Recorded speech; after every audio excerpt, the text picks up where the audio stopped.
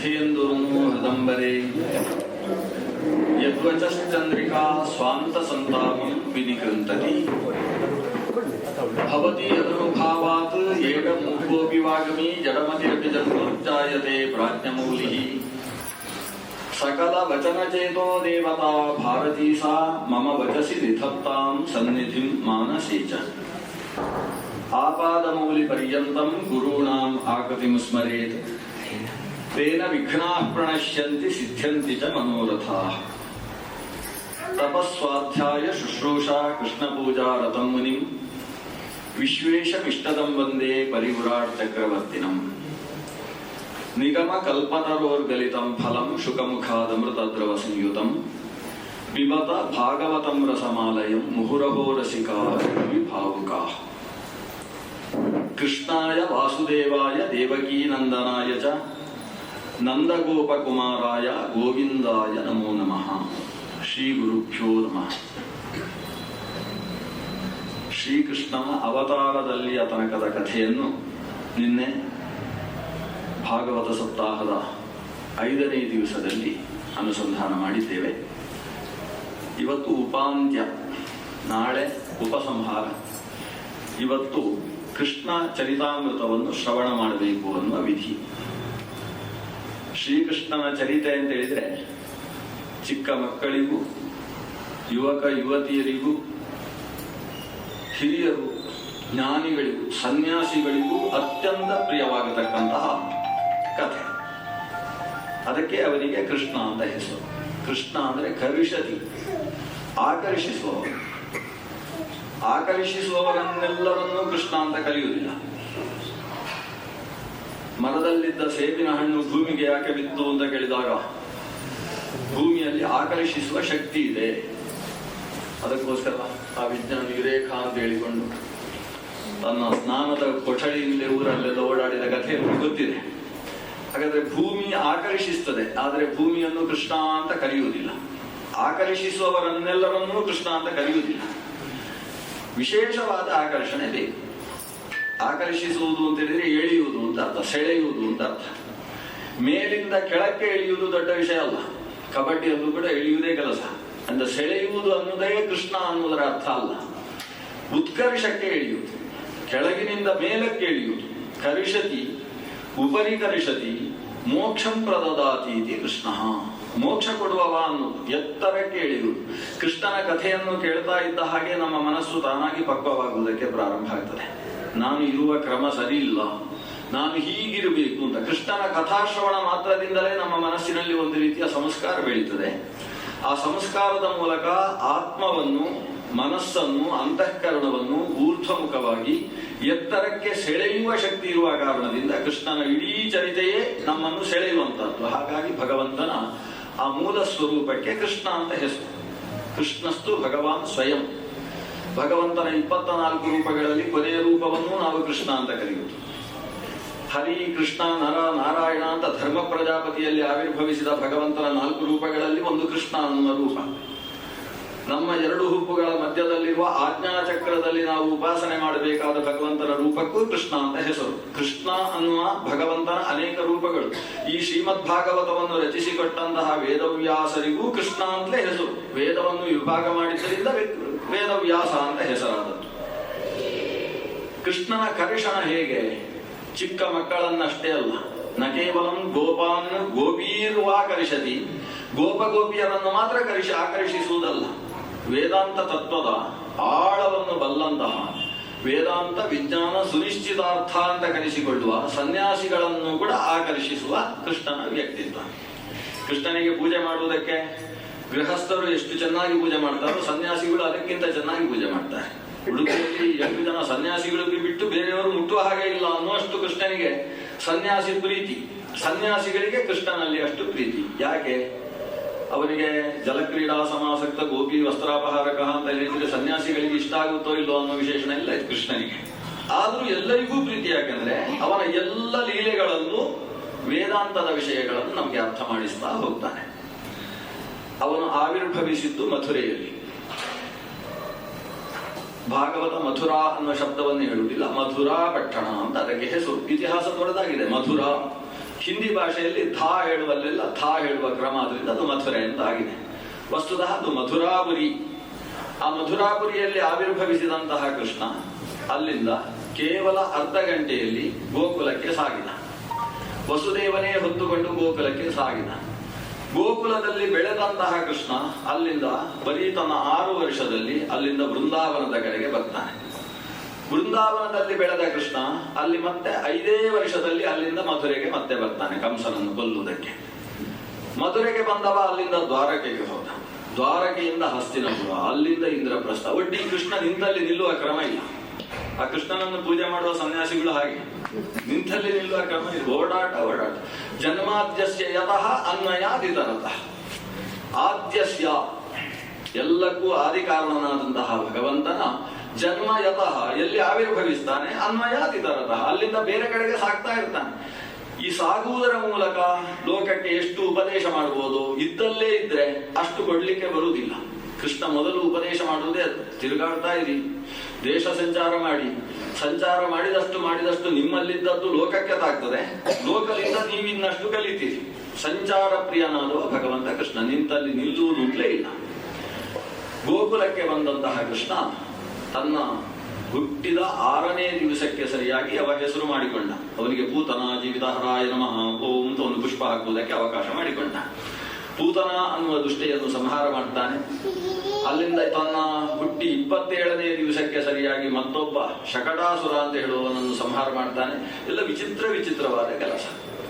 ಕೃಷ್ಣ ಮತ್ತು ರಾಮ ಇಬ್ಬರನ್ನು ಹೋಲಿಸಿ ನೋಡಿದರೆ ರಾಮನ ಜೀವನ ವ್ಯಕ್ತಿತ್ವವೇ ಬೇರೆ, ಕೃಷ್ಣನದ್ದು ಬೇರೆ. ಶ್ರೀರಾಮಚಂದ್ರ ಮೊದಲು ಕೊಂದದ್ದು ಯಾರನ್ನು ಅಂತ ಹೇಳಿದ್ರೆ ತಾಟಕೆಯನ್ನು. ನಾವು ರಾಮಾಯಣ ಗೊತ್ತಿದ್ದವರಿಗೆ ಗೊತ್ತಿದೆ. ಶ್ರೀರಾಮಚಂದ್ರನ 16ನೇ ವಯಸ್ಸು. ವಿಶ್ವಾಮಿತ್ರರು ಬಂದು ಯಜ್ಞ ರಕ್ಷಣೆಗೋಸ್ಕರ ಕರೀತಾರೆ. ದಶರಥವಲ್ಲದ ಮನಸ್ಸಿನಲ್ಲಿ ರಾಮಲಕ್ಷ್ಮಣರನ್ನು ಕಳಿಸಿಕೊಡ್ತಾನೆ. ಪೂರ್ಣ 16 ವರ್ಷೋಮಿ ರಾಮೋ ರಾಜೀವಲೋಚನ. ಇನ್ನೂ 16 ತುಂಬ್ತಾ ಇದೆ ಅಷ್ಟೇ ನನ್ನ ಮಗನಿಗೆ. ಹೇಗೆ ಆ ಸುಬಾಹು ಮಾರೀಚ ತಾಟಕೆ ಅವರ ಹತ್ರ ಕಳಿಸುವುದು ಅಂತ ಯೋಚನೆ ಮಾಡಿಕೊಂಡೇ ವಸಿಷ್ಠರ ಒತ್ತಾಯದ ಮೇಲೆಗೆ ವಿಶ್ವಾಮಿತ್ರರ ಜೊತೆಗೆ ರಾಮಚಂದ್ರನನ್ನು ಕಳಿಸ್ತಾನೆ. ತಾಟಕೆಯನ್ನು ಕೊಲ್ಲುವ ಪ್ರಸಂಗದಲ್ಲಿ ರಾಮ ಮೆಲ್ಲ ಬಾಣ ಹೊಡಿತಾ ಇರ್ತಾನೆ. ಅದಕ್ಕೆ ಕಾರಣ ಏನು ಅಂತ ಹೇಳಿದ್ರೆ ಹೆಂಗಸಲ್ವ ಅಂತ. ಆವಾಗ ವಿಶ್ವಾಮಿತ್ರರು ಹೇಳ್ತಾರೆ, ಬಿಡಬೇಡ ಇವುಗಳನ್ನು, ಬೇಗ ಸಾಯಿಸು. ರಾತ್ರಿ ಆಯಿತು ಅಂದ್ರೆ ಈ ರಕ್ಕಸಿಗೆ ಸಿಕ್ಕಾಪಟ್ಟೆ ಶಕ್ತಿ ಬರ್ತದೆ, ಬೇಗ ಸಂಹಾರ ಮಾಡು. ಆಗ ರಾಮಚಂದ್ರ ವಿಶ್ವಾಮಿತ್ರರಲ್ಲಿ ಕೇಳ್ತಾನೆ, ಅಲ್ಲ ನಾನು ಸೂರ್ಯವಂಶದಲ್ಲಿ ಹುಟ್ಟಿದವ, ಒಂದು ಹೆಣ್ಣಿನ ಮೇಲೆ ಬಾಣ ಬಿಟ್ಟು ಮೊದಲು ಈಗ ಅಭ್ಯಾಸ ಮಾಡ್ತಾ ಇರೋದು ನಾನು ಬಾಣ ಬಿಡ್ಲಿಕ್ಕೆ, ಅದರಲ್ಲಿ ಮೊದಲೇ ಒಂದು ಹೆಣ್ಣನ್ನು ಕೊಲ್ಲುವುದಾ ಅಂತ ಕೇಳ್ತಾನೆ. ಅದಕ್ಕೆ ವಿಶ್ವಾಮಿತ್ರರು ಒಂದು ಅಧ್ಯಾಯ ಉಪದೇಶ ಮಾಡಬೇಕಾಗ್ತದೆ. ತಲೆಯಲ್ಲಿ ಹೇನು ಇರ್ತದೆ, ತೆಗೆದು ನೋಡಿ ಗಂಡು ಹೆಣ್ಣು ಅಂತ ಪರೀಕ್ಷೆ ಮಾಡಿಕೊಳ್ಳುವುದು ಅಂತುಂಟ. ಹಸುಗಳ ಮೇಲೆ ಆಕ್ರಮಣ ಮಾಡ್ತಾ ಇದ್ದಂತಹ ಸಿಂಹ ಅದು ಹೆಣ್ಣೋ ಗಂಡು ಅಂತ ವಿಚಾರ ಮಾಡಿ ಸಾಯಿಸುವುದಲ್ಲ. ಯಾವುದು ಸಾತ್ವಿಕತೆಗೆ ಪ್ರತಿಬಂಧಕವಾಗಿದೆಯೋ ಅದು ಗಂಡೋ ಹೆಣ್ಣು ಅನ್ನುವುದನ್ನು ಪರಿಲಕ್ಷಿಸಬೇಕಾಗಿಲ್ಲ. ಆಕೆ ನಿಶಾಚರಿ, ಆಕೆ ರಾಕ್ಷಸಿ, ಯಕ್ಷಳಾಗಿದ್ದರೂ ಕೂಡ ಈಗ ರಕ್ಷಳಾಗಿ ಆವಿರ್ಭವಿಸಿರುವವಳು ಕೆಟ್ಟದಾಗಿ ವ್ಯವಹಾರ ಮಾಡ್ತಾ ಇದ್ದಾಳೆ. ಇವಳ ಸಂಹಾರದಿಂದ ಲೋಕಕ್ಕೆ ಕ್ಷೇಮ. ಕ್ಷತ್ರಿಯ ಅಂತ ನೀನು ಕರೆಸಿಕೊಳ್ಳುವುದೇ ಇಂಥವರಿಂದ ಲೋಕಕ್ಕೆ ಉಂಟಾಗುವ ಕ್ಷತಿಯನ್ನು ತ್ರಾಣ ಮಾಡುವುದರ ಮೂಲಕ. ಆದ್ರಿಂದ ಸಂಹಾರ ಮಾಡು ಆಕೆಯನ್ನು ಅಂತ ಇಷ್ಟು ಉಪದೇಶ ಮಾಡಿದ ಮೇಲೆ ರಾಮ ಸ್ವಲ್ಪ ಗಟ್ಟಿಯಾಗಿ ಬಾಣ ಹೊಡೆದು ಆಕೆಯನ್ನು ಸಾಯಿಸ್ತಾನೆ. ಇದು ರಾಮನ ಕ್ರಮ. ಆದ್ರೆ ಕೃಷ್ಣ ಪೂತನೆಯನ್ನು ಸಾಯಿಸುವಾಗ ಯಾರತ್ತಾದ್ರೂ ಕೇಳ್ತಾನ? ಇಲ್ಲ. ಅವೊಂದು ಸ್ವಚ್ಛಂದ. ಅಂದ್ರೆ ರಾಮನಿಗೂ ಕೃಷ್ಣನಿಗೂ ಇಷ್ಟು ವ್ಯತ್ಯಾಸ. ನೀವು ರಾಮ ಮತ್ತು ಕೃಷ್ಣ ಇಬ್ಬರನ್ನು ಹೋಲಿಸಿ ನೋಡಿದ್ರೆ ನಾವು ಯಾರ ತರ ಇರಬೇಕು ಅಂತ ನಮ್ಗೆ ಸಂಶಯ ಶುರುವಾಗ್ತದೆ. ರಾಮನ ವ್ಯಕ್ತಿತ್ವ ಎಲ್ಲ ಹಾಗೆ, ನೇರಕ್ಕೆ ನೇರ.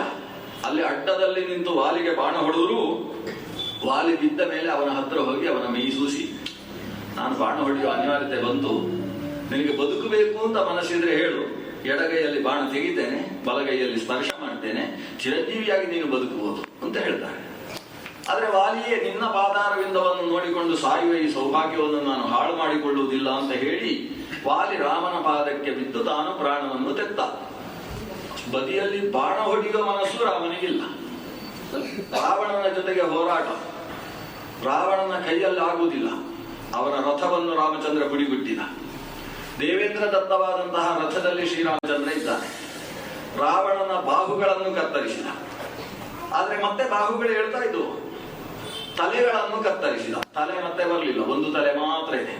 ಆ ತಲೆಯನ್ನು ಮಾತ್ರ ಕತ್ತರಿಸುವುದಕ್ಕೆ ಇನ್ನು ಅವನ ಕೈಯಲ್ಲಿ ಬಿಲ್ಲು ಇಲ್ಲ, ಏನಿಲ್ಲ. ಆ ಸ್ಥಿತಿಯಲ್ಲಿ ರಾವಣ ಇದ್ದಾನೆ. ಒಂದು ಬಾಣ ಹೊಡಿಬೇಕಿತ್ತು.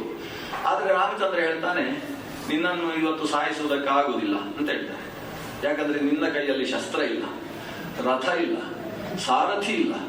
ನಾನು ರಥದಲ್ಲಿ ಕೂತಿದ್ದೇನೆ, ಶಸ್ತ್ರ ಸಂಪನ್ನನಾಗಿದ್ದೇನೆ. ಸೂರ್ಯವಂಶದ ರಾಜರುಗಳು ನಿಶಸ್ತ್ರನಾದಂತಹ ವ್ಯಕ್ತಿಯ ಮೇಲೆ ಪ್ರಹಾರ ಮಾಡುವುದಂತಿಲ್ಲ. ಆದ್ರಿಂದ ನೀನೀಗ ಹೋಗಬಹುದು.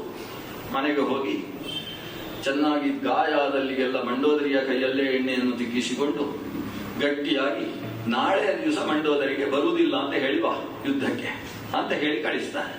ಇದು ರಾಮನ ಯುದ್ಧ ನೀತಿ. ಆದ್ರೆ ಶ್ರೀಕೃಷ್ಣ ಹಾಗಲ್ಲ. ಆ ಕರ್ಣ ರಥದಿಂದ ಹಿಡಿದು ಕಷ್ಟಪಟ್ಟು ತನ್ನದೇ ರಥದ ಚಕ್ರವನ್ನು ವಿಸಾರಥಿಯಾಗಿ ಎತ್ತುವುದಕ್ಕೆ ಪ್ರಯತ್ನಿಸ್ತಾ ಇದ್ದಾನೆ. ಆವಾಗ ಅರ್ಜುನನಿಗೆ ಹೇಳ್ತಾನೆ, ನೋಡು ಸರಿಯಾಗಿದೆ, ಬಾಣ ಹೊಡಿ. ತಾನೇ ಹೊಡೆಯುವುದಲ್ಲ, ಹೊಡಿಸುವುದು. ಇನ್ನೊಂದು ಬಾಣ ಹೊಡಿಬಹುದು, ನಿಶಸ್ತ್ರ ಆಗಿದ್ದಾನೆ. ಈಗ ಇದೇ ಸರಿಯಾದ ಕಾಲ.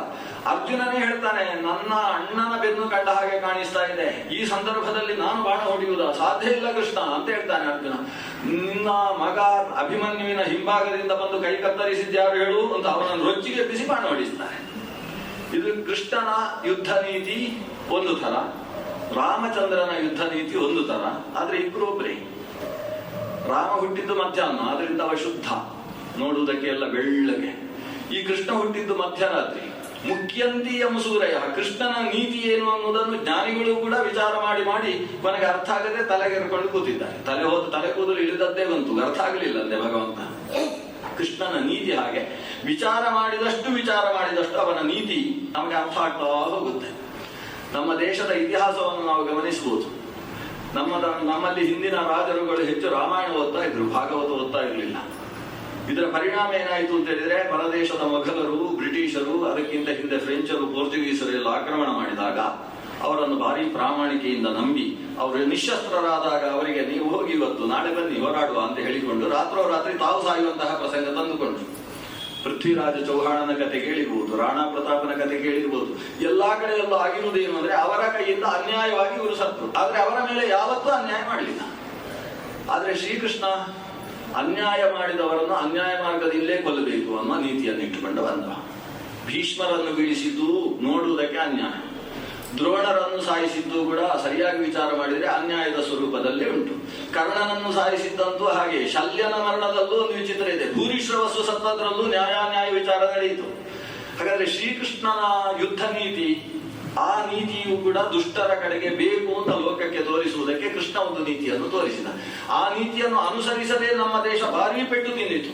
ಆದ್ರೆ ಶಿವಾಜಿಯಂತಹ ಕೆಲವರು, ಸಮರ್ಥ ರಾಮದಾಸರಂತಹ ಭಾಗವತ ಓದಿದ ಜ್ಞಾನಿಗಳ ಕೈಗಳಿಗೆ ಬಂದ ಕ್ಷತ್ರಿಯರು ಮಾತ್ರ ಕೃಷ್ಣ ನೀತಿಯನ್ನು ಅನುಸರಿಸಿಕೊಂಡು ದೇಶದಲ್ಲಿ ಮತ್ತೆ ನಮ್ಮ ಸನಾತನ ಧರ್ಮವನ್ನು ಪ್ರತಿಷ್ಠಾಪನೆ ಮಾಡುವ ಕಡೆಗೆ ಗಮನ ಕೊಟ್ಟಿದ್ದಾರೆ. ಆದ ಕೃಷ್ಣ ನೀತಿ, ಕೃಷ್ಣನ ವ್ಯವಸ್ಥೆ, ಕೃಷ್ಣ ತಿಳಿಸಿದಂತಹ ಜ್ಞಾನ ಅದು ನಮ್ಮ ಜೀವನದಲ್ಲಿ ಅತ್ಯಪೇಕ್ಷಿತವಾದದ್ದು. ಕೃಷ್ಣ ಈಗ 4 ಕಾಲಲ್ಲಿ ಓಡಾಡುವುದನ್ನು ನಿಲ್ಲಿಸಿ 2 ಕಾಲಲ್ಲಿ ಎದ್ದು ನಿಲ್ಲುವುದಕ್ಕೆ ಶುರು ಮಾಡಿದ. ಅಂಬೆಗಾಲಿಕ್ತಾ ಇದ್ದಂತಹ ಕೃಷ್ಣ ಮೊದಲು ಹೊಟ್ಟೆ ಎಳೆದುಕೊಂಡು ಹೋಗ್ತಾ ಇದ್ದಂತೆ. ಹೊಟ್ಟೆ ಎಳೆದುಕೊಂಡು ಅಲ್ಲಿಂದ ಹೊಸ್ತಿಲು ಹತ್ರ ಬಂದ ಅಂತ ಹೇಳಿದ್ರೆ ಮನೆಯಲ್ಲಿ ಸಂಭ್ರಮ. ಯಶೋದೆ ನಂದಗೋಪರಿಗೆ ಅದ್ಭುತ ಆನಂದ. ಅದಕ್ಕೊಂದು ಹಾಲ್ಬಾಯಿ ಮಾಡಿ ಒಂದು ದೊಡ್ಡ ಕೂಟ ಎಲ್ಲ ಇದೆ. ಯಾಕಂದ್ರೆ ಮಗು ಹೊಟ್ಟೆ ಎಳೆಯುವುದಕ್ಕೆ ಶುರು ಮಾಡಿತು. ಆಮೇಲೆ ಹೊಸ್ತಿಲು ದಾಟಿತು, ಅದು ಒಂದು ಸಂಭ್ರಮ. ದೇವರಿಗೊಂದು ಪಾಯಸ ಆಗಬೇಕು ಅಂತ ವ್ಯವಸ್ಥೆ. ಹೊಸ್ತಿಲು ದಾಟಿದ ಮೇಲೆ ಗೋಡೆ ಹಿಡ್ಕೊಂಡು ಎದ್ದು ನಿಂತಿತು. ಆಮೇಲೆ ನಡೆಯುವುದಕ್ಕೂ ಶುರು ಮಾಡಿತು. ನಡೆಯುವುದಕ್ಕೆ ಶುರು ಮಾಡಿದ ಮೇಲೆ ಮನೆಯಲ್ಲಿ ಕೆಳಗೆ ಯಾವುದೂ ಇಡುವ ಹಾಗಿಲ್ಲ, ಎಲ್ಲ ಅಟ್ಟಕ್ಕೆ ಹೋಗ್ಲಿಕ್ಕೆ ಶುರುವಾಯಿತು. ಇವನ ಲೂಟಿ ತಾಳುವುದಕ್ಕೆ ಸಾಧ್ಯ ಇಲ್ಲ, ಅಷ್ಟು ಲೂಟಿಯ ಹುಡುಗ. ಇದರ ಜೊತೆಗೆ ತಮ್ಮ ಮನೆಯಲ್ಲಿ ಮಾತ್ರ ಲೂಟಿ ಮಾಡುವುದಲ್ಲ, ಪಕ್ಕದ ಮನೆಗೆಲ್ಲ ಹೋಗಿಲ್ಲ. ಪಕ್ಕದ ಮನೆಯಲ್ಲಿ ಹಾಲು ಮೊಸರು ಬೆಣ್ಣೆ ಇಡುವ ಹಾಗೆ ಇಲ್ಲ. ಕೃಷ್ಣನಿಗೆ ಅದು ಅಂದ್ರೆ ಭಾರಿ ಪ್ರೀತಿ. ಅವರಿಗೂ ಅಷ್ಟೇ. ಅಲ್ಲಿದ್ದ ಗೋಪಿಕಾ ಸ್ತ್ರೀಯರು, ಇಡೀ ನಂದಗೋಕುಲದ ವ್ಯವಹಾರ ಏನು? ಅವತ್ತು ಹಾಲು ಮೊಸರು ಬೆಣ್ಣೆ ತುಪ್ಪ, ಇದರ ವ್ಯವಹಾರ. ಮಥುರೆ ಪಕ್ಕದಲ್ಲೇ ಇರುವುದು. ಯಮುನೆಯನ್ನು ದಾಟಿ ಆಗಡೆ ಹೋಯಿತು ಅಂತಾದ್ರೆ ರಾಜಧಾನಿಯಾದ ಮಥುರೆ. ಗೋಕುಲ, ಗೋವ್ರಜ ಅದೊಂದು ಪುಟ್ಟ ಹಳ್ಳಿ. ಅಲ್ಲಿಂದ ಇಲ್ಲಿಗೆ ಸರಬರಾಜು. ಅಂದ್ರೆ ಅಕಸ್ಮಾತ್ ಅವರು ಸ್ಟ್ರೈಕ್ ಮಾಡಿದ್ರು ಅಂದ್ರೆ ಇಲ್ಲಿ ಹಾಲು ಮೊಸರು ಯಾವುದೂ ಇಲ್ಲ. ಇಡೀ ರಾಜಧಾನಿಗೆ ಸರಬರಾಜು ಆಗುವುದೇ ಗೋಕುಲದಿಂದ. ಅಂತಹ ಗೋಕುಲದ ಜೀವನವೇ ಹಾಲು. ಅವರು ಗೊಲ್ಲರು. ಅವರ ಮಧ್ಯದಲ್ಲಿ ಬೆಳೀತಾ ಇದ್ದ ಈ ಕೃಷ್ಣ, ಅವರ ಹಾಲು ಮೊಸರೆಲ್ಲ ಇವನ ಹೊಟ್ಟೆಗೆ ಸರಿ ಹೋಯಿತು. ಮಾರಾಟಕ್ಕೆ ಮರು ದಿವಸ ಸಿಗದೇ ಇರುವ ರೀತಿಯಲ್ಲಿ ಕೃಷ್ಣನ ವ್ಯವಸ್ಥೆ. ಅವರಿಗೆ ಆಶ್ಚರ್ಯ, ಇಷ್ಟು ಪುಟ್ಟ ಹೊಟ್ಟೆಯಲ್ಲಿ ಈ ಕೊಡದಲ್ಲಿ ಇರತಕ್ಕಂಥ ಹಾಲನ್ನು ಹೇಗೆ ಖಾಲಿ ಮಾಡ್ತಾನೆ ಇವ ಅಂತ. ಇನ್ನೂ ವಿಶೇಷ, ಇವರು ಬಿಸಿ ಬಿಸಿ ಬಿಸಿ ಹಾಲು ಇಟ್ಟಿರ್ತಾರೆ. ಕೃಷ್ಣ ಬರ್ತಾನೆ, ಹೀಗೆ ನೋಡ್ತಾನೆ, ಬಾಯಿಗೆ ಅದನ್ನು ಸೇರಿಸಿಕೊಳ್ತಾನೆ. ಆಮೇಲೆ ಅದೆಲ್ಲ ಹೇಗೆ ತಂಪಾಗಿ ಹೊಟ್ಟೆಗೆ ಹೋಯ್ತು ಅಂತ ಗೊತ್ತಿಲ್ಲ. ಇವನ ಬಾಯಿಯಲ್ಲೇನು ಸಮುದ್ರ ರಾಜ ಕೂತಿದ್ದಾನೋ ಅಂತ ಅವರು ಪ್ರಶ್ನೆ ಮಾಡುವಂತಹ ಪ್ರಸಂಗ. ಕಿಮಸ್ಯ ಭೂತಾನಿ ವಸಂತಿ ಕುಕ್ಷವು, ಇವನ ಹೊಟ್ಟೆಯಲ್ಲೇನು ಭೂತಗಳೆಲ್ಲ ತುಂಬಿದ್ದಾವ, ಎಲ್ಲ ಖಾಲಿ ಮಾಡಿ ಬಿಡ್ತಾನಲ್ಲ. ಭಾರಿ ವಿಶೇಷ ಅಂದ್ರೆ ಅವನಿಗೆ ಈ ಕರುಗಳು ಅಂದ್ರೆ ಭಾರಿ. ಎಲ್ಲಾದ್ರೂ ಕರು ಕಟ್ಟಿದ್ದಾರೆ ಅಂತಾದ್ರೆ ಹೋಗೋದು ಬಿಚ್ಚೋದು. ವತ್ಸಾನ್ ಮುಂಚನ್ ಕ್ವಚಿತ ಸಮಯೇ ಕ್ರೋಶ ವಿಜ್ಞಾತ ಭಾವ. ಭಾಗವತ ಒಂದು 15 ಲೀಲೆಗಳನ್ನು ಉಲ್ಲೇಖ ಮಾಡ್ತದೆ ಕೃಷ್ಣನದ್ದು. ವತ್ಸಾನ್ ಮುಂಚನ್ ಕ್ವಚಿತ ಸಮಯ, ಕಾಲದಲ್ಲಿ ಕರುಗಳನ್ನು ಬಿಚ್ಚಿದರೆ ತೊಂದರೆ ಇಲ್ಲ. ಬೆಳಗೊಮ್ಮೆ ಹಾಲು ಕರೀತಾರೆ, ಸಾಯಂಕಾಲ ಹಾಲು ಕರೆಯುವುದು, ಕೆಲವೊಂದು ಹಸುಗಳನ್ನು 3 ಹೊತ್ತು ಕರೀತಾರೆ. ಅದು ಹಾಲು ಕರೆಯುವ ಹೊತ್ತಿಗೆ ಕರುಗಳನ್ನು ಬಿಚ್ಚಿದ್ರೆ ಸರಿ. ಇವನು ಹಾಗಲ್ಲ, ಅಸಮಯೇ. ಅಷ್ಟೇ ಅಲ್ಲ, ಕೃಷ್ಣ ಮನೆಯಿಂದ ಹೊರಗೆ ಬರ್ತಾನೆ, ಅವಂತೂ ಕಾಲಿನ ಗೆಜ್ಜೆಯ ಶಬ್ದ ಕೇಳ್ತದೆ ಅಂತಾದ್ರೆ ಸಾಕು, ಈ ಕರುಗಳು ಕೂಡ ಭಾರಿ ಹುಷಾರು. ಅದು ಅಂಬೆ ಅಂಬೆ ಅಂತ ಶುರು ಮಾಡಿಬಿಡ್ತಾನೆ. ಕೃಷ್ಣ ಬಂದ್ರೆ ನಮ್ಮನ್ನು ಬಿಚ್ಚುತ್ತಾನೆ ಅಂತ ಅವುಗಳಿಗೆ ಖುಷಿ. ಕೃಷ್ಣನಿಗೆ ಕರುಗಳನ್ನು ನೋಡಿದ ಕೂಡಲೇ ಅಕಸ್ಮಾತ್ ನಮ್ಮನ್ನು ಹೀಗೆ ಯಶೋದೆಯಿಂದ ದೂರದಲ್ಲಿ ಕಟ್ಟಿ ಹಾಕಿದ್ರೆ ಹೇಗಿರ್ತದೆ, ಕರುಗಳಿಗೆ ಹಾಗೆ ಅಲ್ವಾ ಅಂತ ಅನಿಸುದು, ಅದನ್ನು ಬಿಚ್ಚಿಬಿಡುದು. ಗೋಪಿಯರೆಲ್ಲ ಇವನ ರಟ್ಟೆ ಹಿಡಿದು ಪ್ರಶ್ನೆ ಮಾಡ್ತಾರಂತೆ, ಯಾಕೆ ಈ ಕರುಗಳನ್ನು ನೀನು ಈ ಕಾಲ ಅಲ್ಲದ ಕಾಲದಲ್ಲಿ ಬಿಟ್ಟಿ ಅಂತಾದ್ರೆ ಹಸುಗಳು ಹಾಲು ಕೊಡುವುದಿಲ್ಲ ನಮಗೆ, ಎಲ್ಲ ಕರುಗಳು ತಿಂದು ಅವುಗಳಿಗೂ ಹೊಟ್ಟೆ ಬೆಚ್ಚುತ್ತೆ, ನಮಗೂ ಕೂಡ ಹಾಲು ಇಲ್ಲ ಅಂತ ಆಗ್ತದೆ. ಇದರ ಪರಿಣಾಮ ಏನಾದ್ರೆ ನಾಳೆ ಹೊಟ್ಟೆಗಿಲ್ಲ ಅಂತ ಆಗುತ್ತೆ, ನಾವು ಬದುಕುವುದೇ ಹಾಲು ಮೊಸರಿನಿಂದ. ನಿಂಗೆ ಯಾರು ಹೇಳಿದ್ದೀಗ ಕರುಗಳನ್ನು ಬಿಡಬೇಕು ಅಂತ? ಇವನು ಅವರ ಮುಖ ನೋಡಿದಾಗುವುದು, ಯಾಕಂದ್ರೆ ಇನ್ನು ಬಾಯಲ್ಲಿ ಅಮ್ಮ ಅಪ್ಪ ಅಂತ 2 ಶಬ್ದ ಬಿಟ್ಟರೆ ಬೇರೆ ಬರಲಿಲ್ಲ, ಇನ್ನು ಪುಟ್ಟ ಹುಡುಗ ತಪ್ಪಾಯ್ತು. ಆದ್ರೆ ಲೂಟಿ ಮಾತ್ರ ಜಾಸ್ತಿ ಮಾಡಿದ. ಇವರು ಹಾಲು ಕರೆದು ಹೋದ ಮೇಲೆ ಆ ಕರುಗಳ ಕೊಠಡಿಗೆ ಯಾವ ಮಕ್ಕಳು ಬರದೇ ಇರುವ ರೀತಿಯಲ್ಲಿ ಬೀಗ ಹಾಕಿದ್ರೆ ಇವನು ಆಕಾಶದಿಂದ ಹಾರುವುದಕ್ಕೆ ಶುರು ಮಾಡಿದಂತೆ, ಮೇಲಿದ್ದು ಹಾರಿಸಿ ಆ ಕಡೆಯಿಂದ ಹಾರ್ಕೊಂಡು ಹೋಗಿ ಕರುಗಳನ್ನು ಬಿಚ್ಚುವುದು, ಅವುಗಳನ್ನು ಕೂಡ ಎತ್ತಿಕೊಂಡು ತನ್ನ ಗೆಳೆಯರ ಜೊತೆ ಸೇರಿಕೊಂಡು ಕರುಗಳನ್ನೇ ಎತ್ತಿ ಹೊರಗೆ ಹಾಕುದು, ಈ ಕಾರಾಗಾರದಿಂದ ಕರುಗಳನ್ನು ಹೊರಗೆ ಹಾಕಿದ ಹಾಗೆಲ್ಲ ಮಾಡುವುದಕ್ಕೆ ಶುರು ಮಾಡಿದ. ಸಿಟ್ಟು ಬಂದಂತಹ ಹೆಣ್ಣು ಮಕ್ಕಳು ಇವನ ರೆಟ್ಟೆ ಹಿಡಿದು ಕೇಳ್ತಾರೆ, ಕೇಳು, ನಿಂಗೆ ಯಾರು ಕಲಿಸಿಕೊಟ್ಟದ್ದು? ನಾವು ಹೇಳಿದ ಮಾತು ಕೇಳದೆ ಇದ್ದ ನೀನು ನಂದಗೋಪನ ಮಗನೇ ಅಲ್ಲ ಅಂತ ಹೀಗೆಲ್ಲ ಹೇಳಲಿಕ್ಕೆ ಶುರು ಮಾಡಿದ್ರು. ಇವನು ಕೆಲವು ಉತ್ತರ ಕೊಡ್ತಾನಂತೆ ಅವರಿಗೆ. ನೀನ್ ಯಾಕೆ ಹೀಗೆ ಮಾಡ್ತಿ ಅಂತ ಹೇಳಿದ್ರೆ, ಈಗ 3 ಅಕ್ಷರ ಮಾತಾಡ್ಲಿಕ್ಕೆ ಶುರು ಮಾಡಿದ್ದಾನೆ. ಅವನು ಹೇಳ್ತಾನೆ ಸ್ವಭಾವ ಅಂತ ಒಂದು ಉತ್ತರ ಕೊಟ್ಟ. ಈ ಗೋಪಿಯರಿಗೆ ಅರ್ಥವೇ ಆಗ್ಲಿಲ್ಲ, ಆ ಶಬ್ದ ಮೊದಲನೇ ಬಾರಿ ಕೇಳುವುದು. ಅವ್ರಿಗೆ ಪ್ರಕೃತಿಯ ಸ್ವಭಾವ ಅದೆಲ್ಲ ಅವರಲ್ಲಿ ಪಾಠ ಇರಲಿಲ್ಲ. ಈ ಸ್ವಭಾವ ಅನ್ನೋ ಶಬ್ದವೇ ಮೊದಲು ಕೇಳಿದ್ರು. ಏನು ಹೇಳ್ತಾನೆ ಇವ? ಕರುಗಳನ್ನು ಕಟ್ಟಿದ ಕರುಗಳನ್ನು ಯಾಕೆ ಬಿಚ್ಚಿದಿ? ಸ್ವಭಾವ.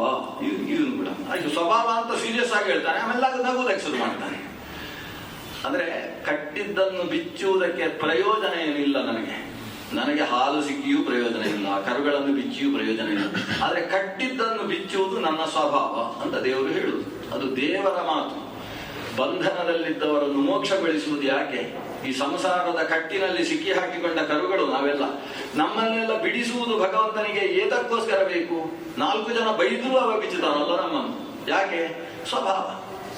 ಭಗವಂತ ಭಕ್ತರನ್ನು ಸಂಸಾರದ ಕಷ್ಟದಿಂದ ಬಿಡಿಸಿ ಅವರಿಗೆ ಆತ್ಮ ಸುಖವನ್ನು ಕೊಡತಕ್ಕಂಥದ್ದು ದೇವರ ಸ್ವಭಾವ ಅಂತ ಈ ಲೀಲೆಯಿಂದ ಆತ ತೋರಿಸ್ತಾ ಹೋಗ್ತಾನೆ. ಇನ್ನು ಆ ಗೋಪಿಯರಿಗೆ ಕೃಷ್ಣ ನಮ್ಮ ಮನೆಯಲ್ಲೇ ಒಂದು ಬೆಣ್ಣೆ ಕದಿಬೇಕು ಅಂತ ಆಸೆ. ಯಾಕಂದ್ರೆ ಅವರಿಗೆ ಅದೊಂದು ಲೀಲೆ, ಖುಷಿ. ಆ ಯಶೋದೆಯ ಮಗ ನೋಡ್ಲಿಕ್ಕೆ ಏನು ಚಂದ, ಅವ ಮಾತಾಡಿದ್ರೇನೆ ಒಂದು ರೀತಿ ಮುತ್ತು ಉದುರಿದ ಹಾಗಿರ್ತದೆ. ಅವನನ್ನು ನೋಡ್ತಾ ಇದ್ರೇನೆ ನಮಗೆ ಸಂಸಾರದ ಬೇಗುದಿಯೆಲ್ಲ ಹೋಗಿಬಿಡ್ತದೆ, ಮನಸ್ಸಿನಲ್ಲಿ ನೆಮ್ಮದಿ ಬರ್ತದೆ. ಎಷ್ಟು ಸುಂದರವಾದ ಅವನ ಮುಖ, ಕಂಠದ ಕೆಳಗಿರತಕ್ಕಂತ ಒಂದು ಚಿಹ್ನೆ, ಒಂದು ಮಚ್ಚೆ, ಅದಕ್ಕೆ ಶ್ರೀವತ್ಸ ಲಕ್ಷ್ಮ ಅಂತ ಹೆಸರು, ಶ್ರೀವತ್ಸ ಚಿಹ್ನೆ. ಅದನ್ನು ನೋಡುವುದೇ ಚಂದ ಅವರಿಗೆ. ಅಂತ ಹುಡುಗ ನಮ್ಮ ಮನೆಗೆ ಬರಲಿ, ಅಕಸ್ಮಾತ್ ಅವರ ಮನೆಯಲ್ಲಿ ಅವತ್ತು ಕೃಷ್ಣ ಏನು ಲೂಟಿ ಮಾಡದೆ ಹೋದ್ರೆ ಅವರಿಗೆ ಆ ದಿವಸವೇ ಒಂದು ರೀತಿಯಲ್ಲಿ ದುರ್ದಿನ ಇದ್ದ ಹಾಗೆ.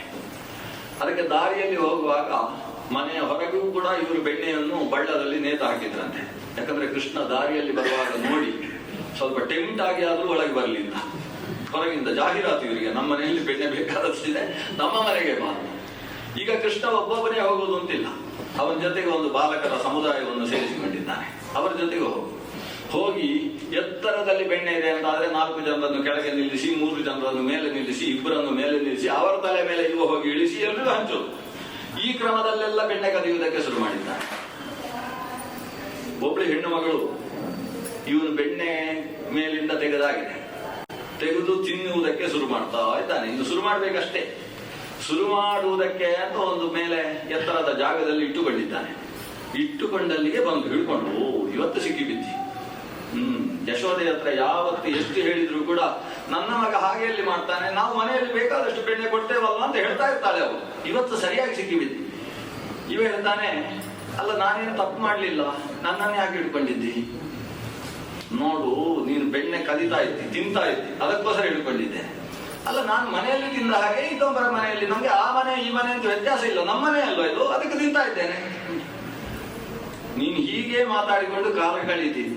ನಂದಗೋಪ ಒಂದು ಬಾರಿಯೂ ಹೀಗೆ ಮಾಡ್ತಾ ಇರ್ಲಿಲ್ಲ. ನೀನ್ ಇಷ್ಟು ಮಾಡ್ತೀನಿ ಅಂತ ಹೇಳಿದ್ರೆ ನೀನ್ ನಂದಗೋಪನ ಮಗನೇ ಅಲ್ಲ ನೋಡು ಅಂತ ಬೈದ್ಲಂತೆ ಅವಳು. ಇವನಿಗೆ ಏನು ಖುಷಿ ಆಯ್ತೋ ಏನು, ಹಾಗೆ ಅವಳ ಬೆನ್ನಿನ ಮೇಲೆ ಹತ್ತಿ ಅವಳ ತಲೆಯಲ್ಲಿದ್ದ ಪುಷ್ಪ ಎಲ್ಲ ಹಾಳು ಮಾಡಿ ಅವಳನ್ನು ಹಾಗೆ ಮುತ್ತಿಟ್ಟು ಕೃಷಿ ಮಾಡಿ ಏನೇನೋ ಮಾಡಿ ಹಾಕಿದ. ಖುಷಿ, ಈ ಪುಟ್ಟ ಮಕ್ಕಳಿಗೆ ಖುಷಿ ಆದ್ರೆ ಏನೇನೋ ಮಾಡ್ತಾವಲ್ಲ ಮಂಗಗಳು ಮಾಡಿದ ಹಾಗೆ ಏನೇನೋ ಮಾಡಿದ. ಅವಳಿಗೆ ಆಶ್ಚರ್ಯ, ಏನು ಇವನಿಗೆ ಖುಷಿ? ನಂದಗೋಪನ ಮಗನೇ ಅಲ್ಲ ಅಂತ ಹೇಳಿದ್ದಕ್ಕೆ ಖುಷಿ ಅವನಿಗೆ. ನಿನಗೆ ಈ ಸತ್ಯ ಯಾರು ಹೇಳಿದ್ದು ಅಂತ?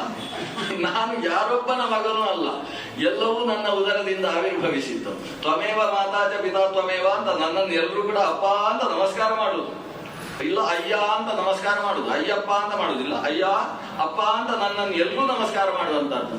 ಅಂಥಲ್ಲಿ ನಾನು ನಂದಗೋಪನ ಮಗ ಅಲ್ಲ ಅನ್ನೋ ಸತ್ಯ ತಿಳ್ಕೊಂಡಿದ್ಯಲ್ವ ಅಂತ ಇವನಿಗೆ ಖುಷಿ ಅಂತೆ. ಇವನಿಗೆ ಬೈದರೂ ಕೂಡ ಹೊಗಳಿದ ಹಾಗೆ. ದೇವರಿಗೆ ಏನು ಬೈದ್ರು, ಆ ಶಿಶುಪಾಲ ಒಂದು ಬೈತಾನೆ ಸಭೆಯಲ್ಲಿ. ಮುಂದಕ್ಕೆ ನಡೆಯುವ ಘಟನೆ ಅಗ್ರಪೂಜೆ ಅಂತ ಕೃಷ್ಣನಿಗೆ ವ್ಯವಸ್ಥೆ ಆದದ್ದು. ಅಗ್ರಪೂಜೆಯ ಸಂದರ್ಭದಲ್ಲಿ ಅಂದ್ರೆ 10,000 ಜನಕ್ಕಿಂತ ಕಡಿಮೆ ಇಲ್ಲದೆ ಇದ್ದಷ್ಟು ಸೇರಿದ್ದಾರೆ. ದೊಡ್ಡ ಸಭೆ ಅದು, ಇಂದ್ರಪ್ರಸ್ಥದ ಸಭೆ. ಅಲ್ಲಿ ಸೇರಿದಾಗ ಶಿಶುಪಾಲನಿಗೆ ಈ ಗೊಲ್ಲನಿಗೆ ಅಗ್ರಪೂಜೆ ಕೊಟ್ಟಿದ್ದಾರೆ ಅಂತ ಒಂದು ಬೆಚ್ಚು. ಅದಕ್ಕೋಸ್ಕರ ಅಭಿನಂದನ ಭಾಷಣ ಮಾಡಿದ ಹಾಗೆ ಬೈಯುವ ಭಾಷಣ ಶುರು ಮಾಡಿಬಿಟ್ಟಿದ್ದಾನೆ ಆ ದೊಡ್ಡ ಸಭೆಯಲ್ಲಿ. ಕೃಷ್ಣ ಅದನ್ನು ನೋಡಿ ನಗ್ತಾ ಕೂತಿದ್ದಾನೆ. ಅವನಿಗೆ ಈ ಕೃಷ್ಣನಿಗೆ ಏನು ಬೈದ್ರೂ ಕೂಡ ಕೃಷ್ಣನಿಗೆ ಅದು ಗುಣವಾಚಕ ಆಗ್ತದೆ ಹೊರತು ದೋಷವಾಚಕ ಆಗುವುದಿಲ್ಲ. ಯಾರು ಗುಣ ತುಂಬಿದವರಿದ್ದಾರೆ ಅವರಿಗೆ ಬೈಯುವ ಶಬ್ದವೂ ಕೂಡ ಗುಣವಾಚಕವಾಗಿ ನಿಲ್ತದೆ ಹೊರತು ಅವರಲ್ಲಿ ದೋಷವನ್ನು ಅದು ಆರೋಪಿಸುವುದಿಲ್ಲ. ಇದೊಂದು ವೇದಾಂತದ ವಿಶಿಷ್ಟವಾದ ತತ್ವ. ಅದು ಬಾಲ್ಯದಲ್ಲೂ ಕೃಷ್ಣ ತೋರಿಸ್ತಾನೆ. ತುಂಬಾ ತಿನ್ನುವ ಅಂತ ಒಬ್ಬರಿಗೆ ಹೇಳಿದ್ರಿ ಅಂತ ಅನ್ಕೊಳ್ಳಿ, ಅದು ಬೈಯುವ ಶಬ್ದ. ಹೊಟ್ಟೆ ಬಾಕ ಏನ್ ಬೇಕಾದ್ರೆ ಹೇಳಿ, ಅದು ಬೈಯುವ ಶಬ್ದ. ಆದ್ರೆ ದೇವರಿಗೆ ಹೇಳಿ, ಅವರು ಪ್ರಳಯದ ಕಾಲದಲ್ಲಿ ಎಲ್ಲವನ್ನೂ ತಿಂತಾನಂತೆ ದೇವರು. ಯತ್ರ ಬ್ರಹ್ಮಚ ಕ್ಷತ್ರಂಚ ಉಭೇ ಭವತೋದನ ಮೃತ್ಯುರ್ಯಸ್ಯೋಪಸೇಚನಂ. ಆ ಪ್ರಳಯ ಕಾಲದ ದೇವರ ಊಟವನ್ನು ಉಪನಿಷತ್ತು ವರ್ಣನೆ ಮಾಡ್ತದೆ. ಒಂದು ಎಲೆ ಹಾಕೊಳ್ತಾನಂತೆ.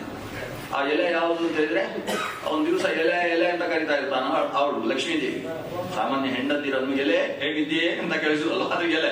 ಅವನ ಎಲೆ ಯಾವುದು ಅಂದ್ರೆ ಸಾಕ್ಷಾತ್ ಪ್ರಕೃತಿಯೇ ಅವನ ಎಲೆ. ಆ ಪ್ರಕೃತಿಯಲ್ಲಿ ಹಾಕಿಕೊಂಡ ಭಕ್ಷ್ಯ ಭೋಜ್ಯ ಯಾವುದು ಅಂದ್ರೆ ಬ್ರಹ್ಮ, ಕ್ಷತ್ರ, ವೈಶ್ಯ, ಈ ಸಮುದಾಯವೇ ಪ್ರತ್ಯೇಕ ಭೋಜ್ಯಗಳು. ಒಂದೊಂದು ತುತ್ತು ತೆಗೊಂಡು ಮಧ್ಯದಲ್ಲಿ ಉಪ್ಪಿನಕಾಯಿಯ ಹಾಗೆ ಹಚ್ಚಿಕೊಳ್ಳುವುದಕ್ಕೆ ಯಾವುದು ಅಂದ್ರೆ, ಒಂದು ಸಲ ಯಮ, ಇನ್ನೊಂದು ಸಲ ರುದ್ರ, ಮೃತ್ಯುಗಳೆಲ್ಲ ಇವನ ಮಧ್ಯದ ಉಪ್ಪಿನಕಾಯಿ. ಮೃತ್ಯುರ್ಯಸ್ಯೋಪಸೇಚನಂ ಸಹಿತ ಉಪನಿಷತ್ತು ವರ್ಣನೆ ಮಾಡುವುದು ದೇವರನ್ನು. ಅವನ ಭೋಜನದ ಮುಂದೆ ಉಳಿದ ಎಲ್ಲಾ ಭೋಜನವೂ ಕೂಡ ಅಲ್ಪ. ಬಹುಭುಕ್ ಅಂತ ದೇವರಿಗೆ ಹೇಳಿದ್ರೆ, ಸಿಕ್ಕಾಪಟ್ಟೆ ಉಣ್ಣುವ ಹೊಟ್ಟೆ ಬಾಕ ಅಂತ ಕರೆದ್ರೆ ಅದು ಅವನ ಗುಣವೇ ಹೊರತು ದೋಷ ಆಗೋದಿಲ್ವಲ್ಲ. ಹಾಗಾದ್ರೆ ಚಿಕ್ಕವರಿಗೆ ಬೈದ್ರೆ ಅದು ಬೈಗುಳು, ದೊಡ್ಡವರಿಗೆ ಬೈದ್ರೆ ಅದು ಹೊಗಳಿಕೆ. ಇದು ಭಗವಂತನನ್ನು ದೋಷವಾಚಕ ಶಬ್ದವು ಗುಣವನ್ನೇ ಹೇಳುವುದು ಅನ್ನುವುದು ಕೃಷ್ಣನ ಬಾಲ್ಯ ಲೀಲೆಯಲ್ಲಿ ಈ ಗೋಪಿಕೆಯರವನನ್ನು ಬೈಯುವುದರಿಂದ ನಮಗೆ ಅರ್ಥ ಆಗತಕ್ಕಂಥ ವಿಷಯ. ಕೃಷ್ಣ ಇನ್ನಷ್ಟು ಕದಿಯುವುದರಲ್ಲಿ ನಿಪುಣ ಆಗಿದ್ದಾನೆ. ಈ ಬೆಣ್ಣೆ ಕದಿಯುವುದರ ಜೊತೆಗೆ ಮಣ್ಣು ತಿನ್ನುವುದು ಕೂಡ ಒಂದು ಅಭ್ಯಾಸ. ಅಂದ್ರೆ ನನಗೆ ಬೆಣ್ಣೆ ಮಣ್ಣು ಎರಡಕ್ಕೂ ವ್ಯತ್ಯಾಸ ಇಲ್ಲ ಅಂತ ತೋರಿಸುವುದು. ಯಶೋದೆಗೆ ಸುದ್ದಿ ಬಂತು, ನಿಮ್ಮ ಮಗ ಮಣ್ಣು ತಿಂದ ಅಂತ. ಇಲ್ಲೇ ತನಕ ಬೆಣ್ಣೆ ತಿನ್ನೋದು ಬರ್ತಿತ್ತು, ಏನೋ ಖುಷಿ ಆಗ್ತಿತ್ತು ಅವಳಿಗೆ. ಮಣ್ಣು ತಿಂತಾನೆ ಅಂದ್ರೆ ಹೊಟ್ಟೆ ಹಾಳು ಮಾಡ್ಕೊಳ್ತಾನೆ ಅಂತ ಬೇಸರ ಆಯ್ತು. ಕೃಷ್ಣನನ್ನು ಕರೆದು ಜೋರು ಮಾಡಿದ್ನು, ಮಣ್ಣು ಯಾಕೆ ತಿಂತಿ, ಬೇಕಾದಷ್ಟು ಬೆಣ್ಣೆ ಕೊಡ್ತಾ ಇದ್ದೇನೆ. ನಾನು ಮಣ್ಣು ತಿನ್ಲೇ ಇಲ್ಲ ಅಂತ ಒಂದೇ ಮಾತು, ಮಣ್ಣು ತಿನ್ಲೇ ಇಲ್ಲ. ಯಾರು ಹೇಳಿದ್ ನಿನಗೆ? ನೋಡಿ, ಇನ್ನೊಂದು ಸಲ ತಿಂದ್ರೆ ಜಾಗ್ರತೆ ಅಂತ ಜೋರು ಮಾಡಿದ್ರು. ಮರು ದಿವಸ ಅಣ್ಣ ಬಲರಾಮನನ್ನು ಕರ್ಕೊಂಡು ಹೋದ. ಕರ್ಕೊಂಡೋಗಿ ಅಣ್ಣ ಮಣ್ಣು ತಿನ್ನೋಣ ಅಂತ ಅವನನ್ನು ಕರ್ಕೊಂಡು ಬಂದು ಅವನ ಮೂಗಿಗೆ ಕೂಡ ಮಣ್ಣು ಬಳದ. ತಾನು ತಿನ್ನುವುದು ಮಾತ್ರ ಅಲ್ಲ, ಇದ್ದವರ ಮೂಗಿಗೆಲ್ಲ ಬಣ್ಣ ಬಡದು ಇವರೆಲ್ಲ ತಿಂದಿದ್ದಾರೆ ಅಂತ ಹೇಳಲಿಕ್ಕೆ ಅವನಿಗೆ. ಬಲರಾಮ ಅದಕ್ಕಿಂತ ಬುದ್ಧಿವಂತ. ಅವನ ಬಟ್ಟೆಯಲ್ಲೇ ಅದನ್ನು ಒರೆಸಿ ಇವನ ಮುಖಕ್ಕೆ ಮೈಗೆ ಇನ್ನಷ್ಟು ಸೂಸಿ ಕೈ ಹಿಡ್ಕೊಂಡು ಬಂದ. ಅಮ್ಮ ನೋಡು, ಮಣ್ಣು ತಿಂತಾ ಇದ್ದಾನೆ, ನಮ್ಮ ಮುಖಕ್ಕೆಲ್ಲ ಎಸಿತಾ ಇದ್ದಾನೆ ಇವ ಅಂತ ನೇರವಾಗಿ ಅಮ್ಮನ ಹತ್ರ ಕರ್ಕೊಂಡು ಬಂದ. ಅಮ್ಮನಿಗೀಗ ಸಿಟ್ಟು ಬಂತು. ಮಣ್ಣು ತಿನ್ಬೇಡ ಅಂತ ಎಷ್ಟು ಬಾರಿ ಹೇಳಿದ್ರು, ಹೊಟ್ಟೆ ಹಾಳು ಮಾಡಿಕೊಳ್ತವನಿಂದ ಈ ಮಗ ಅಂತ ಹೇಳಿ ಅವನ ಮೇಲೆ ಸಿಟ್ಟು ಮಾಡಿ ಕೈಯಲ್ಲಿ ರೆಟ್ಟೆಯಲ್ಲಿ ಗಟ್ಟಿ ಹಿಡ್ಕೊಂಡು, ಯಾಕೆ ಮಣ್ಣು ತಿಂದಿ? ಇವನು ಹೇಳ್ತಾನೆ, ನಾನು ತಿನ್ಲಿಲ್ಲ ಅಮ್ಮ ಅಂತ. ಮುಖದಲ್ಲೆಲ್ಲ ಮಣ್ಣು ಹಾಗೆ ಇದೆ, ಬಾಯಿ ತೆಗೆದ್ರೆ ಒಳಗೆ ಅಷ್ಟು ಮಣ್ಣು ಇರ್ತದೆ. ಆದ್ರೆ ಇವ್ ಹೇಳುದು, ನಾಹಂ ಭಕ್ಷಿತವಾನಂಬ ಸರ್ವೇ ಮಿಥ್ಯಾಭಿಶಂಸಿನಃ ನಾಹಂ ಭಕ್ಷಿತವಾನಂಬ. ಕನ್ನ ಸಂಸ್ಕೃತದಲ್ಲಿ ಅಮ್ಮ ಅಂತ ಕರೆಯುವುದು ಕಡಿಮೆ, ಉಂಟು ಅಮ್ಮ ಅಂತಲೂ ಉಂಟು ಶಬ್ದ, ಆದ್ರೆ ಅಂಬ ಅಂತ ಕರೆಯುವುದು. ಈಗ ಭಾರತದ ಹಸುಗಳು ಮಾತ್ರ ಅಂಬ ಅಂತ ಕರೀತಾರೆ. ಅದು ಬೇರೆ ದೇಶದ ಹಸುಗಳದ್ದು ಹೇಗೆ ಕಾಗೆ ಕೂಗಿದ ಹಾಗೆಲ್ಲ ಕೂಗ್ತಾ ಇರ್ತಾರೆ. ಇದು ದೇಶದ ಭಾಷೆ ಅದು. ಅಂಬ ಅಂದ್ರೆ ಮತ್ತು ಅಮ್ಮ ಅಂದ್ರೆ ಎರಡು ಸಂಸ್ಕೃತದ್ದೇ ಶಬ್ದ. ದೇವರನ್ನು ತಿಳಿಸುವವಳು ಅಂತ ಅದಕ್ಕೆ ಅರ್ಥ. ಆ ಅಂದ್ರೆ ಪರಮಾತ್ಮ. ಆಮ್ರಿಣಿ ಅಂತ ನೀವೆಲ್ಲ ಕೇಳಿರ್ಬೋದು, ಲಕ್ಷ್ಮೀದೇವಿ ಹೆಸರು. ಭಗವಂತನನ್ನು ಸೇವೆ ಮಾಡ್ತಾ ಭರಿಸಿದವಳು ಅಂತ ಅರ್ಥ. ಹಾಗೆ ಆ ಅಂದ್ರೆ ಪರಮಾತ್ಮ. ಅಕಾರ ಸರ್ವಭಾಗಾತ್ಮ ಪರಬ್ರಹ್ಮಾವಿದಾಯಕ. ದೇವರಿಗೆ ಸಂಸ್ಕೃತದಲ್ಲಿ ಒಳ್ಳೆ ಹೆಸರು ಆ ಅಂದ್ರೆ ಏನರ್ಥ? ಕನ್ನಡದಲ್ಲಿ ಅಲ್ಲ ಅಂತ ಅರ್ಥ. ಜ್ಞಾನ ಅಜ್ಞಾನ. ಆ ಜ್ಞಾನ ಅಂದ್ರೆ ಜ್ಞಾನ ಅಲ್ಲ ಅಂದ್ರೆ ಅಲ್ಲ ಅನ್ನೋದು ದೇವರ ಸುಂದರವಾದ ಹೆಸರು. ಬೆಳಗ್ಗೆ 5 ಗಂಟೆಗೂ ಕೇಳಿಸುತ್ತೆ, ಒಳ್ಳೆ ಹೆಸರು. ದೇವರಿಗೆ ಒಂದು ಅಲ್ಲ ಅಂತ ಹೆಸರಿದೆ. ಆ ಅಂದ್ರೆ ಅಕ್ಕಿದಿ ಬ್ರಹ್ಮ ಅಂತ ಉಪನಿಷತ್ತು ಹೇಳುತ್ತೆ. ದೇವರು ಅಲ್ಲ ಅಂತ ದೇವರಿಗೆ ಹೆಸರು. ಯಾಕೆ ದೇವರನ್ನು ಅಲ್ಲ ಅಂತ ಕರೆಯುವುದು? ಯಾಕಂದ್ರೆ ದೇವರನ್ನು ಹೌದು ಅಂತ ತಿಳ್ಕೊಳ್ಳಿಕ್ಕೆ ಆಗುದಿಲ್ಲ, ಅದಕ್ಕೋಸ್ಕರ ಅಲ್ಲ ಅಂತ ಹೇಳುದು. ಈಗ ಒಬ್ಬ ಸಾಕ್ಷಾತ್ ಹೋಗಿ ದೇವರನ್ನು ನೋಡಿ ಬಂದ ಅಂತ ಅನ್ಕೊಳ್ಳುವ. ಅವನು ಬದರಿಗೆ ಹೋಗಿ ಅಲ್ಲೇ ಕುಳಿತು ತಪಸ್ಸು ಮಾಡಿ ದೇವರ ದರ್ಶನ ಮಾಡಿ ಬಂದ ಅಂತ ನಮಗೆ ಪ್ರಾಮಾಣಿಕವಾಗಿ ಗೊತ್ತಾದ್ರೆ ನಾವು ಅವನ ಹತ್ರ ಹೋಗ್ತೇವೆ ಫಲಪುಷ್ಪ ಇಟ್ಕೊಂಡು. ದೇವರ ದರ್ಶನ ಮಾಡಿದ್ದೀರಿ, ಅಪರೋಕ್ಷ ಜ್ಞಾನಿಗಳಿದ್ದೀರಿ. ಆಮೇಲೆ ಪ್ರೀತಿಯಿಂದ ಕೇಳ್ತೇವೆ ದೇವರು ಹೇಗಿದ್ದಾರೆ ಅಂತ ಒಂದು ಹೇಳಿ. ಅವನೇನ್ ಹೇಳ್ತಾನೆ? ಅದೊಂದು ಅದ್ಭುತ ಅಂದ್ರೆ ಆಶ್ಚರ್ಯ, ಆಶ್ಚರ್ಯ ಅಂದ್ರೆ ಅಚ್ಚರಿ ಅಂತ, ಇಷ್ಟೇ. ಅದು ಬಿಟ್ಟು ಏನು ಅಂತ ಹೇಳೋಲ್ಲ. ಹೋಗ್ಲಿ ಹೇಗಿದ್ದಾನೆ, ಚಂದ ಇದ್ದಾನ, ತುಂಬಾ ಸುಂದರವಾಗಿದ್ದಾನೆ, ತುಂಬಾ ಅಂದ್ರೆ ತುಂಬಾ ಅಂದ್ರೆ ಬಹಳ ಅಂತ ಹೇಳ್ತಾನೆ, ಭಾರಿ ಸುಂದರ. ಆಗ ಇವ ಮೊದಲು ಕೇಳ್ತಾನೆ ನನ್ನಷ್ಟು ಸುಂದರ ಇದ್ದಾವ ಅಂತ. ಯಾಕಂದ್ರೆ ಇವನಿಗೆ ನನ್ನಷ್ಟು ಪರಮ ಸುಂದರ ತ್ರಿಭುವನದಲ್ಲಿರುವುದಿಲ್ಲ ಅಂತ ಒಂದು ಭಾವನೆ ಇರ್ತದೆ. ಅದಕ್ಕೆ ಅವ ಹೇಳ್ತಾನೆ ಆ ದೇವರ ಮುಂದೆ ನೀನು ಮಂಗ ಅಂತ ಹೇಳ್ತಾನೆ. ನಿನಗೆ ಒಂದಿಷ್ಟು ಅರ್ಥ ಆಗ್ತದೆ. ಆಮೇಲೆ ಅದಕ್ಕಿಂತ ಸುಂದರವಾದನ್ನು ಯೋಚನೆ ಮಾಡಿ ಯಾವುದೋ ಒಬ್ಬ ಚಲನಚಿತ್ರ ನಟನನ್ನು ಹೇಳಿ ಅಷ್ಟು ಸುಂದರನು ಅಂತ ಕೇಳ್ತಾನೆ. ಮಹಾಸುಂದರವ, ಅಷ್ಟಲ್ಲ ಅಂತ ಹೇಳ್ತಾನೆ. ಆಮೇಲೆ ರವಿವರ್ಮ ಬರೆದ ದೇವರ ಒಂದು ಸುಂದರ ಚಿತ್ರವನ್ನು ತೋರಿಸಿ ಅಷ್ಟು ಸುಂದರನು ಅಲ್ಲಪ್ಪ, ನಿಂಗೆ ಏನು ಹೇಗೆ ಹೇಳುವುದು? ಅವ ಹಾಗೂ ಅಲ್ಲ ಹೀಗೂ ಅಲ್ಲ. ದೇವರನ್ನು ಹೌದು ಅಂತ ಹೇಳಲಿಕ್ಕೆ ಆಗುದಿಲ್ಲ. ನೇತ್ಯಾತ್ಮ, ಅವನನ್ನು ಅಲ್ಲ ಅಲ್ಲ ಅಂತ ತಿಳಿಸಬಹುದೇ ಹೊರತು ಹೌದು ಅಂತ ತಿಳಿಸ್ಲಿಕ್ಕೆ ಆಗುದಿಲ್ಲ. ಮತ್ತೆ ಅವನನ್ನು ಹೌದು ಅಂತ ತಿಳಿಬೇಕಾದ್ರೆ ನಾವೇ ಸಾಕ್ಷಾತ್ತಾಗಿ ದೇವರನ್ನು ಕಾಣಬೇಕು. ಕಂಡಾಗ ಓ ಹೀಗೆ ಅಂತ ಅರ್ಥ ಆಗುತ್ತೆ. ಆಮೇಲೆ ಇನ್ನೊಬ್ಬ ಕೇಳಿ ನಿಮ್ಮ ಹತ್ರ ಹೇಗೆ ದೇವರು? ಅವ ಹಾಗೂ ಅಲ್ಲ ಹೀಗೂ ಅಲ್ಲ, ಸರ್ವ ವಿಲಕ್ಷಣ, ಎಲ್ಲಕ್ಕಿಂತಲೂ ವಿಲಕ್ಷಣನಾಗಿರುವ, ಎಲ್ಲಕ್ಕಿಂತ ನಾ ಅಂತ ಅರಿಸಿಕೊಳ್ಳುವವನಾದ್ರಿಂದ ದೇವರಿಗೆ ಆ ಅಂತ ಒಂದು ಹೆಸರು. ಅಂತಹ ಆ ಅನಿಸಿದಂತಹ ಭಗವಂತ ಸರ್ವ ವಿಲಕ್ಷಣನಾದ ಕಾರಣದಿಂದಲೇ ನಾನು ಹಾಗೂ ಅಲ್ಲ ಹೀಗೂ ಅಲ್ಲ. ಅವ್ರು ಹೇಳುದು ನಾಹಂ ಭಕ್ಷಿತವಾನಂಬ ಸರ್ವೇ ಮಿಥ್ಯಾಭಿಶಂಸಿನಃ. ನಾನು ತಿನ್ನಲಿಲ್ಲ ಅಮ್ಮ, ನಾನು ಮಣ್ಣು ತಿನ್ನಲಿಲ್ಲ. ಇದಕ್ಕೆ ಶಬ್ದ ನೋಡ್ಲಿಕ್ಕೆ ಹಾಗಿದೆ, ನಾನು ಮಣ್ಣು ತಿನ್ನಲಿಲ್ಲ ಅಂತ ಶಬ್ದ ಆಗಿದೆ. ಆದ್ರೆ ವಸ್ತುತಃ ಅದರ ಅರ್ಥ ಏನಂದ್ರೆ ಅಂದ್ರೆ ನಾನು ಅಂತ ಅರ್ಥ. ಪರಮಪುರುಷನಾದ ನಾನು, ನರು ನರಹ ಅಂತ ಸಂಸ್ಕೃತದಲ್ಲಿ ಒಂದು ಶಬ್ದ ಇದೆ. ಅಂದ್ರೆ ಪುರುಷನಾದ ನಾನು, ಭಕ್ಷಿತವಾನಂಬ ಮಣ್ಣು ಕುಳು ತಿಂದದ್ದು ಹೌದಮ್ಮ. ಸರ್ವೇ ಅಮಿಥ್ಯಾಭಿಶಂಸಿನಃ, ಇವರೆಲ್ಲ ಸತ್ಯವೇ ಹೇಳ್ತಾ ಇದ್ದಾರೆ, ಆದ್ರೆ ನಿಮ್ಗೆ ಅರ್ಥ ಆಗಲ್ಲ. ದೇವರು ಮಣ್ಣು ತಿನ್ನುವುದು ಅಂದ್ರೆ ಏನು? ಅವನಿಗೆ ಮಣ್ಣು ಬೇರೆ ಅಲ್ಲ, ಬೆಣ್ಣೆ ಬೇರೆ ಅಲ್ಲ, ಎಲ್ಲ ಮಣ್ಣೆ. ಪ್ರಪಂಚದಲ್ಲಿ ನಾವು ಯಾವುದನ್ನು ರುಚಿ ಅಂತ ತಿಂತಾ ಇದ್ದೇವೋ ಅದು ವಸ್ತುತಃ ಮಣ್ಣು. ಮಣ್ಣಿನಲ್ಲಿ ಕಬ್ಬಿನ ಪುಟ್ಟ ಒಂದು ತುಂಡು ನೆಟ್ರೆ ಮತ್ತೆ 4 ತಿಂಗಳಿಗೆ ಸರಿಯಾಗಿ 18 ಗಂಟು ಬಂದಿದೆ. ಅದು ಅಷ್ಟಾದಶ ಪರ್ವ, ಒಂದು ಇಕ್ಷುದಂಡ ಅಂತ. ಆ ಇಕ್ಷುದಂಡ ಬಂದ ಮೇಲೆ ನೀವು ಕಚ್ಚಿ ತಿಂದ್ರೆ ಅದು ಅಷ್ಟು ರುಚಿ, ಸಿಹಿ. ಆ ಸಿಹಿ ಎಲ್ಲಿಂದ ಬಂತು? ಯಾರು ಅದಕ್ಕೆ ಸಕ್ಕರೆ ನೀರು ಯಾರಾದ್ರೂ ಹಾಕಿದಾರ? ಇಲ್ಲ, ಮಣ್ಣೇ ಸಿಹಿಯಾಗಿ ಪರಿಣಾಮ ಹೊಂದುವುದು. ಮಣ್ಣೇ ಹುಲ್ಲಾಗುತ್ತೆ, ಹುಲ್ಲೇ ಹಾಲಾಗುತ್ತೆ, ಹಾಲೇ ಮೊಸರಾಗುತ್ತೆ, ಮೊಸರಿನಲ್ಲಿ ಹಾಗೆ ಬೆಣ್ಣೆ ಆಗುತ್ತೆ. ಹಾಗಾದ್ರೆ ಮಣ್ಣೇ ಬೆಣ್ಣೆ. ಮಣ್ಣಿಗೂ ಬೆಣ್ಣೆಗೂ ವಸ್ತುತಃ ವ್ಯತ್ಯಾಸ ಇಲ್ಲ. ಆದ್ರೆ ಮಣ್ಣಿನಲ್ಲೇ ಆದ ಒಂದು ಪಕ್ವ, ಒಂದು ಪಾಕ, ಅದರ ಕಾರಣದಿಂದ ಅದು ಬೇರೆ ಬೇರೆ ಸ್ವರೂಪವನ್ನು ಪಡೆಯುತ್ತೆ. ಹೀಗೆ ಮಣ್ಣು ಪ್ರಪಂಚದಲ್ಲಿ ಸಿಗುವ ವಸ್ತುವಿನಲ್ಲಿ ನಾವು ಇದು ಭಾರಿ ಬೆಲೆ ಬಾಳುವಂತಹದ್ದು ಅಂತ ಏನು ಹೇಳ್ತೇವೆ, ಮೂಲಭೂತವಾಗಿ ಅದೆಲ್ಲ ಮಣ್ಣಿಗೆ ಸಮಾನ ಅನ್ನುವುದನ್ನು ದೇವರು ತೋರಿಸ್ತಾ ಇದ್ದಾನೆ. ಈ ತಾಯಿಗೆ ಸಿಟ್ಟು ಬಂತು, ಮೈಯೆಲ್ಲ ಮಣ್ಣು, ಬಾಯಿಯಲ್ಲೂ ಮಣ್ಣು ಕಾಣಿಸ್ತಾ ಉಂಟು, ನಾನು ತಿನ್ಲಿಲ್ಲ ಅನ್ನೋ ಅರ್ಥದಲ್ಲಿ ಇವ ಶಬ್ದ ಹೇಳ್ತಾನೆ. ನಾಹಂ ಭಕ್ಷಿತವಾನಂಬ ಅಂತ ಹೇಳ್ತಾ ಇದ್ದಾನೆ. ಸಿಟ್ಟು ಬಂದು ಬಾಯಿ ತೆಗಿ ಅಂತ ಹೇಳ್ತಾರೆ. ಬಾಯಿ ತೆಗಿ, ನೋಡ್ತೇನೆ ನಾವು ಮಣ್ಣು ತಿಂದಿದ್ಯೋ ಇಲ್ಲೋ ಅಂತ ನೋಡ್ತೇನೆ. ಮಗು ನಗುತ್ತಾ ಬಾಯಿ ತೆಗಿಯುತ್ತಾಳೆ. ಹಾಗೆ ಒಂದು ಯಾವುದೋ ಲೋಕಕ್ಕೆ ಹೋದ ಹಾಗೆ ಇಡೀ ಪ್ರಪಂಚ ಕಾಣಿಸುವುದಕ್ಕೆ ಶುರು ಆಗ್ತದೆ. ಅದ್ಭುತವಾದ ಬ್ರಹ್ಮಾಂಡ, ಮುಂದೆ ನಾವು ವರ್ಣನೆ ಮಾಡಿದ್ದೇವಲ್ಲ ಅಂಥ ಬ್ರಹ್ಮಾಂಡ. ಆ ಬ್ರಹ್ಮಾಂಡದ ಮಧ್ಯದಲ್ಲಿರ್ತಕ್ಕಂಥ ಭೂಮಿ ಒಂದೊಂದೇ ಕಡೆಯಿಂದ ಹೋಗ್ತಾ ಇದ್ದಾಳೆ. ಅಲ್ಲಿ ಬ್ರಹ್ಮಾಂಡ ತಿರುಗುತ್ತೆ, ಭೂಮಿಯ ಬರುತ್ತೆ. ಭೂಮಿಯಿಂದ ಹಾಗೆ ನೋಡ್ತಾ ಇದ್ದ ಹಾಗೆ ಭೂಮಿಯಲ್ಲಿರ್ತಕ್ಕಂಥ ಸಪ್ತಸಾಗರಗಳು, ಆ ಸಪ್ತಸಾಗರಗಳ ಮಧ್ಯದಲ್ಲಿರ್ತಕ್ಕಂತಹ ಮೇರು ವಿಶಿಷ್ಟವಾದ ಜಂಬೂದ್ವೀಪ, ಆ ಜಂಬೂದ್ವೀಪದ ವಿಶಾಲತೆಯಲ್ಲಿ ಪೂರ್ತಿ ಕೆಳಗೆ ಲವಣ ಸಮುದ್ರಕ್ಕೆ ತಾಗಿಕೊಂಡಿರ್ತಕ್ಕಂತಹ ಭಾರತ ವರ್ಷ, ಆ ಭಾರತ ವರ್ಷದ ತುದಿಯಲ್ಲಿರ್ತಕ್ಕಂತಹ ಹಿಮವತ್ ಪರ್ವತ, ಮಧ್ಯದಲ್ಲಿರ್ತಕ್ಕಂಥ ವಿಂಧ್ಯ ಪರ್ವತ, ಬದಿಯಲ್ಲಿರ್ತಕ್ಕಂತಹ ಸಖ್ಯಾದ್ರಿ ಶಿಖರ ಸಮುದಾಯ ಶಿಖರ ಶ್ರೇಣಿಗಳು, ಆ ಕಡೆ ಹರಿಶ್ಚಂದ್ರ ಶಿಖರ ಶ್ರೇಣಿ, ಈ ದಂಡಕಾರಣ್ಯ, ಮೇರುವಿನಿಂದ ಮೇಲಕ್ಕೆ ಹೋಯಿತು ಅಂತ ಹೇಳಿದ್ರೆ ಅಲ್ಲ, ಅಥವಾ ಇಲ್ಲಿ ವಿಂಧ್ಯ ಪರ್ವತದಿಂದ ಮೇಲಕ್ಕೆ ಹೋಯಿತು ಅಂತಾದ್ರೆ ಅಲ್ಲಿರ್ತಕ್ಕಂಥ ಮಥುರಾ ಪಟ್ಟಣದ ಪಕ್ಕದ ಯಮುನೆಯ ತೀರದ ಗೋಕುಲದಲ್ಲಿರುವ ಇವರ ಮನೆಯಲ್ಲಿರುವ ಯಶೋದೆಯ ಮುಂದೆ ಕೃಷ್ಣನ ಬಾಯಿಯಲ್ಲಿ ಬ್ರಹ್ಮಾಂಡದ ಒಳಗೆ ಮತ್ತೆ ಇದೆ. ಇವಳಿಗೆ ತಲೆ ಸುತ್ತದೆ ಹೋಗ್ತದ, ನೋಡಿದಷ್ಟು ಏನೋ ಎಲ್ಲೋ ತಲೆ ಸುತ್ತಿ ಹೋಯ್ತು. ಇದು ಸಾಮಾನ್ಯ ಮಗು ಅಲ್ಲ, ಇದು ಬ್ರಹ್ಮಾಂಡವನ್ನು ಉದರದಲ್ಲಿ ಹೊತ್ತಂತಹ ಅಖಿಲಾಂಡ ಕೋಟಿ ಬ್ರಹ್ಮಾಂಡ ನಾಯಕನೇ ನಮ್ಮಲ್ಲಿ ಬಂದಿದ್ದಾನೆ ಅಂತ ಅಂದು ಆಶ್ಚರ್ಯಚಕಿತಳಾಗಿ ಎರಡೂ ಕೈಗಳನ್ನು ಜೋಡಿಸಿ ಮಗುವಿನ ಮುಂದೆ ನಿಂತಿದ್ದಾಳೆ. ಈ ಮಗು ಬಾಯಿ ಮುಚ್ಚಿ ಅಮ್ಮ ಅಂತೇಳಿ ಕಣ್ಣಲ್ಲಿ ನೀರು ಹಾಕಿಕೊಂಡು ಅಮ್ಮನ ನಾಪಿಕೊಂಡಿದ್ದು. ಮತ್ತೆ ಅಯ್ಯೋ ಮಗು ಅಂತೇಳಿ ಮಗುವನ್ನು ತಟ್ಟಿಕೊಂಡಿರು. ಇಷ್ಟೇ. ಈ ದೇವರು ಆಗಾಗ ದೇವರು ಅಂತ ತೋರಿಸಿಕೊಡ್ತಾನೆ, ಇದ್ದಕ್ಕಿದ್ದಾಗೆ ತನ್ನ ಮಾಯಾ ಪ್ರಸಾರವನ್ನು ಮಾಡ್ತಾನೆ. ಅಷ್ಟರಲ್ಲಿ ಮತ್ತೆ ಅಮ್ಮ ಇದು ನನ್ನ ಮಗು ಅಂತ ಅಪ್ಪಿಕೊಳ್ತಾಳೆ. ಈ ರೀತಿಯಲ್ಲಿ ಒಂದು ಬಾರಿ ತನ್ನ ಸರ್ವೋತ್ಕೃಷ್ಟತೆಯನ್ನು ಸಾರ್ತಾ ಮತ್ತೆ ಅಷ್ಟೇ ಬಾಲ್ಯ ವಾತ್ಸಲ್ಯವನ್ನು ತುಂಬಿಸುವುದಕ್ಕೆ ಬೇಕಾಗುವ ರೀತಿಯಲ್ಲಿ ಕೃಷ್ಣ ಅಲ್ಲಿ ಬೆಳಿತಾನೆ.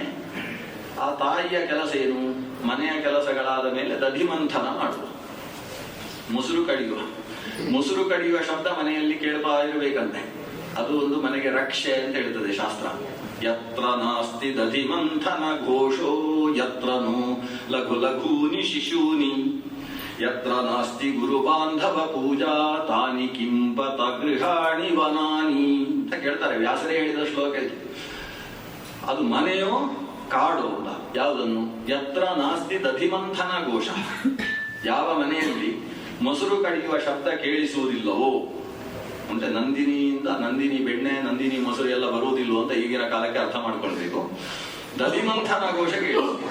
ಆ ಮೊಸರು ತಾವೇ ಕಡಿದು ತೆಗೆದ ಬೆಣ್ಣೆ, ಅದರಿಂದ ಶರೀರಕ್ಕೆ ಬುದ್ಧಿಗೆ ಸಿಗುವಷ್ಟು ಪುಷ್ಟಿ ಬೇರೆ ಯಾವುದರಿಂದ ಸಿಗ್ತದೆ. ಆದ್ರಿಂದ ದಧಿಮಂಥನ ಘೋಷ ಮನೆಯಲ್ಲಿ ಕೇಳಿಸ್ತಾ ಇರಬೇಕಂತೆ. ಹೇಗೆ ಸಾಯಂಕಾಲದ ಹೊತ್ತು ಮತ್ತು ಪ್ರಾತಃ ಕಾಲದಲ್ಲಿ ಒಂದು ಶಂಖ ಘೋಷವನ್ನು ಮಾಡಿದರೆ ಆ ಶಂಖ ಘೋಷ ಎಷ್ಟು ದೂರಕ್ಕೆ ಕೇಳಿಸ್ತದೋ ಅಷ್ಟು ದೂರ ಇರತಕ್ಕಂತಹ ಪಿಶಾಚಕಗಳೆಲ್ಲ ದೂರವಾಗ್ತಾವೆ ಅಂತ ಶಾಸ್ತ್ರದಲ್ಲಿರುವ ಹಾಗೆ ದಧಿಮಂಥನ ಘೋಷ ಎಷ್ಟು ದೂರಕ್ಕೆ ಕೇಳುತ್ತೋ ಅಷ್ಟು ದೂರಕ್ಕೆ ಯಾವುದೇ ರೀತಿಯಾದ ಕ್ರಿಮಿಕೀಟಗಳ ಪ್ರವೇಶ ಆಗುವುದಿಲ್ಲ. ಅಂದ್ರೆ ಕ್ರಿಮಿಕೀಟ ಸೊಳ್ಳೆ ಬರುವುದಿಲ್ಲ ಅಂತಲ್ಲ, ಈ ಬ್ಯಾಕ್ಟೀರಿಯಾಗಳು ವೈರಸ್ಗಳೆಲ್ಲ ದೂರ ಹೋಗ್ತಾವೆ ಅಂತ. ಆ ದಧಿಮಂಥನ ಘೋಷದಲ್ಲಿ ಅಂತ ಒಂದು ವಿಶೇಷ ಶಕ್ತಿ ಇದೆ. ಯತ್ರನೋ ಲಘು ಲಘೂನಿ ಶಿಶೂನಿ, ಯಾವ ಮನೆಯಲ್ಲಿ ಪುಟ್ಟ ಮಕ್ಕಳು ಓಡಾಡುವುದಿಲ್ಲೋ ಆ ಮನೆಯೋ ಕಾಡು ಅಂತ ಹೇಳ್ತಾರೆ. ಅಂದ್ರೆ ಲಘು ಲಘೂನಿ ಶಿಶೂನಿ ಅಂತ ವಿಚಿತ್ರ ಶಬ್ದ. ನಿಜವಾಗಿ ಶಿಶೂನಿ ಅಂತ ನಪುಂಸಕಲಿಂಗದ ಶಬ್ದ ಇಲ್ಲ. ಆ ನಪುಂಸಕಲಿಂಗ ಬಳಸಿದ್ದು ಯಾಕೆ ಅಂದ್ರೆ ಅದಕ್ಕೆ ಡ್ರೆಸ್ ಮಾಡಿದ್ರೆ ಅದು ಗಂಡ ಹೆಣ್ಣು ಯಾರಿಗೂ ಗೊತ್ತಾಗುದಿಲ್ಲ. ಅದಕ್ಕೆ ಗಂಡಿನ ಡ್ರೆಸ್ ಮಾಡಿದ್ರೆ ಗಂಡಿನ ಹಾಗೆ ಕಾಣಿಸುತ್ತೆ, ಹೆಣ್ಣಿನ ವಸ್ತ್ರ ವಿನ್ಯಾಸವನ್ನ ಹಾಕಿದ್ದು ಅಂತಾದ್ರೆ ಹೆಣ್ಣಿನ ಹಾಗೆ ಕಾಣಿಸುತ್ತೆ. ಅಷ್ಟು ಪುಟ್ಟ ಮಗು ಅಂತ ತಿಳಿಸ್ಲಿಕ್ಕೆ ಶಿಶೂನಿ ಅಂತ ಹಾಕಿದ್ದಾರೆ. ಲಘು ಯತ್ರ ನಾಸ್ತಿ ಗುರು ಬಾಂಧವ ಪೂಜಾ, ಯಾವ ಮನೆಯಲ್ಲಿ ಹಿರಿಯರನ್ನು ಕರೆದು ಅವರ ಪಾದ ಪ್ರಕ್ಷಾಲನೆ ಮಾಡಿ ಅವರನ್ನು ಅರ್ಚಿಸಿ ಅವರಿಗೊಂದು ಅನ್ನ ಹಾಕಿ ಅವರಿಗೆ ನಮಸ್ಕಾರ ಮಾಡುವ ಸಂಪ್ರದಾಯ, ಬಂದಂತಹ ಅತಿಥಿಗಳನ್ನು ಆಸನ ಕೊಟ್ಟು ಕೂಡಿಸಿ ಒಂದಿಷ್ಟು ಬೆಲ್ಲ ನೀರು ತಂದು ಮನೆಯಲ್ಲಿ ಗೃಹಿಣಿಯರು ಮನೆಯಲ್ಲಿದ್ದ ಮಕ್ಕಳೆಲ್ಲ ಬಂದು ಅವರಿಗೆ ನಮಸ್ಕಾರ ಮಾಡುವ ಸಂಪ್ರದಾಯ, ಇಂಥದ್ದು ಯಾರ ಮನೆಯಲ್ಲಿಲ್ಲವೋ ಅಂಥದ್ದು ಕಾಡೋ ಮನೆಯೋ ಅಂತ ಹೇಳ್ತಾರೆ. ಅದರಿಂದ ದಧಿಮಂಥನ ಘೋಷ ಅನ್ನೋದು ಒಂದು ವಿಶೇಷವಾದ ಶಕ್ತಿಯನ್ನು ತುಂಬಿಸುವಂತಹದ್ದು ಮನೆಗೆ. ಇಲ್ಲಿ ಈಕೆ ಸ್ವತಃ ದೊಡ್ಡ ಮಡಿಕೆಯಲ್ಲಿ ದಧಿಮಥನ ಮಾಡ್ತಾಳೆ, ಮೊಸರನ್ನು ಕಡಿತಾ ಇದ್ದಾಳೆ. ಕಡಿಯುವಾಗ ಕೃಷ್ಣನ ಬಾಲ್ಯದ ಕಥೆಗಳನ್ನೇ ತಾನೇ ಮಾಡಿದ ಹಾಡಿನಲ್ಲಿ ಹಾಡಿಕೊಂಡು ಕಡಿತಾಳೆ. ಈಗೆಲ್ಲ ಧರಣಿ ಮಂಡಲ ಮಧ್ಯದೊಳಗೆ ಅಂತ ಕಬ್ಬಿಣೆ ಕೋಟೆ ಹಾಡು ಹೇಳಿಕೊಂಡು ಕಡಿಯುವುದಿಲ್ಲ, ಹಾಗೆ ಕೃಷ್ಣನ ಕಥೆಯನ್ನೇ ಪೋಣಿಸಿಕೊಂಡು ಕಡಿತಾ ಇದ್ದಾಳೆ. ಆಗ ಆಟ ಆಡುವುದಕ್ಕೆ ಹೋಗಿದ್ದಂತಹ ಕೃಷ್ಣ ಓಡಿ ಬರ್ತಾನೆ. ಅಮ್ಮ ಹಸಿವಾಗ್ತದೆ ಅಂತ ಹೇಳಿ ತಾನೇ ಆಕೆಯ ಎದೆಗೆ ಬಾಯಿ ಹಾಕಿ ಹಾಲು ಕುಡಿಯುವುದಕ್ಕೆ ಶುರು ಮಾಡ್ತಾನೆ. ಅವಳನ್ನು ಆ ಮಗುವನ್ನು ಹಾಲು ಕುಡಿಸಿಕೊಂಡೇ ಇವಳು ಮೊಸರು ಕಡಿತಾ ಇದ್ದಾಳೆ. ಅಷ್ಟರಲ್ಲಿ ಅಡಿಗೆ ಮನೆಯಲ್ಲಿ ಶಬ್ದ ಕೇಳಿಸಿತು. ಅಲ್ಲಿ ಕಾಸುವುದಕ್ಕೆ ಇಟ್ಟಿದ್ದಂತಹ ಹಾಲು ಉಕ್ಕಿ ಅದು ಬೆಂಕಿಗೆ ಬಿದ್ದು ಚೀಂತ ಶಬ್ದ ಕೇಳಿಸಿದೆ. ಓ, ಹಾಲಿಟ್ಟದ್ದು ಮರ್ತೇ ಹೋಯ್ತು ಈ ಕೃಷ್ಣನ ತುಂಟಾಟದಲ್ಲಿ ಅಂತ ಹೇಳಿ ಪಕ್ಕ ಮಗುವನ್ನು ತೆಗೆದು ನೆಲದಲ್ಲಿಟ್ಟು ಹಾಲು ಇಳಿಸುವುದಕ್ಕೆ ಹೊಡಿತು. ಈ ಮಗುವಿಗೆ ಎಷ್ಟು ಸಿಟ್ಟು ಬರ್ಲಿಕ್ಕಿಲ್ಲ ಅಂತ ಸೃಷ್ಟಿಗೆ ಮಾತ್ರ ಅರ್ಥ ಆಗ್ತದೆ. ಎಷ್ಟು ಸಿಟ್ಟು ಬಂತು ಅಂದ್ರೆ, ಯಾಕಂದ್ರೆ ಹಾಲು ಕುಡಿತಾ ಇರುವಾಗ ಹಾಗೆ ಮಗುವನ್ನು ಎತ್ತಿ ನೆಲದಲ್ಲಿ ಇಡ್ತಾರೆ ಅಂತ ಹೇಳಿದ್ರೆ ಆ ಮಗುವಿಗೆ ಸಿಟ್ಟು ಬರುವುದಿಲ್ಲ. ಅದಕ್ಕಿಂತಲೂ ಕೃಷ್ಣನಿಗೆ ಆದದ್ದು ಏನು ಅಂತ ಹೇಳಿದ್ರೆ, ನನಗಿಂತ ಇವಳಿಗೆ ಹಾಲು ಮುಖ್ಯ ಆಯ್ತಲ್ಲ ಅಂತ ಅನಿಸಿತು ಆ ಮಗುವಿಗೆ. ಅಷ್ಟರಲ್ಲಿ ಆ ಮಗು ಇವಳು ಹಾಲು ಇಳಿಸಿ ಹೊರಗೆ ಬರುವುದರೊಳಗೆ ಸಿಟ್ಟಿನಿಂದ ಕೈಯಲ್ಲಿ ಒಂದು ಕಲ್ಲಿತ್ತಂತೆ ಎತ್ತಿ ಆ ಮಡಿಕೆಗೆ ಹೊಡೆದ. ಇವಳು ಬೆಣ್ಣೆ ಕಡಿದು ಬೆಣ್ಣೆ ಮೇಲೆ ಬಂದು ನಿಂತಿದೆ, ಇನ್ನದನ್ನು ಉಂಡೆ ಮಾಡಿ ತೆಗೆಯುವುದಷ್ಟೇ ಅವಳ ಕೆಲಸ. ಅಷ್ಟರಲ್ಲಿ ಈ ಒಂದು ಘಟನೆ ನಡೆದೋಯ್ತು. ಅದು ಗುರಿ ಇಟ್ಟು ಕೆಳಭಾಗಕ್ಕೆ ಹೊಡೆದಿದ್ದಾನೆ. ಕ್ಷಿಪ್ತ ಭಾಷಾಣ ಖಂಡ, ಆ ಕೈಯಲ್ಲಿದ್ದ ಕಲ್ಲನ್ನು ಹಿಡಿದು ಆ ಮಡಿಕೆಯ ಕೆಳಭಾಗಕ್ಕೆ ಹೊಡೆದಿದ್ದಾನೆ. ಅಷ್ಟು ತೂತಾಯ್ತು. ತೂತಾದಾಗ ಅಡಿಯಲ್ಲಿದ್ದ ಮಜ್ಜಿಗೆ ಎಲ್ಲ ಚೆನ್ನಾಗಿ ಭಾರಿ ಚೆನ್ನಾಗಿ ಹೊರಗೆ ಬರ್ತಾ ಇದೆ. ನೋಡುವುದೇ ಒಂದು ಚಂದ. ಇವನಿಗೆ ಅಳು ಎಲ್ಲ ಹೋಯ್ತು, ಖುಷಿಯಾಯ್ತು. ಆ ಬರ್ತಾ ಇರುವುದನ್ನು ನೋಡಿದ, ಅದರಲ್ಲಿ ಕುಣಿದಾಡುವುದಕ್ಕೆ ಶುರು ಮಾಡಿದ. ಅದು ನೆಲದಲ್ಲಿ ಹರ್ಕೊಂಡು ಹೋಗುವುದನ್ನು ನೋಡಿದ್ರೆ ಇನ್ನಷ್ಟು ಖುಷಿ ಅವನಿಗೆ. ಅಷ್ಟರಲ್ಲಿ ಏನಾಯ್ತು ಅಂದ್ರೆ, ಮಜ್ಜಿಗೆ ಹೊರಗೆ ಬರುವುದು ಸ್ವಲ್ಪ ನಿಂತಿದೆ. ಯಾಕಂದ್ರೆ ಕೆಳಗೆ ಇಳಿದು ಈ ಬೆಣ್ಣೆ ಬಂದದ್ದು ಬ್ಲಾಕ್ ಆಯ್ತು. ಇವನು ಅದಕ್ಕೆ ಕೈ ಹಾಕಿ ಹೇಳಿದ, ಇದು ಬರುದು ಯಾಕೆ ನಿಂತಿದ್ದು ಅಂತ. ಬೆಣ್ಣೆಯನ್ನು ತೆಗೆದ ಮುಖಕ್ಕೆಲ್ಲ ಅಂಟಿಸಿಕೊಂಡ. ಯಾಕಂದ್ರೆ ಹೊರಗೆ ಹೋದ್ರೆ ಮಂಗಗಳೆಲ್ಲ ಕಾಯ್ತಾ ಇದ್ದಾರೆ. ಮರ್ಕಾನ್ ಭೋಕ್ಷ್ಯನ್, ಅದನ್ನೆಲ್ಲ ಮಂಗಗಳಿಗೆ ತಿನ್ನಿಸುವುದು ಇವನಿಗೆ ಖುಷಿ. ಯಾಕಂದ್ರೆ ಇವನ ಸಮುದಾಯದಲ್ಲಿ ಮಂಗಗಳು ಬೆಕ್ಕುಗಳೆಲ್ಲ ಇದ್ದಾರೆ. ಇವ ಬೆಣ್ಣೆ ಹಿಡ್ಕೊಂಡು ಬಂದು ಮೈಗೆಲ್ಲ ಅಂಟಿಸಿಕೊಂಡು ಬಂದ್ರೆ ನೆಕ್ಕುವುದಕ್ಕೆ ಅವುಗಳಿದ್ದಾರೆ. ಎಲ್ಲ ಮೈಗೆ ಅಂಟಿಸಿಕೊಂಡ. ಅಷ್ಟೇ ಅಲ್ಲ, ಈ ಮಜ್ಜಿಗೆ ಹರಿತಾ ಇದೆ ಅಲ್ವಾ, ಅದರ ಮೇಲೆ ಕುಣಿಯುವುದು, ಅದನ್ನೆತ್ತಿ ಗೋಡೆಗೆಲ್ಲ ಅಂಟಿಸುವುದು, ಪಚ ಪಚ ಪಚ ಅಂತ ಹಾಕು. ಯಾಕಂದ್ರೆ ಅಮ್ಮ ನನ್ನ ನೆಲಕ್ಕೆ ಕುಕ್ಕಿದ್ದಾಳಲ್ಲ, ಅವಳಿಗೆ ಒಂದು 4 ದಿವಸದ ಕೆಲಸ ಆಗಬೇಕು ಅಂತ ತೀರ್ಮಾನಿಸಿದ್ದಾನೆ. ಇಷ್ಟೆಲ್ಲ ಮಾಡಿದ ಹೊತ್ತಿಗೆ ಅವಳು ಮೆಲ್ಲಕ್ಕೆ ಇಳಿಸಿ ಭಾರೀ ವೈಯಾರದಿಂದ ಬರ್ತಾ ಇದ್ದಾಳೆ ಯಶೋದೆ. ಬಂದವಳು ಈ ಪ್ರಸಂಗ ನೋಡಿ ಅವಳಿಗೆ ಸಹಿಸುವುದಕ್ಕಾಗುವುದಿಲ್ಲ, ಕೋಪ ಬರ್ತದೆ. ಕೋಪ ಬಂದವಳು ಈ ಬೆಣ್ಣೆ, ಇದು ನನ್ನ ಮಗನ್ನೇ ಕಾರ್ಬಾರ್, ಯಾಕಂದ್ರೆ ಅಲ್ಲಿ ಕಾಣಿಸ್ತಾ ಇದೆ ಹೆಜ್ಜೆ ಎಲ್ಲ, ಆ ಕಡೆ ಹೋಗಿದ್ದಾನೆ. ಅವನಿಗೆ ಹೊಡೆಯುವುದಕ್ಕೆ ಏನಾದ್ರೂ ಬೇಕಲ್ವಾ ಅಂತೇಳಿ ಅಲ್ಲೇ ಇದ್ದ ಒಂದು ಕೋಲು ಹಿಡ್ಕೊಂಡಂತೆ. ಕೋಲು ಮಾತ್ರ ಅಲ್ಲ, ಇವಳು ಮೊಸರು ಮಾಡಿ ಕಡಿತಾ ಇದ್ದಂತ ಹಗ್ಗ ಬೇರೆ ಇದೆ. ಹಗ್ಗವನ್ನು ಹಿಡ್ಕೊಳ್ಳು, ಯಾಕಂದ್ರೆ ಇನ್ನು ಶುದ್ಧ ಮಾಡುವಷ್ಟು ಹೊತ್ತು ಅವನನ್ನು ಕಟ್ಟಿ ಹಾಕದೇ ಸಾಧ್ಯ ಇಲ್ಲ. ಇದನ್ನು ಶುದ್ಧೀಕರಿಸ್ತಾ ಇರುವಾಗ ಮಗನನ್ನು ಬಿಟ್ರೆ ಅವ ಇದನ್ನೆಲ್ಲ ನನ್ಮೆ ಮೇಲೆಯೂ ಕೂಡ ಎಲ್ಲ ಅಂಟಿಸಿ ಬಿಡ್ತಾನೆ. ಅದರಿಂದ ಅವನನ್ನು ಕಟ್ಟಿ ಹಾಕಬೇಕು ಅಂತ ಹಗ್ಗವನ್ನು ಕೋಲನ್ನು ಹಿಡ್ಕೊಂಡು ಹೊರಟು. ಅವನ ಹೆಜ್ಜೆಯನ್ನೇ ಅನುಸರಿಸಿ ಹೋದ್ರೆ ಮನೆಯ ಹೊರಗೆ ಬಂದು ನೋಡಿದ್ರೆ ಮಂಗಗಳಿಗೆ ಬೆಕ್ಕುಗಳಿಗೆ ತಿನ್ನಿಸ್ತಾ ಇದ್ದಾನೆ. ಎಲ್ಲ ಮೇಲೆ ಅಂಟಿಸಿಕೊಂಡದ್ದನ್ನೆಲ್ಲ ತಿನ್ನಿಸು. ಇದು ನೋಡಿ ಇನ್ನಷ್ಟು ಸಿಟ್ಟುವಂತ ಈಗ ಯಾವುದಕ್ಕೂ ಪ್ರಯೋಜನ ಇಲ್ಲದೆ ಇದ್ದ 2 ಪ್ರಾಣಿಗಳು. ಒಂದು ಕೃತಜ್ಞತೆ ಇಲ್ಲ, ಮತ್ತೊಂದಿಲ್ಲ. ತಿನ್ನುವುದು ಓಡುವುದು ಅಷ್ಟೇ ಕೆಲಸ ಈ ಮಂಗಗಳದ್ದು ಬೆಕ್ಕುಗಳು. ಹೋಗಿ ಹೋಗಿ ಇದಕ್ಕೆ ತಿನ್ನಿಸ್ತಾ ಇದ್ದಾನಲ್ಲ ಈ ದೇವರು ಅಂತ ತುಂಬಾ ಸಿಟ್ಟು ಬಂದಂತೆ. ಕೋಲು ಹಿಡ್ಕೊಂಡು ಹೋಗಿ ಕೈ ಹಿಡ್ಕೊಂಡ್ರೆ ಈ ಅಮ್ಮನನ್ನು ನೋಡಿಕೊಂಡೆ ಹೆದರಿಕೆ ಆಯ್ತು. ಕೈ ಬಿಚ್ಚಿಸಿಕೊಂಡ ಓಡಿದ. ಓಡ್ತಾ ಇದ್ದಾನೆ, ಇವಳು ಹಿಂದಿನಿಂದ ಹಿಡಿಯುವುದಕ್ಕೆ ಇವಳ ಓಡಾಟ, ಬೆನ್ನು ಹತ್ತುವಿಕೆ. ಅಕ್ಕಪಕ್ಕದ ಮನೆಯವರೆಲ್ಲ ಸೇರಿದ್ರು ಈ ಅಮ್ಮ ಮಗನ ಗಲಾಟೆ ನೋಡ್ಲಿಕ್ಕೆ. ಯಾಕೆ ಓಡ್ತಾ ಇದೆ ಮಗು. ಅಮ್ಮ ಎಷ್ಟು ಜೋರಾಗಿ ಓಡಿದ್ರು ಕೂಡ ಆ ಮಗು ಅಮ್ಮನ ಕೈಗೆ ಸಿಗುವುದಿಲ್ಲ. ಸಿಗ್ಲಿಕ್ಕೆ ಇನ್ನೇನು ಒಂದು 10 ಇಂಚು ಇರುವುದು ಅಂತ ಹೇಳಿ ಕೈ ಹಾಕಿದ್ರೆ ಅದು 20 ಇಂಚು ಮುಂದೆ ಹೋಗಿರ್ತದೆ. ಅದು ಅನೇಜದೇಕಂ ಮನಸೋ ಜವಿಯೋ, ಒಂದು ಉಪನಿಷತ್ತಿನಲ್ಲಿ ಭಾರಿ ಒಳ್ಳೆ ಮಾತು ಹೇಳ್ತಾರೆ. ದೇವರನ್ನು ಹಿಡಿಯುವುದಕ್ಕೆ ನಾವು ಬೆನ್ನು ಹತ್ತುವುದು ಅನ್ನೋದು ಉಂಟಲ್ವ, ಅದು ಹೇಗೆ ಅಂದ್ರೆ ನಮ್ಮ ನೆರಳಿನ ಜುಟ್ಟು ಹಿಡಿಯುವುದಕ್ಕೆ ನಾವು ಓಡಿದ ಹಾಗೆ. ಬೆಳಗ್ಗೆ ಸೂರ್ಯ ಪೂರ್ವದಲ್ಲಿ ಉದಯಿಸ್ತಾನೆ. ನಾವು ಸೂರ್ಯನಿಗೆ ಬೆನ್ನು ಹಾಕಿ ಪಶ್ಚಿಮದ ಕಡೆಗೆ ಮುಖ ಮಾಡಿ ನೋಡಿದ್ರೆ ನಮ್ಮ ನೆರಳಿನ ತುದಿ ಅಲ್ಲಿ ಜುಟ್ಟು ಅಲ್ಲಿ ಕಾಣಿಸ್ತಾ ಇರ್ತದೆ ತಲೆ. ನಮ್ಮ ತಲೆ ಹಿಡಿಬೇಕು ಅಂತ ನೆರಳನ್ನು ಹಿಡಿಲಿಕ್ಕೆ ನಾವು ಓಡಿದ್ರೆ ಹೇಗಿರ್ತದೆ? ನಾವು ಓಡಿದಷ್ಟು ದೂರದಲ್ಲಿ ಅಲ್ಲೇ ಉಂಟು ಅಂತ ಹೇಳಿದ್ರೆ ಅಷ್ಟು ದೂರ ಆಗುದಿಲ್ಲ. ದೇವರು ಹಾಗೆ ನಮ್ಮ ಜೊತೆಗೆ ಇರ್ತಾನೆ. ತದ್ಧಾವತೋನ್ಯಾನ್ ಅತ್ಯೇತಿ ತಿಷ್ಠತ್, ಅದು ಓಡುವುದೇ ಇಲ್ಲ. ನಾವು ಓಡಿಸಿಕೊಂಡು ಹೋದಷ್ಟು ಅದಷ್ಟು ದೂರದಲ್ಲಿ. ಅತ್ಯತಿಷ್ಠತ್ ದಶಾಂಗುಲ, ಇನ್ನಷ್ಟು ದೂರದಲ್ಲಿದೆ ಅಂತ ಕಾಣಿಸುತ್ತೆ ಹೊರತು ದೇವರು ನಮಗೆ ಸಿಕ್ಕಿದ ಅಂತ ಆಗುದಿಲ್ಲ. ಯಾಕಂದ್ರೆ ಅದು ಪೂರ್ಣವಾದದ್ದು ಅಂತ. ಹಾಗೆ ದೇವರನ್ನು ಹಿಡಿಲಿಕ್ಕೆ ಹೋದ್ರೆ ಈ ಕೃಷ್ಣ ಕೈಗೆ ಸಿಗುವುದಿಲ್ಲ. ಇನ್ನಷ್ಟು ಸಿಟ್ಟು ಬರ್ತಾ ಇದೆ ಅವಳಿಗೆ. ಇವನು ಮಾಡಿದ್ದು ಇಷ್ಟು ಅಪಚಾರ ಅಲ್ಲದೆ ಕೈಗೂ ಸಿಗುವುದಿಲ್ಲ ಇವ. ಅಷ್ಟು ಹೆಂಗಸರು ಬಂದು ನೋಡ್ತಾ ಇದ್ದಾರೆ, ಚಪ್ಪಾಳೆ ತರ್ತಾರೆ. ಅಮ್ಮನಿಗೆ ಮಗ ಸಿಗುವುದಿಲ್ಲ, ಇವಳಿಗೆ ಅವಮಾನ ಬೇರೆ. ನನ್ನ ಮಗನನ್ನು ನಂಗೆ ಹಿಡಿಲಿಕ್ಕೆ ಆಗ್ತಾ ಇಲ್ಲ ಅಂತ ಅವಮಾನ. ಇನ್ನಷ್ಟು ಜೋರಾಗಿ ಎದುರಿಸಿ ಬಿಟ್ಟುಕೊಂಡು ಹೋಗ್ತಾಳೆ. ಕೃಷ್ಣನಿಗೆ ಅಮ್ಮನ ಪಾಡು ನೋಡಿ ತನಗೆ ಬೇಸರ ಆಯ್ತಂತೆ. ನಂಗೆ ಬೆಣ್ಣೆ ತಿನ್ನಿಸುವ ಈ ಅಮ್ಮ ಇಷ್ಟು ಒದ್ದಾಡ್ತಾ ಇದ್ದಾಳಲ್ವ ಅಂತ ಅಂದುಕೊಂಡು ನಿಂತಾಗ ಕೈ ಹಿಡ್ಕೊಂಡ್ರೆ ಇವನ ಕಣ್ಣಲ್ಲೆಲ್ಲ ನೀರು. ಹೆದರ್ಕೊಂಡು ಬಿಟ್ಟಿದ್ದಾನಂತೆ, ಮೈಯೆಲ್ಲ ನಡುಕ. ಈ ಮಗುವಿನ ಈ ಹೆದರಿಕೆ ನೋಡಿ ಇವಳು ಕೋಲು ಬಿಸಾಡ್ಬಿಟ್ಲು ಆ ಕಡೆ. ಇದನ್ನು ಕುಂತಿದೇವಿ ಸ್ತೋತ್ರ ಮಾಡ್ತಾಳೆ. ಈ ಪ್ರಸಂಗವನ್ನು ಅವಳಿಗೆ ಯಾರು ಹೇಳಿದ್ದೇನೋ, ಕುಂತಿಗೆ ಸೋದರತೆ ಆಗಬೇಕು ಕೃಷ್ಣನಿಗೆ. ಅವಳು ಹೇಳ್ತಾಳೆ, ಗೋಪ್ಯಾದದೇ ತವ ಕೃತಾಗಸಿ ಧಾಮ ತಾವತ್ ಯಾದೇ ದಶಾಶ್ರು ಕಲಯಾ ಅಂಜನ ಸಂಹೃತಾಕ್ಷಂ. ಓ ಕೃಷ್ಣ, ಕೃಷ್ಣನಿಗೆ 70 ವರ್ಷ ಆದಾಗ ನಡೆದ ಘಟನೆ. ಕೃಷ್ಣನ ಹತ್ರ ಹೇಳುದು ಕುಂತಿ, ಕೃಷ್ಣ ಪುಟ್ಟ ಮಗು ಅಂತೆ ನೀನು ಏನೋ ಬೆಣ್ಣೆ ಕದಿಯುವ ಕೆಲಸ ಏನೋ ಮಾಡಿದೆಯಂತೆ, ತುಂಬಾ ಅಪಚಾರ ಮಾಡಿದೆಯಂತೆ ಅಮ್ಮನಿಗೆ. ಅಮ್ಮ ಕೋಲು ಹಿಡ್ಕೊಂಡು ಬೆನ್ನು ಹತ್ತಿದ್ರೆ ನಿನ್ನ ರೆಟ್ಟೆ ಹಿಡಿದಾಗ ನಿನ್ನ ಒಂದು ಹೆದರಿಕೆ ಏನು, ಕಣ್ಣಿನಲ್ಲಿದ್ದಂತಹ ಕಾಡಿಗೆ, ಅದೇ ಅಮ್ಮನೇ ಹಚ್ಚಿದ ಕಾಡಿಗೆ. ನಿನ್ನ ಕಣ್ಣಿನಿಂದ ಧಾರಾಕಾರವಾಗಿ ಇರುವ ಭೀತಿಯ ಆ ನೀರಿನಿಂದ ಕಣ್ಣಿನಲ್ಲಿದ್ದ ಕಾಡಿಗೆ ಎಲ್ಲ ನಿನ್ನ ಕೆನ್ನೆಯಿಂದ ಎದೆಗೆ ಇಳಿತಾ ಇದೆ. ಆವಾಗ ಹೆದರಿಕೊಂಡು ಅಮ್ಮನ ಸೆರಗಿಗೆ ಅದನ್ನೆಲ್ಲ ಒರೆಸಿಕೊಳ್ತಾ ಇದ್ದಂತೆ ನೀನು.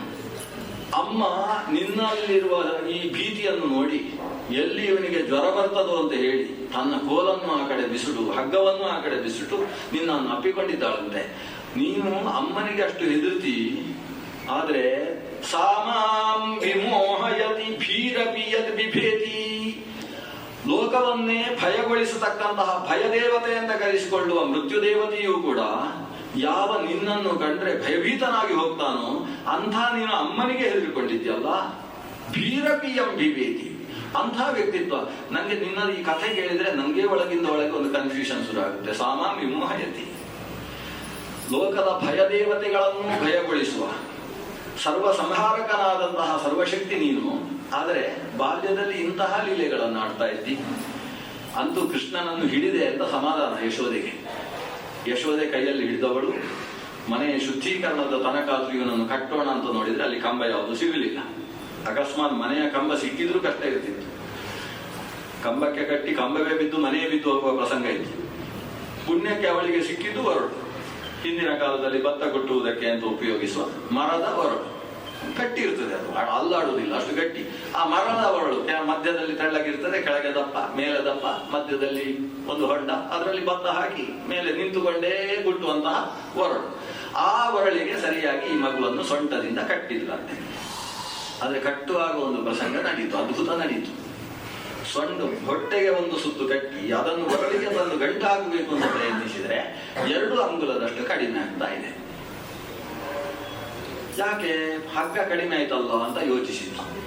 ಮಗನಿಗೆ ಹೇಳಿದ್ಲು, ಹೀಗೆ ನಿಂತಿರಬೇಕು, ಒಂದು ಹೆಜ್ಜೆ ಆ ಕಡೆ ಈ ಕಡೆ ಹೋದ್ರೆ ಕೈ ಕಾಲು ಮುರಿತೇನೆ ಅಂತ ಹೇಳಿ. ಈ ಹೆಣ್ಣು ಅಮ್ಮಂದಿರಿಗೆ ಕಲಿಸಿದ ಭಾಷೆ ಅವಳೇ ಮೊದಲು ಕಲಿಸಿದ್ದು, ಈ ಗಟ್ಟಿ ಭಾಷೆಯನ್ನು. ಕೈ ಕಾಲು ಮುರಿತೇನೆ, ಜಾಗ್ರತೆ. ಈ ಮಗು ಹೇಳಿತು, ಇಲ್ಲ ಅಮ್ಮ ನಾನು ಇಲ್ಲೇ ನಿಂತಿರ್ತೇನೆ, ಬೇರೆ ಹಗ್ಗ ತಗೊಂಡು ಬಾ ಅಂತ ಮಗು ಅಲ್ಲೇ ನಿಂತಿತ್ತು. ಇವಳು ಒಳಗೆ ಹೋಗಿ ಒಂದು ಕರುವನ್ನು ಕಟ್ಟುವ ಹಗ್ಗ ತಂದು ಈ ಹಗ್ಗಕ್ಕೆ ಒಂದು ಗಂಟು ಹಾಕಿ ಒಂದು ಸುತ್ತು ತಂದ್ರೆ ಜಂಗುಲೋನ ಮಭೂತೇನ ಸಂದಧೇನ್ಯಚ್ಚ ಗೋಪಿಕಾ, ಮತ್ತೆ 2 ಅಂಗುಲ ಕಡಿಮೆ ಆಯ್ತು. ಇವಳಿಗೆ ಆಶ್ಚರ್ಯ, ಏನ್ ಹೀಗೆ?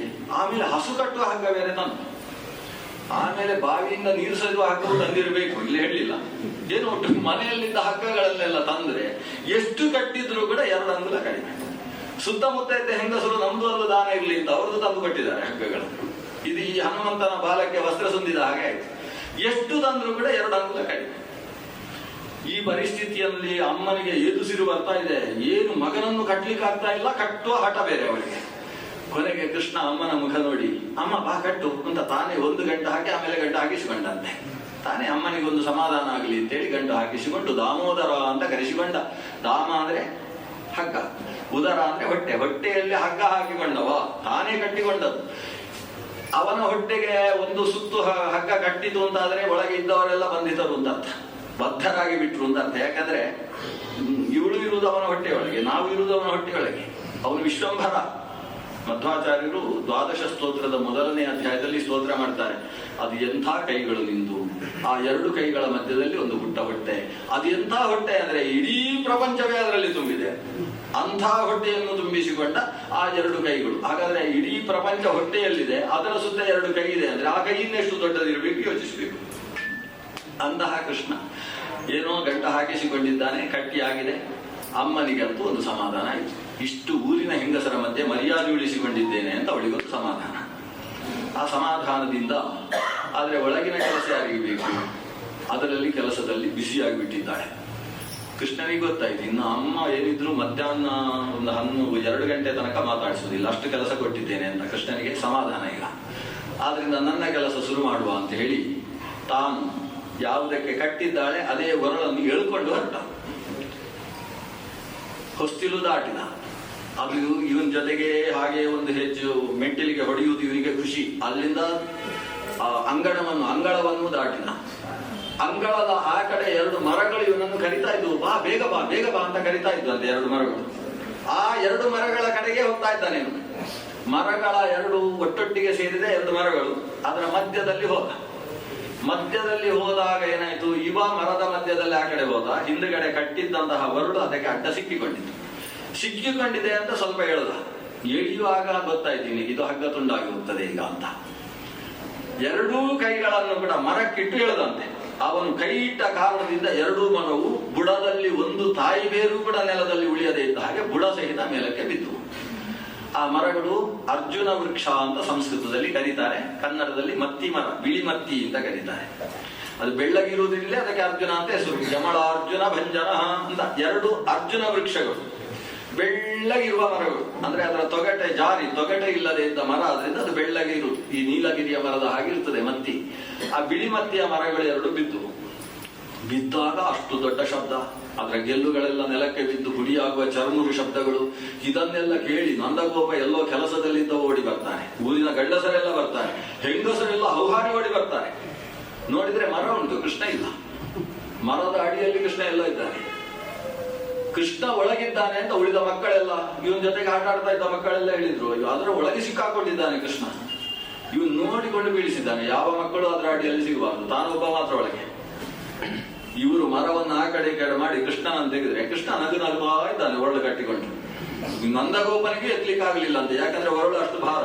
ಆದ್ರೆ ಈ ಮಗು ಅದೇ ಒರಳನ್ನು ಎತ್ತಿಕೊಂಡು ಬಂದಿದೆ. ಜಾಗೃತೆಯಾಗಿ ಬಿಚ್ಚಿ ಯಶೋದೆಗೊಂದು ಬೈದಿದ್ದಾನೆ. ಮತ್ತೆ ಯಾವ ಹೆಂಗಸು ಕೂಡ ಆಮೇಲೆ ಸಂಸಾರ ಮಾಡ್ಲಿಕ್ಕೆ ಸಾಧ್ಯ ಇಲ್ಲ, ಅಷ್ಟು ಬೈದಾಕಿದ. ಏನ್ ಮಕ್ಕಳನ್ನು ಹೀಗೆ ನೋಡಿಕೊಳ್ಳುದ, ಇಷ್ಟು ದೊಡ್ಡ ಒರಳನ್ನು ಈ ಮಗುವಿಗೆ ಕಟ್ಟುದ, ಏನ್ ಇವನ ಮೇಲೆ ದ್ವೇಷ ಅಂತ ಬೈತಾನೆ ಅಮ್ಮನಿಗೆ. ಇವ ಬೈತಾ ಇದ್ರೆ ಕೃಷ್ಣ ಅಲ್ಲಿಂದ ಆಕೆ ನನ್ನ ಮುಖ ನೋಡ್ತಾ ಇಲ್ಲ ಅಪ್ಪ ಅಂತ ಆದ ಕೂಡಲೇ ಈಗ ಅಮ್ಮನ ನೋಡಿ ಹಾಗೆ ಆಗ್ಬೇಕು ನಿಮ್ಗೆ ಅಂತ ಹೇಳ್ತಾರೆ. ಈ ಪುಟ್ಟ ಮಗ ಅಂತೂ ಅಮ್ಮನಿಗೆ ಅಪ್ಪನ ಹತ್ರ ಬಯಸಿದ್ದಾನೆ. ಮರ ಬಿದ್ದಿದೆ. ಆ ಮಕ್ಕಳು ಹೇಳ್ತವೆ ಮರ ಬಿದ್ದದ್ದು ಹೇಗೆ ಅಂತ ಪ್ರಶ್ನೆ. ಈಗ ದೊಡ್ಡ ಪ್ರಶ್ನೆ. ಮಕ್ಕಳು ಹೇಳಿದ್ವು, ಅದು ಇವನೇ ಕೈಯಲ್ಲಿ ಹೀಗಂದ, ಇದು ಮಧ್ಯದಲ್ಲಿ ಸಿಕ್ಕಾಕೊಂಡಿತ್ತು, ಮರ ಬಿತ್ತು. ಮರ ಬಿದ್ದದ್ದು ಮಾತ್ರ ಅಲ್ಲ, ಅವ ಒಳಗೆ ಸಿಕ್ಕಾಕೊಂಡ. ಅಷ್ಟೊತ್ತಿಗೆ ಅದರ ಒಳಗೆ 2 ಪ್ರಕಾಶಮಾನವಾದ ದೀಪಗಳು ಕಂಡು, ದೊಡ್ಡ ಪ್ರಕಾಶಗಳು. ಅವೆರಡೂ ಕೂಡ ಈ ಕೃಷ್ಣನ ಹತ್ರ ಏನೋ, ಈ ಮಗುವಿನ ಹತ್ರ ಏನೋ ಮಾತಾಡ್ತಾ ಇದ್ವು. ಅಷ್ಟು ಮಾತ್ರ ನಮ್ಗೆ ಗೊತ್ತು ಅಂತ ಈ ಮಕ್ಕಳು ಹೇಳ್ತಾರೆ. ಈ ಹಿರಿಯರೆಲ್ಲ ಹೇಳ್ತಾರೆ ಎಲ್ಲ ಸುಳ್ಳು. ಈ ಮಕ್ಕಳಿಗೆ ಏನು ಅರ್ಥ ಆಗ್ತದೆ, ಬುದ್ಧಿ ಇಲ್ಲದೆ ಇದ್ದ ಮಕ್ಕಳು ಏನೇನೋ ಹೇಳ್ತವೆ ಇವುಗಳಿಗೆ. ಇದು ಹಿಂದೆಯೂ ಆಗಿತ್ತು. ಕೃಷ್ಣನಿಗೆ ಒಂದು ಮನೆಯಿಂದ ಹೊರಗೆ ಹೋಗುವ ಒಂದು ಕಾರ್ಯಕ್ರಮ, ಅದಕ್ಕೆ ಮನೆಯಿಂದ ಹೊರಗೆ ಹೋಗುವ ಕಾರ್ಯಕ್ರಮ, ನಾಮಕರಣಕ್ಕಿಂತ ಮುಂಚೆ ಆಗತಕ್ಕಂಥದ್ದು. ಅದು ಮೊದಲ ಬಾರಿ ಮನೆ ಬಿಟ್ಟು ಹೊರಗೆ ಬರುವುದು. ಹೀಗೆಲ್ಲ ದೇವಸ್ಥಾನಕ್ಕೆ ಕರ್ಕೊಂಡು ಹೋಗುವ ರೀತಿಯಲ್ಲಿ ಆ ವ್ಯವಸ್ಥೆಯನ್ನು ಮಾಡ್ತಾರೆ. ಆ ರೀತಿ ಮನೆಯಿಂದ ಹೊರಗೆ ಬರುವ ಔತ್ಥಾನಿಕ ಕರ್ಮ ನಡೀತಾ ಇರುವಾಗ ಒಂದು ಬಂಡಿಯ ಅಡಿಯಲ್ಲಿ ಈ ಮಗುವನ್ನು ಮಲಗಿಸಿತ್ತು. ಇವ ಕಾಲನ್ನು ಹೀಗೆ ತಾಗಿಸಿ ಆ ಬಂಡಿ ಆಕಾಶಕ್ಕೆ ಹಾರಿ ಕೆಳಗೆ ಬೋರಲಾಗಿ ಬಿದ್ದು ಅದರ ಚಕ್ರ ಆ ಕಡೆ ಈ ಕಡೆ ಹೋಗಿ ಬಂಡಿ ಪುಡಿಯಾಗಿ ಹೋಗಿತ್ತು. ಶಕಟಾಸುರ ಅಂತ ಹೇಳುವ ಅಸುರನನ್ನು ಸಂಹಾರ ಮಾಡಿದ್ದ. ಆವಾಗಲೂ ಕೇಳಿದ್ರು, ಇದೇನು ಹೀಗೆ, ಇವನು ಬಂಡಿ ಮೇಲೆ ಬಿದ್ರು ಕೂಡ ಇವನಿಗೆ ಏನೂ ಆಗ್ಲಿಲ್ಲ ಅಲ್ವಾ, ಯಾಕೆ ಹೀಗೆ? ಅದಕ್ಕೆ ಈ ಹುಡುಗರೆಲ್ಲ ಮಕ್ಕಳೆಲ್ಲ ಹೇಳಿದ್ವು, ಅದು ಇವನೇ ಏನೋ ಕಾಲನ್ನು ಹೀಗೀಗ ಅಲ್ಲಾಡಿಸಿದ. ಒಂದು ಕಾಲು ಯಾವಾಗ ಈ ಬಂಡಿಗೆ ತಾಗಿತು, ಬಂಡಿ ಅಷ್ಟೆತ್ತರಕ್ಕೆ ಹೋಗಿ ಹೀಗೆ ಬಿತ್ತು ಅಂತ ಈ ಮಕ್ಕಳು ಹೇಳಿದ್ರು. ಇವರೆಲ್ಲ, ಈ ಮಕ್ಕಳಿಗೆ ಬುದ್ಧಿಯೇ ಇಲ್ಲ, ಏನೇನೇ ಹೇಳ್ತಾವೆ ಇವುಗಳು. ಒಂದು ಮಗು ಕಾಲು ತಾಗಿಸಿದ್ರೆ ಬಂಡಿ ಹಾರುವುದಂದ್ರೆ ಏನು, ಈ ಅರ್ಥವೇ ಆಗಲ್ಲ ಈ ಮಕ್ಕಳಿಗೆ ಅಂತ ಬೈದು ಹೋದ್ರು ಅವರೆಲ್ಲ. ಆಗ ವೇದವ್ಯಾಸರು ಒಂದು ಮಾತು ಹೇಳ್ತಾರೆ, ಇಲ್ಲಿ ಬುದ್ಧಿ ಇಲ್ಲದೆ ಇರುವುದು ಯಾರಿಗೆ? ಈ ಹಿರಿಯರಿಗೆ, ಮಕ್ಕಳಿಗಲ್ಲ. ಮಕ್ಕಳಿಗೆ ಮಗು ಮಾಡಿದ್ದು ಸ್ಪಷ್ಟ ಕಾಣಿಸ್ತದೆ, ಅದನ್ನ ಹಾಗೆ ಹೇಳ್ತಾರೆ. ಆದ್ರೆ ದೊಡ್ಡವರ ಬುದ್ಧಿ ಇದೆ ಅಲ್ವಾ, ಅದು ಇದನ್ನು ಅರ್ಥ ಮಾಡಿಕೊಳ್ಳುವ ಶ್ರದ್ಧೆ ಅವರಲ್ಲಿಲ್ಲ. ಬುದ್ಧಿ ಮತ್ತು ಮನಸ್ಸು ಅಂತ ಎರಡಿದೆ. ಇದರಲ್ಲಿ ಮನಸ್ಸು ನಂಬುವಂಥದ್ದು, ಭಾವುಕವಾದದ್ದು, ಪ್ರೀತಿ ಮಾಡುವುದು ಮನಸ್ಸು. ಬುದ್ಧಿ ಯಾವತ್ತೂ ತರ್ಕ ಮಾಡ್ತದೆ. ಬುದ್ಧಿಯ ಕೆಲಸ ತರ್ಕ. ಈಗ ಮನೆಯಿಂದ ಶಾಲೆಯಿಂದ ಮಗು ಬಂತು ಅಂತ ಅನ್ಕೊಳ್ಳಿ, ಬಂದು ಕೂಡಲೇ ಅಪ್ಪ ಕೇಳ್ತಾನೆ, ಏನೋ ಶಾಲೆಯಲ್ಲೆಲ್ಲ ಸರಿಯಾಗಿ ಪಾಠ ಮಾಡ್ತಾರೋ ಅಂತ ಕೇಳ್ತಾನೆ ಅಪ್ಪ. ಅದು ಕೆಲಸ ಮಾಡಿದ್ದೆ ಅವತ್ತು ಬುದ್ಧಿ. ಯಾಕಂದ್ರೆ ನಾವು ತಿಂಗಳಿಗೆ ಇಷ್ಟು ಫೀಸ್ ಕೊಡ್ತೇವೆ, ಪಾಠ ಮಾಡುದವರ ಕರ್ಮ, ಸರಿಯಾಗಿ ಪಾಠ ಮಾಡ್ತಾರೋ ಇಲ್ಲೋ ಅಂತ ಕೇಳಿದ್ರೆ ಅದು ಬುದ್ಧಿ ಮಾಡಿದ ಕೆಲಸ. ಆದ್ರೆ ಅಮ್ಮ ಸಿಕ್ಕಿಲ್ಲ ಅನ್ಕೊಳ್ಳಿ, ಮಗು ಹಸಿವಾಗ್ತದ ಅಂತ ಕರ್ಕೊಂಡು ಹೋಗಿ ಅಡಿಗೆ ಮನೆಗೆ ಕರ್ಕೊಂಡು ಹೋಗ್ತಾನೆ. ಇದು ಬುದ್ಧಿಯ ಕೆಲಸ ಅಲ್ಲ, ಇದು ಮನಸ್ಸಿನ ಕೆಲಸ. ಮಾಲಿನ್ಯರಲ್ಲಿ ಮನಸ್ಸು ಭಾವ ಪ್ರಧಾನವಾಗಿರ್ತದೆ, ಪುರುಷನಲ್ಲಿ ಬುದ್ಧಿ ತರ್ಕ ಪ್ರಧಾನವಾಗಿರ್ತದೆ ಅಂತ ಮನೋವೈಜ್ಞಾನಿಕವಾಗಿ ಸ್ವತಃ ವಾಗ್ಭಟ ಹೇಳ್ತಕ್ಕಂತಹ ಮಾತು. ಈ ಮನಸ್ಸು ಮತ್ತು ಬುದ್ಧಿ ಉಂಟಲ್ಲ, ಇದೆರಡು ಒಟ್ಟು ಇರಬೇಕು. ಬರೀ ಬುದ್ಧಿಯೇ ಇದ್ರೆ ಅವನದ್ದು ಶುಷ್ಕ ಪಾಂಡಿತ್ಯ ಆಗ್ತದೆ. ಬರೀ ಮನಸ್ಸೇ ಇದ್ರೆ ಅವರು ಎಲ್ಲಾ ಸಂದರ್ಭದಲ್ಲೂ ಮೋಸ ಹೋಗ್ತಾರೆ. ಯಾಕಂದ್ರೆ ಕೃಷ್ಣನ ವೇಷ ಹಾಕಿಕೊಂಡು ಮನೆಗೆ ಬಂದ್ರೆ ಇದು ಸಾಕ್ಷಾತ್ ಕೃಷ್ಣ ಬಂದಿದ್ದಾನೆ ಅಂತ ದೇವರ ಕೋಣೆಯಲ್ಲಿ ಕೂಡಿಸಿ ಮರುದಿವಸ ನೋಡಿದ್ರೆ ಅಲ್ಲಿಂದ ಆಭರಣ ಯಾವುದೂ ಇರುವುದಿಲ್ಲ. ಇಂಥದ್ದೆಲ್ಲ ಬರೀ ಬುದ್ಧಿಯೇ ಇದ್ರು ಮನಸ್ಸು ಇದ್ರೂ ಕಷ್ಟ, ಬರೀ ಬುದ್ಧಿ ಇದ್ರೂ ದೇವರು ಸಿಗುವುದಿಲ್ಲ. ಬುದ್ಧಿ ಮನಸ್ಸುಗಳ ದಾಂಪತ್ಯ ಬೇಕು. ಭಾವ ಮತ್ತು ತರ್ಕ ಇವೆರಡು ಜೊತೆ ಸೇರಿಕೊಂಡಾಗ ಮಾತ್ರ ದೇವನ ಸಾಕ್ಷಾತ್ಕಾರ ಆಗುವುದಕ್ಕೆ ಸಾಧ್ಯ, ಭಗವಂತನಿಗೆ ನಾವು ಹತ್ತಿರವಾಗುವುದಕ್ಕೆ ಸಾಧ್ಯ ಅಂತ. ಈ ಬುದ್ಧಿ ಭಾವಗಳ ಸಾಂಗತ್ಯ ಬೇಕು ಅನ್ನುವುದು ಕೂಡ ಕೃಷ್ಣನ ಬಾಲ್ಯದ ಲೀಲೆಗಳಿಂದ ನಾವು ಕಲಿಯತಕ್ಕಂಥದ್ದು. ಹಿರಿಯರು ಬೌದ್ಧಿಕವಾಗಿ ಯೋಚಿಸಿ ಇವನು ಹೇಗೆ ಈ ಬಂಡಿಯನ್ನು ಪುಡಿ ಮಾಡ್ಲಿಕ್ಕೆ ಸಾಧ್ಯ ಅಂತ ಹೇಳ್ತಾರೆ. ಕಣ್ಣಾರೆ ಕಂಡ ಮಕ್ಕಳು ಅದನ್ನು ಕುರಿತು ನಂಬ್ತಾರೆ. ಸಾಧ್ಯ ಈ ಮಗುವಿನಿಂದ, ಅಸಾಧ್ಯವಾದ ಕೆಲಸವನ್ನು ಸಾಧ್ಯವಾಗಿಸುವ ಶಕ್ತಿ ಈ ಮಗುವಿನಲ್ಲಿದೆ. ಮನುಷ್ಯನಾಗಿಯೇ ಹುಟ್ಟಿದ ಕೃಷ್ಣ ಅತಿಮಾನುಷವಾದ ಕೆಲಸಗಳನ್ನು ಮಾಡಿಕೊಂಡೇ ಬೆಳೆದ. ಈಗ ಕೈಗೆ ಒಂದು ವೇಣು ಬಂದಿದೆ, ಕೊಳಲು. ಆ ಕೊಳಲನ್ನು ಬಾಯಿಗೆ ಹಚ್ಚಿದ ಅಂತ ಹೇಳಿದ್ರೆ ಅದರಿಂದ ಬರುವ ನಾದ ಅದು ಪ್ರಕೃತಿಯನ್ನೇ ಒಂದು ರೀತಿಯಲ್ಲಿ ಶಾಂತವಾಗಿಸಿಬಿಡ್ತದೆ. ಅವನು ಕೊಳಲು ನಾದ ಮಾಡ್ತಾ ಇದ್ದಾನೆ ಅಂದ್ರೆ ಮರಗಳೆಲ್ಲ ಪಟಪಟ ಅಂತ ಶಬ್ದ ಮಾಡ್ತಾ ಇದ್ದವುಗಳು ಮೆಲ್ಲಗೆ ನಿಂತು ಬಿಡ್ತಾವಂತೆ. ಅರಳಿಯ ಮರವೂ ಕೂಡ ಶಾಂತವಾಗಿ ಇದನ್ನು ಕೇಳುವುದಕ್ಕೋಸ್ಕರ ತುಳು ತುಳು ಅಂತ ಶಬ್ದ ಮಾಡಿಕೊಂಡು ಹರಿಯತಕ್ಕಂತಹ ನದಿಯೂ ಕೂಡ ಕೃಷ್ಣ ವೇಣುನಾದ ಪ್ರಾರಂಭಿಸಿದ್ರೆ ತಾನು ಮೆಲ್ಲ ಮೆಲ್ಲನೆ ಹರಿಯುತ್ತಂತೆ. ಯಾರಿಗೂ ಇದನ್ನು ಕೇಳುವುದಕ್ಕೆ ಗಜಿಬಿಜಿ ಆಗಬಾರದು ಅಂತ. ಕರುಗಳು ತಾಯಿಯ ಕೆಚ್ಚಲಿಗೆ ಬಾಯಿ ಹಾಕಿದ್ದವುಗಳು ಕೂಡ ವೇಣುನಾದ ಕೇಳ್ತಾ ಇದ್ರೆ ತಾವು ಚಿತ್ರದಲ್ಲಿ ಬರೆದ ಕರುಗಳ ಹಾಗೆ ಸುಮ್ಮನೆ ನಿಂತು ಬಿಡ್ತಾರಂತೆ. ಹಸುಗಳು ಹುಲ್ಲಿನ ಗ್ರಾಸವನ್ನು ಬಾಯಿಗೆ ಹಾಕಿಕೊಂಡಿದ್ದವುಗಳು ಕೂಡ ವೇಣುನಾದ ಕೇಳಿದಾಗ ಶಾಂತವಾಗಿ ನಿಂತು ಬಿಡ್ತಾರೆ. ಶಿಶುರು ವೇತ್ತಿ ಪಶುರು ವೇತ್ತಿ ಅಂತ ಹೇಳುವುದಿಲ್ಲ, ವೇತ್ತಿ ಗಾನರಸಂ ಫಣಿ ಅಂತ. ಸರ್ಪಕ್ಕೂ ಗಾನರಸ ಗೊತ್ತಾಗುತ್ತೆ. ಒಂದು ಪ್ರಕರಣವನ್ನು ಭಾಗವತ ಉಲ್ಲೇಖ ಮಾಡುತ್ತದೆ. ಇವ ವೇಣುನಾದವನ್ನು ಮಾಡ್ತಾ ನಿಂತಿದ್ದಾನೆ, ಮುರಳೀಗಾನ ವಿಲೋಲನಾಗಿದ್ದಾನೆ. ಆ ಹೊತ್ತಿಗೆ ಆಕಾಶದಲ್ಲಿ ಒಂದು ಹದ್ದು ಹಾರಿಕೊಂಡು ಹೋಗ್ತಾ ಇರ್ತದೆ. ಅದಕ್ಕೆ ಹಲವು ದಿವಸಗಳಿಂದ ಆಹಾರ ಸಿಕ್ಕಿರುವುದಿಲ್ಲ. ಅಪರೂಪಕ್ಕೆ ಒಂದು ಇಲಿ ಸಿಕ್ಕಿತ್ತು. ಆ ಇಲಿಯನ್ನು ತಾನು ಬಾಯಿಯಲ್ಲಿ ಕಚ್ಚಿಕೊಂಡು ಯಾವುದೋ ಪ್ರಶಾಂತವಾದ ಎತ್ತರಕ್ಕೆ ಹೋಗಿ ಅಲ್ಲಿ ಕೂತ್ಕೊಂಡು ಬಾರಣೆ ಮಾಡಬೇಕು ಅಂತಿತ್ತು ಆ ಹದ್ದು. ಆದ್ರೆ ಅದು ಹಾರಿ ಬರ್ತಾ ಇರುವಾಗ ಕೆಳಗಿನಿಂದ ವೇಣುನಾದ ಅದರ ಕಿವಿಗೆ ತಾಗಿತು. ತನ್ಮಯವಾಗಿ ಹೋಯ್ತಂತೆ, ತನ್ನನ್ನು ತಾನು ಮರಿತಿತ್ತಂತೆ. ಅದರ ಬಾಯಿಯಿಂದ ಆ ಇಲಿ ಹಾಗೆಯೇ ಶ್ರೀಕೃಷ್ಣನ ಪಾದದ ಹತ್ರವೇ ಬಿತ್ತಂತೆ. ಪಾದದ ಹತ್ರ ಬಿದ್ದಂತಹ ಇಲಿ ಬೆಟ್ಟಾಗಿ ಸಾಯುವ ಸ್ಥಿತಿ ಇಲ್ಲದ್ದು ಈ ಕೃಷ್ಣನ ವೇಣುನಾದ ಕೇಳ್ತಾ ಕೇಳ್ತಾ ಶಕ್ತಿಯನ್ನು ತುಂಬಿಸಿಕೊಂಡು ಸಂಜೀವನಗೊಂಡು ಅಲ್ಲಿಂದ ಹಾಗೆ ಹರಿದುಕೊಂಡು ಒಂದು ಬಿಲದಲ್ಲಿ ಕೂತ್ಕೊಂಡು ವೇಣುನಾದ ಕೇಳ್ತಾ ಕೂತಿದಂತೆ. ಈ ಕಥೆ ಏನು ಹೇಳ್ತದೆ? ಕೃಷ್ಣನ ವೇಣುನಾದ ಲೋಕದಲ್ಲಿ ಅತ್ಯಂತ ಕಠೋರ ಕ್ರೂರಿ ಪಕ್ಷಿ ಅಂತ ಕರೆಸಿಕೊಂಡ ಹದ್ದುವಿನ ಮನಸ್ಸನ್ನು ಕೂಡ ಪಕ್ವಗೊಳಿಸಿತು, ಅದನ್ನೂ ಕೂಡ ತನ್ನ ಕೆಳಗೆ ಸೆಳೆದುಕೊಂಡಿತು. ಹಾಗಾದ್ರೆ ಕೃಷ್ಣನ ವೇಣುಗಾನದಲ್ಲಿ ಬರ್ತಾ ಇದ್ದದ್ದು ಬರೀ ನಾದ ಅಲ್ಲ, ಬರೀ ಸುಶ್ರಾವ್ಯವಾದ ನಾದಗಳಲ್ಲ. ಎಲ್ಲರ ಮನಸ್ಸಿಗೂ ಯಾವುದು ಬೇಕಿದೆಯೋ ಅಂತಹ ವೇದದ ಗಾನಗಳು. ಸಹಸ್ರವರ್ಮ ಸಾಮವೇದ ಅಂತಾರೆ. ಸಾಮವೇದವನ್ನು ಅಂದ್ರೆ ಸಂಗೀತಕ್ಕೆ ಸಂಬಂಧಪಟ್ಟ 1000 ಬಗೆಗಳಿದ್ದಾರೆ. ಅವೆಲ್ಲದರಲ್ಲೂ ಆಹ್ಲಾದಕವಾದ ನಾದಗಳನ್ನು ತೂರಿಸಿ ಆತ ತನ್ನ 7 ತೂತಿನ ಆ ವೇಣುವಿನ ಮೂಲಕ ಸಪ್ತ ಸ್ವರಗಳನ್ನು ಹೊರಗೆ ಹಾಕ್ತಾ ಇದ್ದ. ಅವರು ನಿಲ್ಲುವ ಭಂಗಿಯನ್ನು ವರ್ಣನೆ ಮಾಡ್ತಾರೆ. ವಾಮ ಬಾಹು ಕೃತ ವಾಮ ಕಪೋಲಹ ವೇಣುಗೀತ ಅಂತ ಒಂದಿದೆ. ಅವ್ರು ನಿಲ್ಲುವುದೇ ಒಂದು ವಿಚಿತ್ರ. ಕೃಷ್ಣ ನಿಂತ ಅಂದ್ರೆ ಸಾಮಾನ್ಯ ಚಿತ್ರದಲ್ಲಿ ನೋಡ್ತೇವೆ ತ್ರಿಭಂಗಿ ಮಧುರಾಕೃತಿ. ಒಂದು ಸಲ ಸೊಂಟ ಬಗ್ಗಿಸ್ತಾನೆ, ಮೊದಲು ಕಾಲು ಬಗ್ಗಿಸ್ತಾನೆ, ಆಮೇಲೆ ಹೀಗೆ ಬಗ್ಗಿ ಹೀಗೆ ನಿಲ್ತಾನೆ. 3 ಕಡೆಯಲ್ಲಿ ಬಗ್ಗಿಸಿ ನಿಲ್ಲುವ ಕೃಷ್ಣನದ್ದೇ ಅದೊಂದು ವಿಚಿತ್ರವಾದ ಭಂಗಿ. ಅದನ್ನು ತ್ರಿಭಂಗಿ ಮಧುರಾಕೃತಿ ಅಂತ ಕರೀತಾರೆ. ಆ ರೀತಿಯಲ್ಲಿ ಅವ ನಿಂತ ಅಂತ ಆದ್ರೆ ಅದನ್ನು ನೋಡುವುದೇ ಒಂದು ಚಂದ. ಎಷ್ಟು ಚಂದ ಅಂದ್ರೆ ಅಲ್ಲಿಯ ಪುಟ್ಟ ಪುಟ್ಟ ಹುಡುಗಿಯರಿಗೆಲ್ಲ ನಾವು ಮದುವೆ ಆಗುವುದಾದ್ರೆ ಕೃಷ್ಣನನ್ನೇ ಅಂತ. 7 ವರ್ಷದ ಹುಡುಗಿಯರು, ಆ ಮಕ್ಕಳಿಗೂ ಒಂದು ಆಸೆ, ನಾವು ಮದುವೆ ಆಗುವುದು ಕೃಷ್ಣನನ್ನೇ ಮದುವೆ ಆಗಬೇಕಾದ್ರೆ ಏನ್ ಮಾಡ್ಬೇಕು? ಮನೆಯಲ್ಲಿ ಮಾತಾಡಿದ್ದನ್ನು ಕೇಳ್ತಾ ಇರ್ತಾರೆ ಅವರು. ನಾವು ಅಂದುಕೊಂಡ ಗಂಡನೇ ಸಿಗಬೇಕಾದ್ರೆ ಕಾತ್ಯಾಯನಿ ವ್ರತ ಮಾಡಬೇಕು ಅಂತ ಮಾತಾಡುವುದನ್ನು ಕೇಳಿಕೊಂಡಿದ್ದಾರೆ. ಇವರು ಧನುರ್ಮಾಸದಲ್ಲಿ ಬಂದು ಬೆಳಗ್ಗೆ ಆ ಚಳಿಯಲ್ಲಿ, ಅದು ಕೂಡ ಬೆಂಗಳೂರಿನ ಚಳಿ ಅಲ್ಲ, ಉತ್ತರ ಭಾರತದ ಚಳಿ, ಆ ಚಳಿಯಲ್ಲಿ ನದಿಯಲ್ಲಿ ನಿಂತುಕೊಂಡು ತಾವು ಕೂಡ ಕೃಷ್ಣ ಕೃಷ್ಣ ಕೃಷ್ಣ ಅಂತ ಜಪ ಮಾಡುವುದಕ್ಕೆ ಶುರು ಮಾಡಿದ್ದಾರೆ. ಕಾತ್ಯಾಯಿನಿ ಮಹಾಮಾಯೆ ಮಹಾಯೋಗಿನ್ಯಧೀಶ್ವರಿ ನಂದಗೋಪಸುತಂ ಕೃಷ್ಣಂ ಪತಿಮ್ಮೇ ಕುರುತೇ ನಮಃ. ನಮಗೆ ಕೃಷ್ಣನೇ ಗಂಡನಾಗುವ ಹಾಗೆ ಮಾಡಮ್ಮ ಅಂತ ಕಾತ್ಯಾಯಿನಿ ವ್ರತವನ್ನು ತೊಡಗಿದ್ದಾರೆ. ಅಂತಹ ಮಕ್ಕಳಿಗೂ ಬುದ್ಧಿ ಹೇಳಿದ್ದಾನೆ ಕೃಷ್ಣ. ಅವರ ವಸ್ತ್ರವನ್ನು ಅಪಹರಿಸಿ ಅವರಿಗೆ ಹೀಗೆಲ್ಲ ಬಟ್ಟೆ ಇಲ್ಲದೆ ಸ್ನಾನ ಮಾಡುವುದು ತಪ್ಪು, ಅದು ವ್ರತಭಂಗ ಆಗ್ತದೆ, ಹೀಗಿರಬೇಕು ಹಾಗಿರಬೇಕು ಅಂತ ಅವರಿಗೆ ಉಪದೇಶಿಸಿ ಅವರಿಗೂ ಕೂಡ ವ್ರತವನ್ನು ಸರಿಯಾಗುವ ಹಾಗೆ ಮಾಡಿದವ ಕೃಷ್ಣ. ಗೋಕುಲ ಸಾಕಾಯಿತು ಕೃಷ್ಣನಿಗೆ. ಹಸುಗಳನ್ನು ಕಾಯ್ತಾ ಇದ್ದವ ಅನೇಕ ಅಸುರರನ್ನು ಸಂಹರಿಸಿ ಗೋಕುಲದಿಂದ ವೃಂದಾವನಕ್ಕೆ ಬರ್ತಾನೆ. ಆ ಗೋಕುಲದಲ್ಲಿ ಒಂದು ಘಟನೆ ಆಯಿತು. ಕೃಷ್ಣ ಹೇಳಿದ, ಇಲ್ಲಿ ಜನ ಎಲ್ಲ ತುಂಬಾ ಸರಿಯಾಗಿಲ್ಲ, ಮರಗಳನ್ನೆಲ್ಲ ಕಡಿದು ಎಲ್ಲ ಹುಲ್ಲುಗಾವಲೆಲ್ಲ ಹಾಳಿ ಮಾಡಿ ಹಾಕಿದ್ದಾರೆ. ನಾವು ಇಲ್ಲಿಂದ ಆ ಗೋವರ್ಧನ ಪರ್ವತದ ತಪ್ಪಲು ಪ್ರದೇಶಕ್ಕೆ ಹೋಗೋಣ.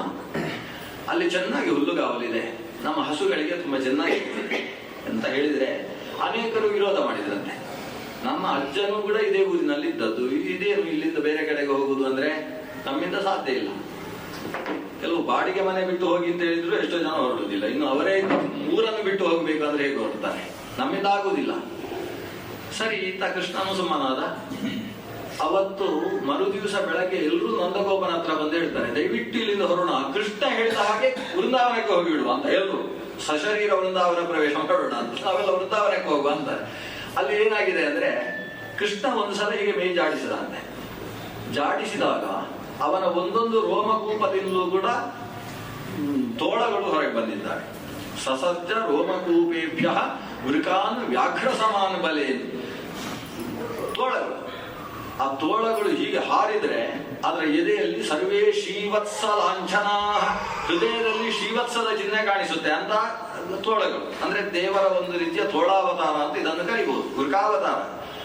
ಅವುಗಳೆಲ್ಲ ಕೆಲಸ ಏನು ಅಂದ್ರೆ ಸೀದಾ ಈ ಗೋಪಾಲಕರ ಮನೆಗೆ ಹೋಗುದು, ಮನೆಗೆ ಸೀದಾ ಒಳಗೆ ಹೋಗುದು. ಎಲ್ಲರೂ ಹೆದರ್ಕೊಂಡು ಮನೆ ರೂಮ್ ಸೇರಿದ್ರೆ ಈ ದೇವರ ಕೋಣೆ ಹತ್ರ ಹೋಗಿ ಅಲ್ಲೇನೋ ಇದ್ರೆ ಅದನ್ನು ತಿಂದುಕೊಂಡು ಹೊರಗೆ ಬರುದು. ಏನು ಮಕ್ಕಳನ್ನು ಮನೆಯ ವ್ಯಕ್ತಿಗಳನ್ನು ಮುಟ್ಲಿಕ್ಕಿಲ್ಲ, ಒಳಗೆ ಹೋಗುದು ಹೊರಗೆ ಬರುದು. ಆದ್ರೆ ಮನೆಯ ಒಳಗೆ ಕೆಲವು ಪ್ರವೇಶ ಮಾಡಿದ್ರೆ ಅದಕ್ಕೆ ಶಾಂತಿ ಆಗಬೇಕು ಅಂತುಂಟು. ಕೆಲವು ಮನುಷ್ಯರು ಪ್ರವೇಶ ಮಾಡಿದ್ರು ಶಾಂತಿ ಮಾಡಬೇಕಾಗ್ತದೆ. ಅದರಲ್ಲಿ ಕೆಲವು ಪ್ರಾಣಿಗಳು, ಮುಖ್ಯವಾಗಿ ಗೂಬೆ ಪ್ರವೇಶಿಸಿದ್ರೆ ಘೂಕ ಪ್ರವೇಶ ಶಾಂತಿ ಅಂತ ಅದು ಮಾಡ್ಲಿಕ್ಕೆ. ಅದು ಮಾಡುವುದು ಹೇಗೆ ಅಂದ್ರೆ 6 ತಿಂಗಳು ಮನೆಯಿಂದ ಹೊರಗಿರ್ಬೇಕು, ಮನೆಗೆ ಪ್ರವೇಶ ಮಾಡಬಾರ್ದು. 6 ತಿಂಗಳಾದ ಮೇಲೆ ಘೂಕ ಪ್ರವೇಶ ಶಾಂತಿ ಮಾಡಿ ವಾಸ ಮಾಡಬೇಕು ಅಂತುಂಟು.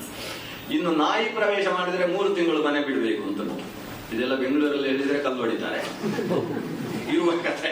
ನಾಯಿ ಪ್ರವೇಶ ಮಾಡಿದ್ರು ಮನೆಗೊಂದು ಶುನಕ ಪ್ರವೇಶ ಶಾಂತಿ ಅಂತ ವಿಧಾನ ಉಂಟು. ಮನೆಯೊಳಗೆ ಕಾಕ ಪ್ರವೇಶ ಮಾಡುವ ಹಾಗಿಲ್ಲ. ಅದೇ ರೀತಿ ವೃಕ ಅಂದ್ರೆ ತೋಳ ಪ್ರವೇಶ ಮಾಡುವ ಹಾಗಿಲ್ಲ. ತೋಳ ಪ್ರವೇಶಿಸಿದ್ರೆ ಆವಾಗ 1 ತಿಂಗಳು ಮನೆ ಬಿಡಬೇಕು. ಇದರಲ್ಲಿ ದೋಷ, ಏನೋ ಒಂದು ಅನಿಷ್ಟ ಆಗಿದೆ ಅಂತ ಅರ್ಥ.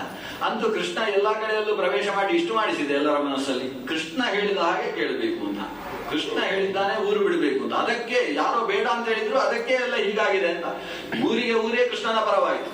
ಕೊನೆಗೆ ಒಂದು 2000 ಬಂಡಿಗಳಲ್ಲಿ ಇದ್ದದ್ದನ್ನೆಲ್ಲ ತುಂಬಿಸಿಕೊಂಡು ಹೊರಟರು. ಮುನ್ನೆ ಇದ್ರೆ ಕೃಷ್ಣ ಮತ್ತು ಬಲರಾಮ. ಕೃಷ್ಣ ಹೇಳುವುದು, ಬಲರಾಮ ವ್ಯವಸ್ಥೆ ಮಾಡುವುದು. ಇಷ್ಟು ಇವರ ಅಣ್ಣ ತಮ್ಮಂದಿರ ದೊಡ್ಡ ಕಾರ್ಯಕ್ರಮ. ಊರು ಬಿಟ್ಟು ಬೇರೆ ಊರಿಗೆ ಹೋಗುವುದು. ಹೋಗುವಾಗ ಕೃಷ್ಣ ಹೇಳ್ತಾನೆ, ಇಲ್ಲಿದ್ದ ಗುಡಿಸಲಿನ ಒಂದೊಂದು ಮರಮಟ್ಟುಗಳನ್ನು ಬಿಡುವ ಹಾಗಿಲ್ಲ, ಅದನ್ನೇ ತಗೊಂಡು ಹೋಗ್ಬೇಕು. ಅಲ್ಲಿ ಯಾವ ಮರವನ್ನೂ ಕಡಿಯುವ ಹಾಗಿಲ್ಲ. ಕೃಷ್ಣನಿಗೆ ಪ್ರಕೃತಿಯ ಮೇಲೆ ಅಷ್ಟು ಪ್ರೀತಿ. ಅಲ್ಲಿ ಹೋಗಿ ಎಲ್ಲ ವ್ಯವಸ್ಥೆ ಆಗ್ತದೆ. ಅಲ್ಲಿ ಆಮೇಲೆ ದೊಡ್ಡ ಇಂದ್ರನಿಗೆ ಒಂದು ಯಾಗ ನಡೆಯುತ್ತೆ ಅಂತಿದ್ದಾಗ ಇವ ಯಾಗವನ್ನು ನಿಲ್ಲಿಸಿ ಗೋವರ್ಧನಾಚಲೋದ್ಧರ್ತ ಅಂತ ಹೆಸರಾಗ್ತದೆ ಇವರಿಗೆ. ಕಾಳಿಯ ನಾಗ ಕ್ಷೇಲ ನಿಹಂತ ಅಂತ ಹೆಸರಾಗ್ತದೆ. ಭಾರಿ ಕೆಲಸ ಮಾಡ್ತಾನೆ. ಅಂದ್ರೆ ಇದೆಲ್ಲ ಕಾಣಿಸುವುದು ಏನು ಅಂದ್ರೆ ಕೃಷ್ಣನ ಒಂದು ಪರಿಸರದ ಪ್ರೀತಿ. ಅಲ್ಲೇ ಪಕ್ಕದಲ್ಲಿ ಯಮುನೆ ಹರಿತಾಳೆ. ಯಮುನೆಯ ಬದಿಯಲ್ಲಿ ಒಂದು ಮಡು ಇದೆ, ಒಂದು ಸರೋವರ, ಯಮುನೆಯ ನೀರು ತಾಗಿಕೊಂಡು ಹೋಗತಕ್ಕಂಥ ಸರೋವರ. ಅದರ ಮೇಲೆ ಹಕ್ಕಿ ಹಾರ್ತಾ ಇದ್ರು ಕೂಡ ತಲೆ ತಿರುಗಿ ಬೀಳ್ತಾ ಇತ್ತಂತೆ. ಯಾಕಂದ್ರೆ ಅಷ್ಟು ವಿಷ, ಕುದಿಯುವ ನೀರು. ಒಳಗೆ ಕಾಲಿಂಗನೆಂಬಂತಹ ನಾಗನ ವಿಷದಿಂದ ಅದು ಕುದೀತಾ ಇದೆ. ಈ ನದಿಯನ್ನು ಮೊದಲು ಶುದ್ಧ ಮಾಡಬೇಕು ಅಂತ ಕೃಷ್ಣ ತೀರ್ಮಾನ ಮಾಡಿದ. ಅದಕ್ಕೋಸ್ಕರ ತಾನೇ ಯಮುನಾ ಮಡುವಿಗೆ ಹಾರಿ ಆ ಸರ್ಪದ ಜೊತೆಗೆ ಕಾದಾಡಿ ಅದರ ಹೊಟ್ಟೆಯಲ್ಲಿ ಸಿಕ್ಕಿ ಹಾಕಿಕೊಂಡವನು ಕೂಡ ಬಿಡಿಸಿಕೊಂಡು ಅದರ ಹೆಡೆಯ ಮೇಲೆ ತಾನು ಕುಣಿದಾಡಿ, ಅವನ ಹೆಡೆಯ ಮೇಲೆ ಕುಣಿತಾ ಇದ್ದಾನಂತೆ ಕೃಷ್ಣ. ಇಡೀ ಗೋಕುಲದ ಜನ ಬಂದಿದ್ದಾರೆ. ಆ ಕಡೆಯಿಂದ ಯಶೋದೆ, ನಂದಗೋಪ ಎಲ್ಲರೂ ನೋಡ್ತಾ ಇರುವ ಹಾಗೆ ಇವನು ಅದರ ಬಾಲವನ್ನು ಕೈಯಲ್ಲಿ ಹಿಡ್ಕೊಂಡು ಅದರ ಹೆಡೆಯ ಮೇಲೆ ಕುಣಿಯುವುದು. ಕುಣಿಯುವಾಗ ಕೆಲವರೆಲ್ಲ ತಾಳ ಹಾಕುವುದಕ್ಕೆ ಬಂದಿದ್ದಾನೆ. ಅದೇ ಚಂಡೆ ಮದ್ದಲೆ ಎಲ್ಲ ಬಂದಿರಬೇಕು. ಅನೀನದ ರುದ್ರದೇವರು ತಾಳ ಹಾಕುವುದಕ್ಕೆ. ಅದರ್ಶಯ ತಾಲ ಗತಿ ಕಬರ್ದಿ ನನರ್ಥ ಗೋಪಾಲಕ ಬಾಲ ಮೌಲಿಹಿ. ರುದ್ರದೇವರು ತಾಳದಲ್ಲಿ ಬಹಳ ಪ್ರಸಿದ್ಧ. ನಮ್ಮ ಹನುಮಂತ ದೇವರು ಅವರು ಇದರಲ್ಲಿ ಹಾಡು ಹೇಳುವುದರಲ್ಲಿ ಭಾರಿ ಪ್ರಸಿದ್ಧ. ಗಂಧರ್ವ ವಿದ್ಯಾ ನಿಪುಣಸ್ಯ ತಸ್ಯ ಗಂಧರ್ವ ವೈಹಿ ಅನುಗೀತ ಕೀರ್ತೆ ಅಂತ ಭಾರಿ. ಒಂದು ಸಲ ನಮ್ಮ ನಾರದರಿಗೆ ಮತ್ತು ತುಂಬುರುವಿಗೆ ಒಂದು ಗಲಾಟೆ ಅಂತೆ. ಅವರು ಭಾರಿ ತುಂಬುರು ನಾರದ ಗಾನ ವಿಲೋಲ ಅಂತ ಭಾರಿ ಸಂಗೀತದವರು. ನಾನು ಜಾಸ್ತಿ ಅಂತ ಒಂದು ಸ್ಪರ್ಧೆ ಆಯಿತು. ಅವರಿಬ್ಬರು ಕೊನೆಗೆ ತೀರ್ಮಾನ ಹೇಗೆ ಮಾಡುವುದು, ನಾವು ಹನುಮಂತ ದೇವರ ಮುಂದೆ ಹೋಗಿ ಆಡೋಣ. ಹನುಮಂತ ದೇವರು ಕಿಂಪುರುಷ ಖಂಡದಲ್ಲಿ ಇವತ್ತಿಗೂ ಇದ್ದಾರೆ. ಅವರು ಸಪ್ತ ಚಿರಜೀವಿಗಳಲ್ಲಿ ಒಬ್ಬರು. ಅಲ್ಲಿ ಕೂತುಕೊಂಡು ಇವತ್ತಿಗೂ ರಾಮ ಅಂತ 2 ಅಕ್ಷರದಲ್ಲಿ ಹಾಡ್ತಾ ಇದ್ದಾರೆ. ನಮ್ಮ ಸಂಗೀತದವರೆಲ್ಲ ವಾತಾಪಿ ಅಂತ ಇಟ್ಕೊಂಡು ಸಿಕ್ಕಾಪಟ್ಟೆ ಹಾಡುತ್ತಿಲ್ಲ. ಅವರು ವಾತಾಪಿ ಗಣಪತಿ ಭಜೆ ಅಂತ 1 ಗಂಟೆ ಹಾಡಿದ್ರೆ ಏನಂತಲೇ ಅರ್ಥ ಆಗುದಿಲ್ಲ. ಅದು ಎಲ್ಲಿ ಹೇಳುದು ಏನು ಹೇಳಿದ್ರು ಅಂತ ಹೇಳಿದ್ದನ್ನೇ ಹೇಳುದು ಅಂತ 1 ಗಂಟೆ ಮುಗಿಸ್ತಾರೆ ವಾತಾಪಿ ಗಣಪತಿ ಭಜೆ ಅಂತ ಅಷ್ಟೇ ಶಬ್ದದಲ್ಲಿ. ಈ ಹನುಮಂತ ಬರೀ ರಾಮ ಅನ್ನೋ 2 ಅಕ್ಷರ ಇಟ್ಕೊಂಡು ಹಾಡ್ತಾನೆ. ದೊಡ್ಡ ಸಂಗೀತಜ್ಞ. ಅವನ ಮುಂದೆ ಹೋಗಿ ನಾವು ತೀರ್ಮಾನ ಮಾಡುವ. ಹನುಮಂತ ದೇವರು ಆ ಕಿಂಪುರುಷದ ಚಳಿಯಲ್ಲಿ ಕೂತ್ಕೊಂಡು ರಾಮನಾಮ ಹಾಡ್ತಾ ಇದ್ದಾರೆ.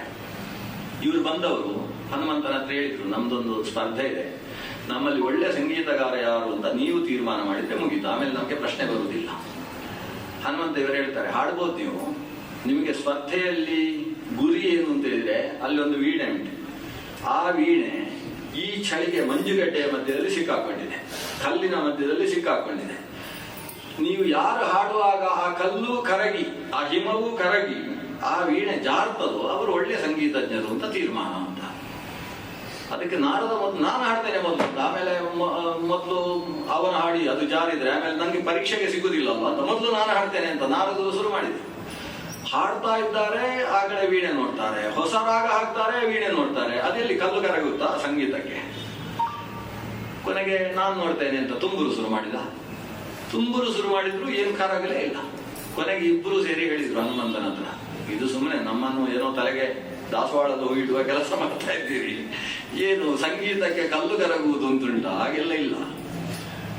ಹಾಗಾದ್ರೆ ನೀವು ಕೂತ್ಕೊಳ್ಳಿ, ನಾನು ಹಾಡ್ತೇನೆ ಅಂತ ಇವ ರಾಮನಾಮವನ್ನು ಹಿಡ್ಕೊಂಡು ಹನುಮಂತ ಹಾಡುವುದಕ್ಕೆ ಶುರು ಮಾಡಿದಾಗ ತುಂಬುರು ನಾರದರು ಕೂಡ ಆ ಸಂಗೀತದಲ್ಲಿ ತಾವು ಒಂದಾಗಿ ಬಿಟ್ರು, ತನ್ಮಯರಾಗಿದ್ದಾರೆ. ತನ್ಮಯರಾಗಿ ಅವರಿಗೆ ಎಚ್ಚರ ಆದದ್ದು ಯಾವಾಗ ಅಂದ್ರೆ ಆ ವೀಣೆ ಜಾರಿ ಅವರ ಮೇಲೆ ಸೋಂಕಿದಾಗ ಎಚ್ಚರ ಆಯ್ತು. ವೀಣೆ ಜಾರಿ ಬಂತು ಅಂತ. ಆಮೇಲೆ ಹನುಮಂತನ ಮುಂದೆ ಕೈ ಮುಗಿದು ಕೇಳ್ತಾರೆ, ಏನು ಸಂಗೀತದ ತತ್ವ? ಹನುಮಂತ ದೇವರು ಹೇಳ್ತಾರೆ, ಸಂಗೀತ ಸ್ಪರ್ಧೆಗೋಸ್ಕರ ಇರುವುದಲ್ಲ. ನೀವು ಹಾಡ್ತಾ ಇದ್ದೀರಿ ಸಂಗೀತ, ಆದ್ರೆ ದೃಷ್ಟಿಯಲ್ಲಿ ಉಂಟು, ಆ ಕಡೆ ಕಲ್ಲು ಕರಗಿತೋ ಏನಾಯ್ತು, ಮತ್ತೊಂದು ಹಾಡುವುದು ಕಲ್ಲಿನ ಕಡೆ ನೋಡುದು. ಕಲ್ಲು ನೋಡಿಕೊಂಡು ಸಂಗೀತ ಅಲ್ಲ. ಸಂಗೀತದಲ್ಲಿ ದೇವರ ಜೊತೆಗೆ ನಾವು ಕೂಡ ತಾದಾತ್ಮ್ಯವನ್ನು ಅನುಭವಿಸಬೇಕು. ನಾವು ಸಂಗೀತ ಅನ್ನುವ ಒಂದು ಕಲಾ ಸರಸ್ವತಿಯಲ್ಲಿ ನಾವು ಒಂದಾಗಬೇಕು. ನಾವು ಪ್ರಪಂಚ ನಾನು ನೋಡಿದಕ್ಕೆ ಯಾರು ಎಷ್ಟು ಚಪ್ಪಾಳೆ ಹೊಡೆದ್ರು ಅಂತ ನೋಡಿಕೊಂಡು ಹಾಡಿದ್ರೆ ಅದು ಸಂಗೀತ ಅಲ್ಲ. ನೋಡಿ, ನಾನು ಹಾಡ್ತಾ ಇದ್ದೆ, ಹಾಡುವಾಗ ರಾಮ ಒಳಗೆ ಪ್ರತ್ಯಕ್ಷ ಆಗ್ತಾ ಇದ್ದ, ನೀವು ಅದರ ಜೊತೆಗೆ ಸೇರಿಕೊಂಡ್ರಿ. ಎಲ್ಲರನ್ನೂ ಸಂಗೀತ ಅನ್ನುವ ರಸದಲ್ಲಿ ಒಂದಾಗಿಸುವಂತಹ ಸಂಗೀತವೇ, ಆ ರೀತಿಯ ಭಾವುಕವಾದ ಸಂಗೀತವೇ ವಾಸ್ತವವಾಗಿ ಸಂಗೀತದ ತತ್ವ ಅಂತ ಹೇಳಿದ. ಸಂಗೀತದ ಮರ್ಮವನ್ನು ಬಲ್ಲಂತಹ ಹನುಮಂತ ದೇವ. ಜಗವು ಹನುಮಾನ್ ಜಗತಾಂ ಅಧೀಶಂ. ಅವರು ಹೊಡಿತಾ ಇದ್ದ ಹಾಗೆ, ಇವರು ಹಾಡ್ತಾ ಇದ್ದ ಹಾಗೆ ಕೃಷ್ಣ ಕುಣಿತಾ ಇದ್ದಾನೆ ಅದರ ಮೇಲೆ. ಅವರು ಹೊಡೆದದ್ದಕ್ಕೆ ಸರಿಯಾಗಿ ಕುಣಿದದ್ದೋ ಇವಾಗ ಕುಣಿದದ್ದಕ್ಕೆ ಸರಿಯಾಗಿ ಹೊಡೆದದ್ದೋ ಗೊತ್ತಿಲ್ಲ.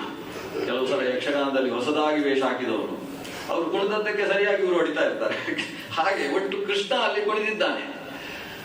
ದೇವತೆಗಳೆಲ್ಲ ಒಂದು ಪುಷ್ಪವೃಷ್ಟಿ ಮಾಡಿದ್ದಾರೆ. ಕೊನೆಗೆ ಸರ್ಪದ ಪತ್ನಿಯರೂ ಬಂದು ಕೃಷ್ಣನನ್ನು ಪ್ರಾರ್ಥನೆ ಸಲ್ಲಿಸಿದ ಮೇಲೆ ಕೃಷ್ಣ, ನೀನು ಈ ಜಾಗದಿಂದ ಬಿಟ್ಟು ಮತ್ತೆ ರಮಣಕ ದ್ವೀಪಕ್ಕೆ ಹೋಗು ಅಂತ ಅವನನ್ನು ರಮಣಕ ದ್ವೀಪಕ್ಕೆ ಕಳಿಸಿದ್ದಾನೆ. ಹೀಗಾಗಿ ಆ ನದಿ ಶುದ್ಧವಾಯಿತು. ನದಿಯನ್ನು ಶುದ್ಧ ಮಾಡ್ತಾನೆ, ಪರಿಸರವನ್ನು ಶುದ್ಧ ಮಾಡ್ತಾನೆ, ಕಾಡಿನಲ್ಲಿ ಎಲ್ಲ ಮರಗಿಡಗಳು ಚೆನ್ನಾಗಿರುವ ಹಾಗೆ ನೋಡಿಕೊಳ್ತಾನೆ. ಯದ್ವಾ ತತ್ವ ಇಂದ್ರ ಮಳೆ ಸುರಿಸಿದಾಗ ಇಂದ್ರನಿಗೆ ಗೋವರ್ಧನ ಪರ್ವತವನ್ನೆತ್ತಿ ಎದುರು ನಿಂತು ಬಿಡ್ತಾನೆ. ಇಂದ್ರನೇ ಬಂದು ಕಾಮಧೇನುವನ್ನು ಹಿಡ್ಕೊಂಡು ಬಂದು ಕಾಮಧೇನುವಿನ ಕ್ಷೀರದಿಂದ ಅಭಿಷೇಕ ಮಾಡಿ ಗೋವಿಂದ ಇತಿ ಚಾಭ್ಯದಾತ್, ಗೋವಿಂದ ಅಂತ ಕೃಷ್ಣನನ್ನು ಇಂದ್ರ ಕೊಂಡಾಡುವಲ್ಲಿ ತನಕ ಬಂತು. ಆವಾಗ ಇಂದ್ರ ಒಂದು ಮಾತು ಹೇಳ್ತಾನೆ ಕೃಷ್ಣನ ಹತ್ರ, ಕೃಷ್ಣ, ಸಾಕ್ಷಾತ್ ನಾರಾಯಣನೇ ಇಳಿದು ಬಂದಿದ್ಯಲ್ಲ, ನಾನು ಅಲ್ಲಿ ಹುಟ್ಟಿದ್ದೇನೆ, ಅರ್ಜುನ ಅಂತ ಹೆಸರು ನನ್ನ ಮಗನಿಗೆ.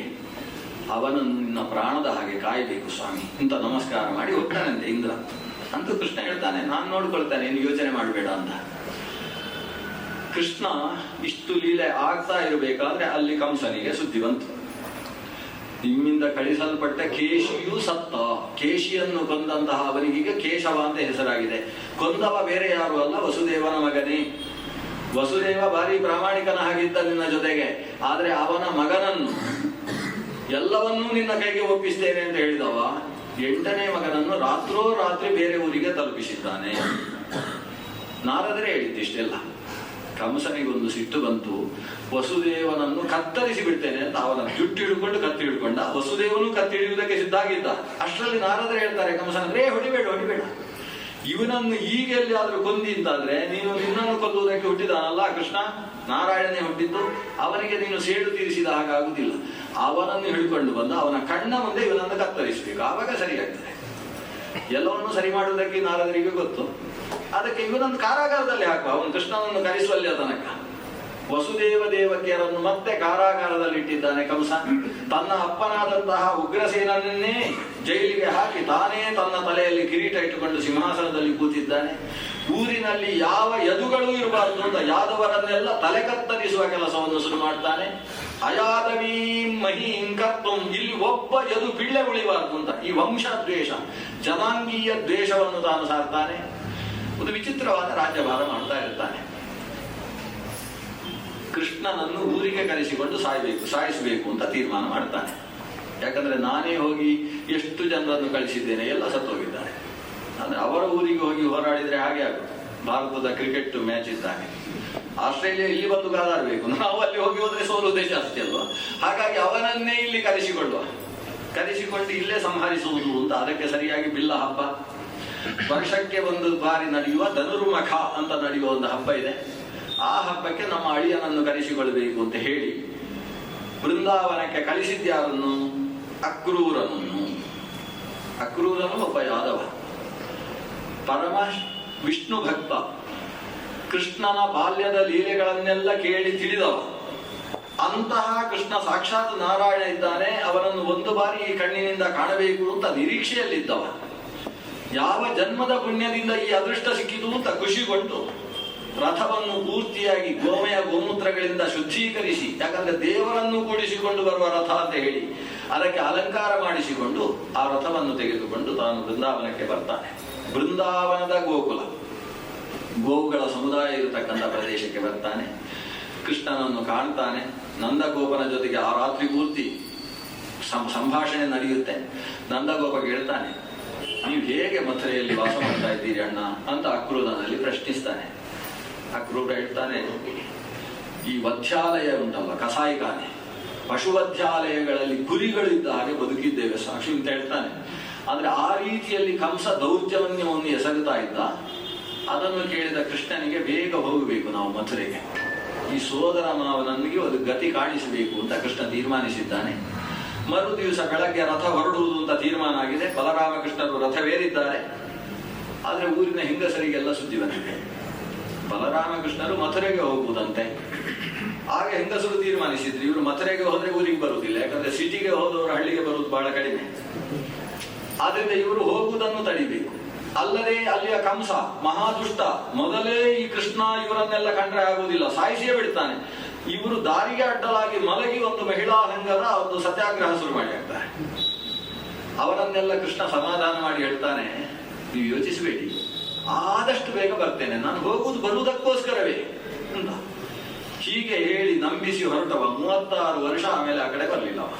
ಈಗ ಕೃಷ್ಣನ ಬೇಗ ಅಂದ್ರೆ ಅಷ್ಟು ಹೋದವ ಮತ್ತೆ ಆ ಊರಿಗೆ ಬಂದದ್ದು 36 ವರ್ಷ ಆದ್ಮೇಲೆ ಒಂದು ಸೂರ್ಯಗ್ರಹಣದ ಸಂದರ್ಭದಲ್ಲಿ ಅಲ್ಲಿಗೆ ಬರ್ತಾನೆ.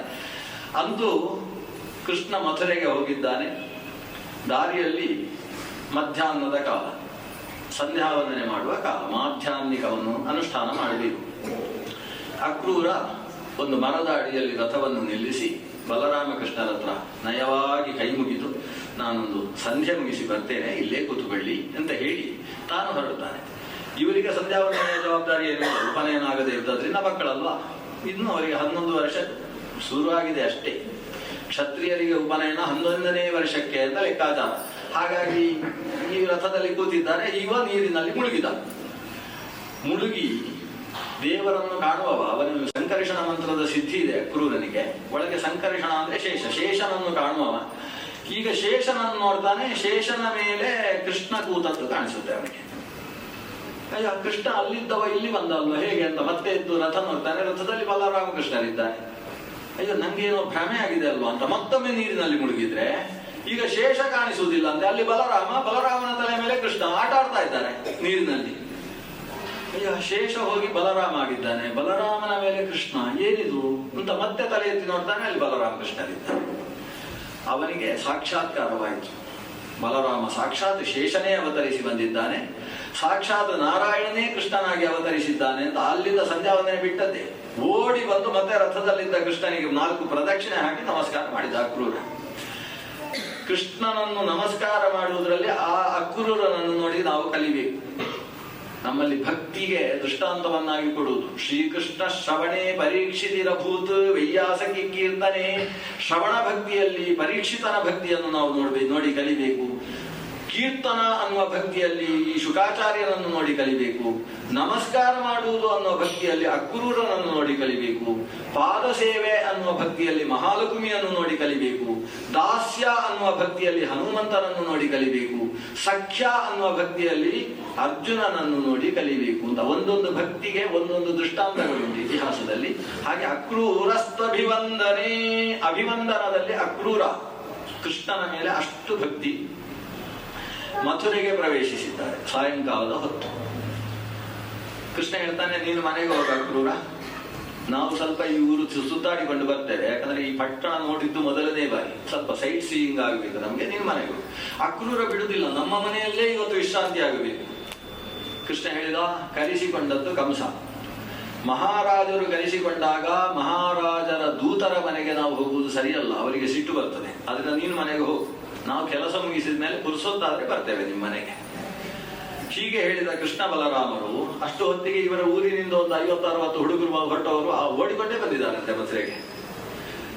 ಅವರೆಲ್ಲ ಜಟ್ಟಿಗಳು, ಬಲರಾಮನಿಂದ ಅಭ್ಯಾಸ ಪಡೆದ ಜಟ್ಟಿಗಳು, ಅವರೆಲ್ಲ ಒಟ್ಟಿಗೆ ಬಂದು ಸೇರಿಕೊಂಡಿದ್ದಾರೆ. ಸೇರಿಕೊಂಡು ಊರು ಸುತ್ತಾಡಿದ್ರು. ಇವರ ಈ ಸಮುದಾಯ ನೋಡಿದ್ರೆ ಊರಿನ ಜನರಿಗೆಲ್ಲ ಖುಷಿ. ಆ ಕೃಷ್ಣ ಸೊಂಟಕ್ಕೆ ಹಾಕಿಕೊಂಡ ಪುಟ್ಟ ದಿಟ್ಟಿ, ಅದರ ಮೇಲೆ ಒಂದು ಉತ್ತರೀಯ, ಮೈ ಮೇಲೆ ಒಂದಿಷ್ಟು ಆಭರಣಗಳು, ತಲೆ ಮೇಲೆ ಒಂದು ಮುಂಡಾಸಿಗೊಂದು ನವಿಲ ಗರಿ, ಅಷ್ಟೇ ಹಳ್ಳಿಯ ಅಲಂಕಾರ ಮಾಡಿಕೊಂಡು ಬಂದಂತ ಕೃಷ್ಣ. ಅವನ ಮುಖವನ್ನು ನೋಡುವುದು ಅಂದ್ರೆ ಖುಷಿ.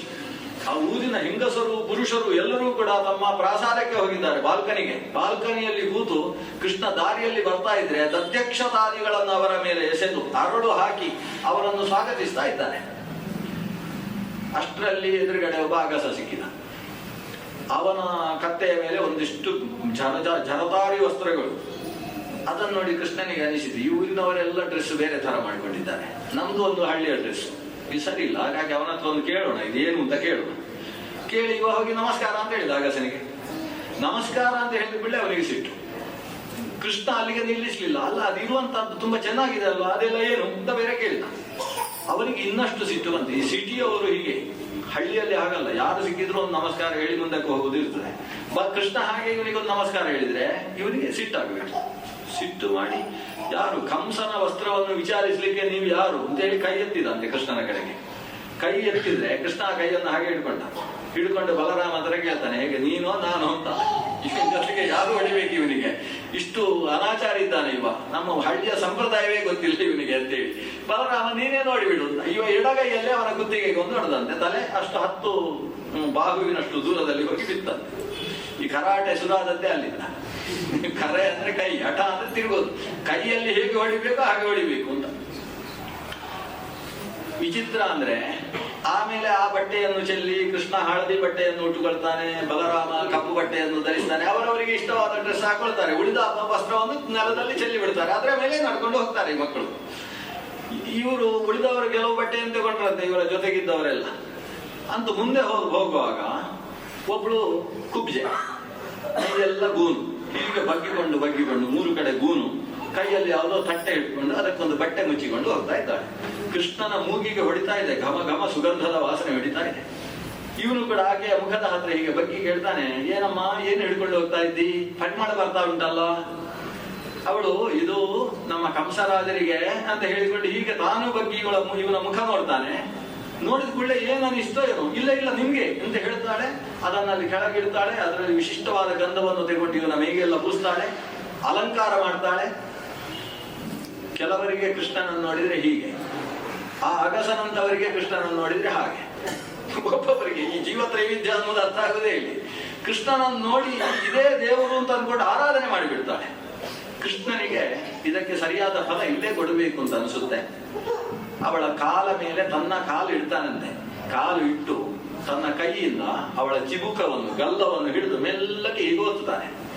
ಶರೀರದಲ್ಲಿ 3 ಕಡೆಯಲ್ಲಿ ಟಿಕ್ ಅಂತ ಶಬ್ದ ಕೇಳಿಸ್ತದೆ. 3 ಗೂನುಗಳು ಹೋಗಿ ಸುಂದರಾಂಗಿಯಾಗಿ ಆಕೆ ನಿಂತು ಬಿಡ್ತಾಳೆ. ಕೃಷ್ಣನ ಸ್ಪರ್ಶ ಮಾತ್ರದಿಂದ ಕೃಷ್ಣನಿಗೆ ಮಾಡಿದಂತಹ ಗಂಧ ಸೇವೆಯ ಪರಿಣಾಮವಾಗಿ ಆಕೆಯ ಶರೀರದಲ್ಲಿ ಅದ್ಭುತವಾದ ಸೌಂದರ್ಯ ಕಾಂತಿಗಳು ಮಿನುಗುವುದಕ್ಕೆ ಪ್ರಾರಂಭವಾದವು.